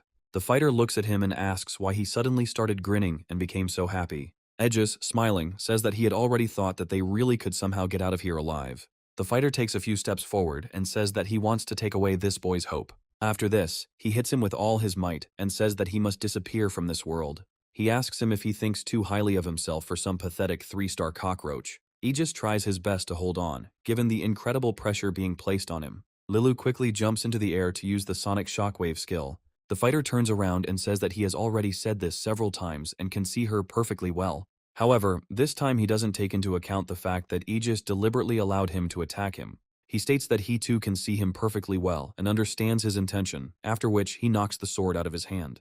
Before the enemy has time to react, he immediately resorts to his secret technique. He delivers the ultimate 5-blade strike to hit his opponent straight in the body. The The fighter flies to the side and says that this can't be because he has 4 stars. Falling to the ground, he talks about losing to the pathetic bugs, after which his life force is completely drained. Aegis, meanwhile, falls to the ground, feeling that he needs to quickly recover before continuing. Lilu immediately approaches him and asks him how he feels. Aegis smiles and says that he will manage somehow, and is glad that he managed to find a gap. Lilu looks at him in surprise, wondering what kind of breach he is talking about now. Aegis smiles and says that she told him how to properly fight against this enemy. Aegis also notes that when a person uses magic, the sword's enhancement disappears, and it is impossible to achieve this at the same time. In other words, magic and fencing contradict each other, and at the moment of switching, a gap appears. He says that he simply took advantage of the moment, and Lilu states that nothing less was expected of him. After that, he tries to get to his feet, simply wondering how the other fighters are feeling. Sandy, meanwhile, fights her opponent using her giant hand sword and lightning powers. He even manages to throw him aside for a while, thanks to incredibly powerful blows. Alan tries to help her, but keeps his distance, as his weapon is useless in close combat. He uses the airstrike skill to send waves of wind forward. Sandy immediately starts scolding him, saying that he is doing some nonsense. She turns to the side because otherwise the attack would have hit her directly and not hit the enemy. She immediately starts yelling at him, saying that he almost hit her and that he needs to watch where he hits. Alan tells her that she needs to move faster because she's taking too long. Their opponent smiles and says that they look like incredibly friendly guys. A giant rock flies past them, causing a small explosion and sending smoke flying in all directions. Sandy immediately turns around, realizing that otherwise she could get another shot right in the face. Alan decides to follow her example, since he also does not want to get unnecessary fractures. They develop special skills to protect themselves from subsequent attacks. Sandy says that the owner of 4 stars is still a pretty strong opponent. Alan says that because of her, his attacks don't hit the enemy at all. Sandy starts throwing a lot of accusations at him, and he tries to answer her with something similar. Meanwhile, their opponent stands and does absolutely nothing, waiting for them to finish arguing. Sandy accuses him of being an idiot and no better than a pathetic cockroach. Alan uses the windblade to save her from a stone trap that left her seriously injured. Alan advises her to be careful, and Sandy irritably says something you already know perfectly well. A Cerberus fighter asks them if they really thought they could defeat him with such poor teamwork. Sandy takes this personally and immediately becomes more serious than ever. She says that their interaction is indeed imperfect, but this does not change anything. She also says that it is unpleasant for her to hear these reproaches from him, since he is generally opposed to them. Alan states that he reluctantly agrees, and Sandy reminds the enemy that he is the weakest of the rest. This makes him angry, and he says that they are pathetic fools who are not even capable of recognizing the strength of others. He rushes forward and says that before death, they will feel their own powerlessness. Sandy realizes that this is a great opportunity for them to deal with him, and turns to Alan. She does him a favor and tells him that she will finish him off and support him in this fight. Alan looks at her in surprise and asks if she really decided everything on her own. After this, he turns his gaze towards the enemy, realizing that he cannot relax now. He immediately uses the wind-slicing fan technique to slow down the enemy. He gradually directs these waves towards the enemy in order to confuse his movements. However, he only delivers an unusual blow in his direction, saying that his blows will no longer have any effect on him.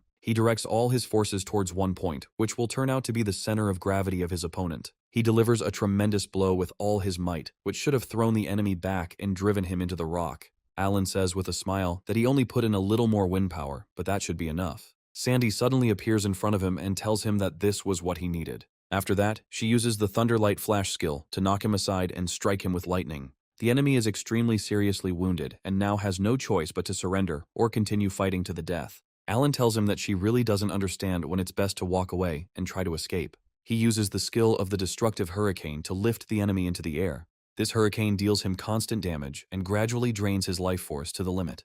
After a few minutes, he falls to the ground and no longer shows any signs of life. Sandy looks proudly at her opponent and realizes that together, they were able to achieve complete victory. Alan immediately tells her that she lacks the determination at the very end to see it through to the end. He also insists that if she had not been so soft, they might have won earlier. Sandy claims that the fact that his technique hit was entirely her doing, since she distracted the attention. Alan says that she herself said that she would finish him off, but she was unable to finish off her opponent. Sandy says that she can hear him perfectly well and then accuses them, both him and the opponent they defeated, of being idiots. Meanwhile, the remaining Cerberus fighter prepares to use his rock bullet skill. Vanille turns away from these projectiles and calls his opponent a damned bastard. To resist him, he calls upon his wind powers again and prepares to counterattack. He uses the art of Ghost Wind and Umbrella to strike with a powerful wind flow. The enemy continues to fire at him and says that his mobility makes him a rather poor target. At this time, Laika is preparing to deliver a powerful blow from behind and catch him off guard. She jumps into the air with a loud sound and begins charging her sword with lightning powers. However, her opponent seems to know perfectly well that this could happen and has prepared for it. He suddenly creates a wall of earth that blocks her path to him and forces her to bring her sword down on the wall. Laika isn't the least bit embarrassed by the fact that she has to do this, as she is confident that she can break through the defense. The fighter, meanwhile, takes out his own sword in order to use the art of the Earth Blade. This gives him the ability to use an additional skill called Body and Sword Unity. Laika watches his manipulations in surprise, but still decides to complete her attack. After a few seconds, her blow reaches its target but does not have the desired effect. She is trying to understand why the lightning suddenly went into the ground and had absolutely no effect. Her opponent tries to counterattack in order to throw her aside, but she manages to react. However, she finds herself at a significant disadvantage given her proximity to the enemy. The enemy deals a cleaving blow, which is enhanced by earth magic. Laika tries her best to block him, but he kicks her to stun her. Laika struggles to stabilize herself so as not to fall on her back to the ground. Meanwhile, the Cerberus fighter quickly turns around to avoid becoming a victim of Vanille's next attack. He manages to dodge in time, while Vanille's powerful attack goes nowhere. He asks him if he has only just now realized what his true plan is. He immediately leaves, realizing that they did not follow him, and gives them time to hand over this school. Laika thanks him for his help, to which he states that he simply broke through the idiot's defense. She understands that this guy is incredibly green, and she needs to act very carefully in order not to make a mistake. She understands that this is perhaps the strongest among the 4-star holders, and that he will soon break through to the 5th. She looks out cautiously to analyze the enemy's movements and understand what she needs to do. Because the enemy is able to merge the sword with the ground, the lightning simply does not reach him and is neutralized. The only time you can catch him switching between magic and technique is his weak point.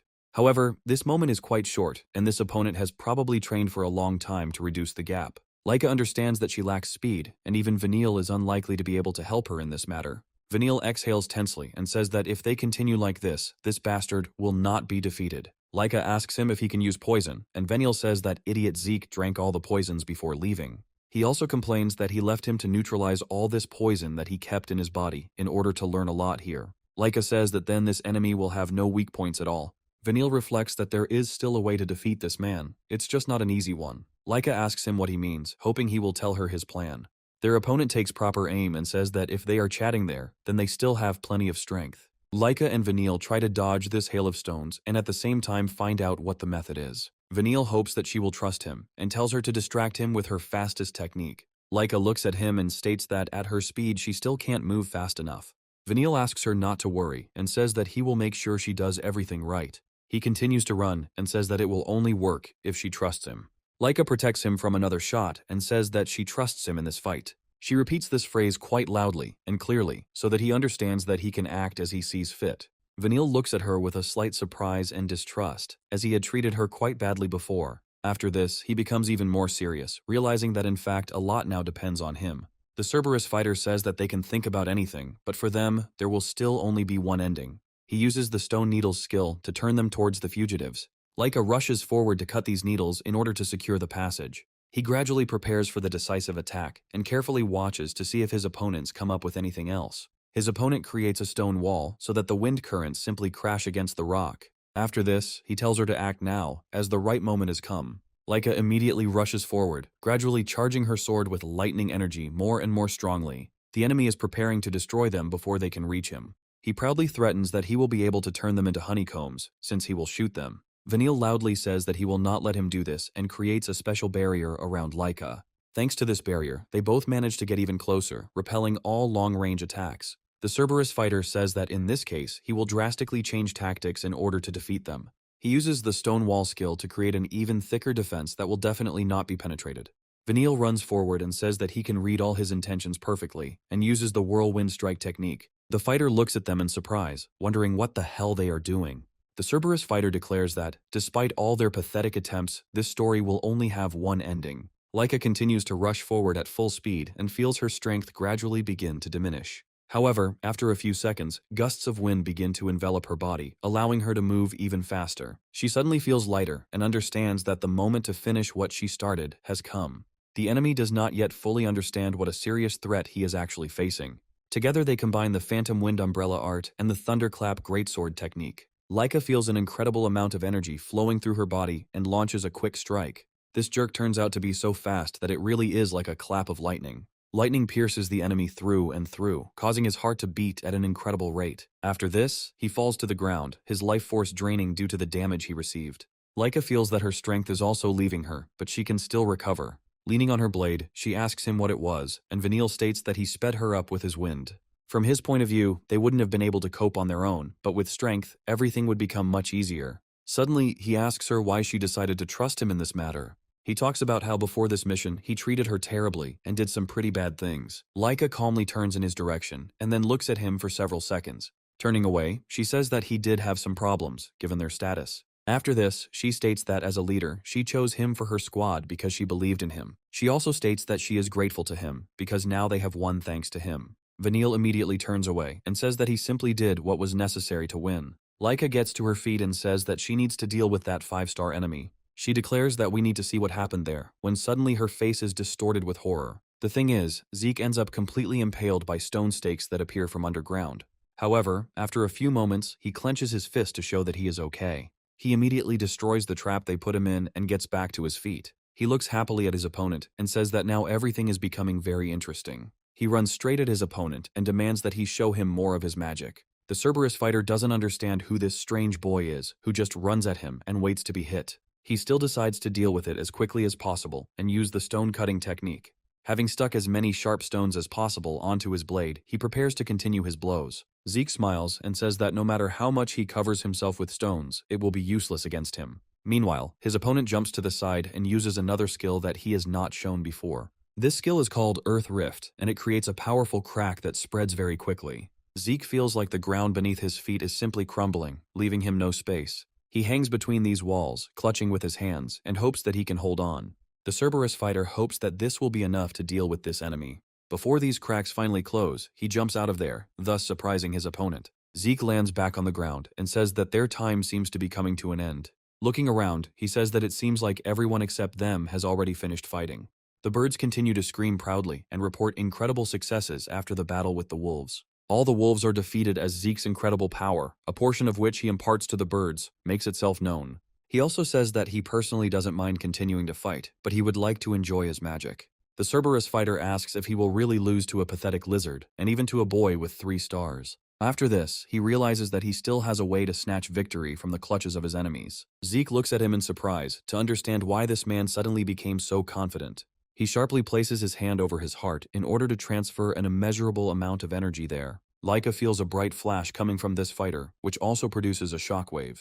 She covers her face to avoid going blind and tries to understand what it all means. The fighter says that even if he dies, he will fulfill his mission and destroy the enemies. Aegis wonders what this all means and feels the ground begin to shake. Alan says it feels like something is coming here, and something incredibly big.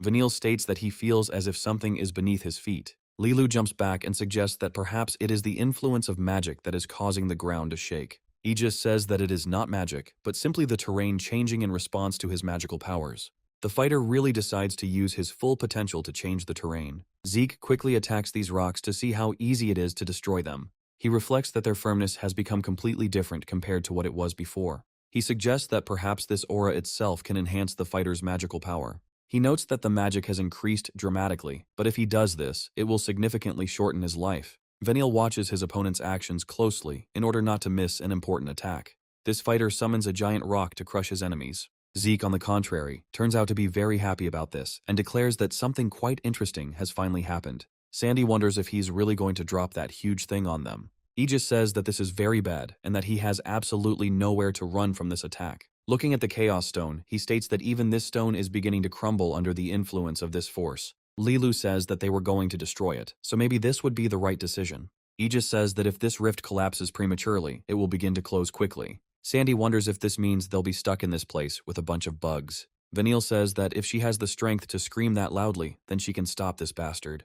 They come to the conclusion that it is quite difficult to get close to this man, given his murderous aura. He holds his sword with both hands to ensure that it is firmly anchored in the ground. He tells them that it is too late for them and that they will definitely stay here forever. Laika looks up at the sky and understands what this fighter is talking about, and true fear appears on her face. This fighter uses the shooting star skill to bring down a meteorite straight to the ground.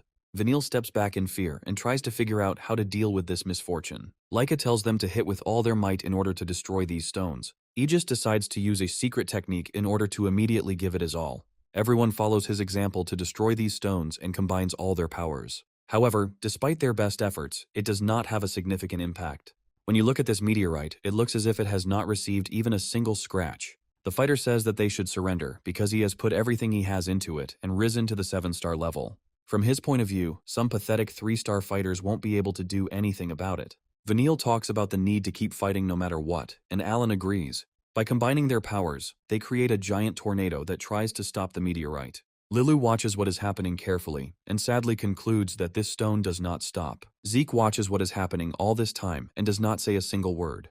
However, as before, a bright smile appears on his face, and he says that it is very interesting. Laika notices this smile and asks him what the hell he was even thinking about. Zeke jumps into the air to prepare to deliver a powerful blow. He reflects on the fact that, in his state, aura alone is not enough and is unlikely to be enough to split the rocks. However, he states that if this meteorite is hit directly, then all problems will certainly be solved. After he tries to throw a punch, he feels that his hands are very seriously damaged. He adds that, even in his current state, he looks like he might shatter his fist. However, he certainly has no intention of giving up and continues to deliver blow after blow. He hits the stone harder and harder, and gradually cracks begin to appear in it. Zeke shouts loudly and says that the stone should break faster since he doesn't have time. The crack becomes deeper and gradually begins to spread throughout the entire body of the stone. The fighter looks at this in surprise and tries to understand how this is even possible. Zeke strikes with his right hand and uses the world destruction skill, combining it with other techniques. If you put it all together, you can use the art of dragon slaying to figure it out.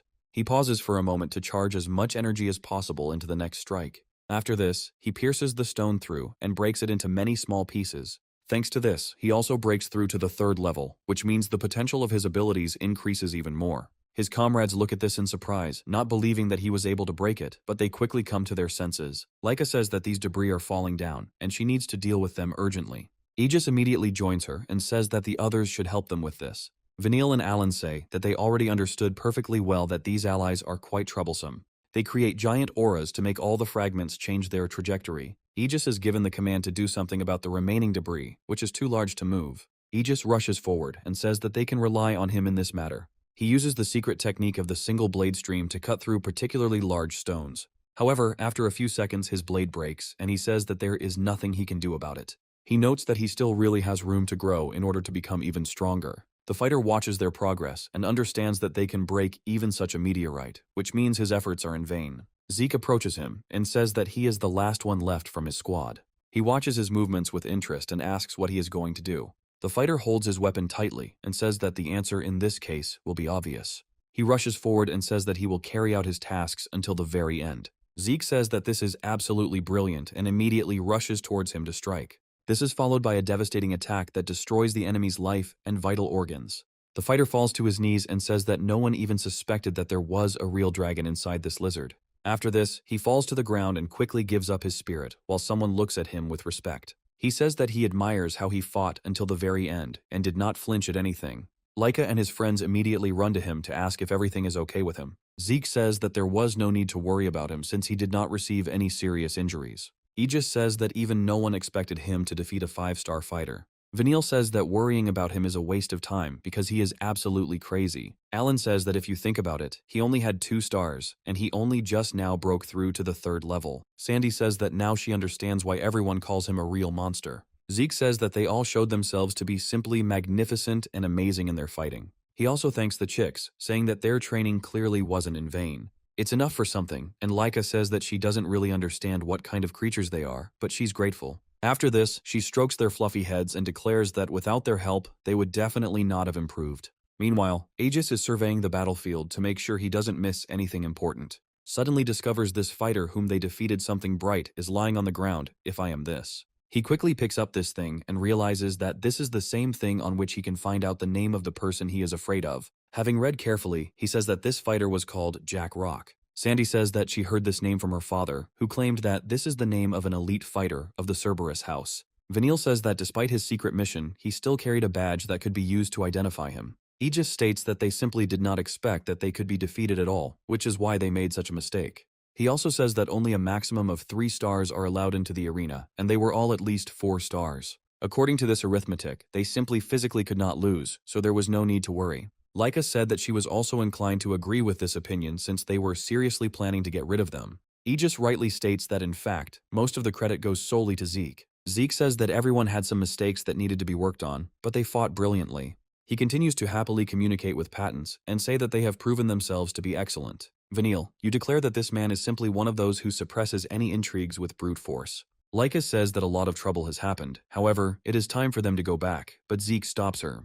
Laika asks her if there is really anything left and what? She forgot too. Did they even come here? A sincere smile looks at the ampules with magical water and says that you need to drink it immediately.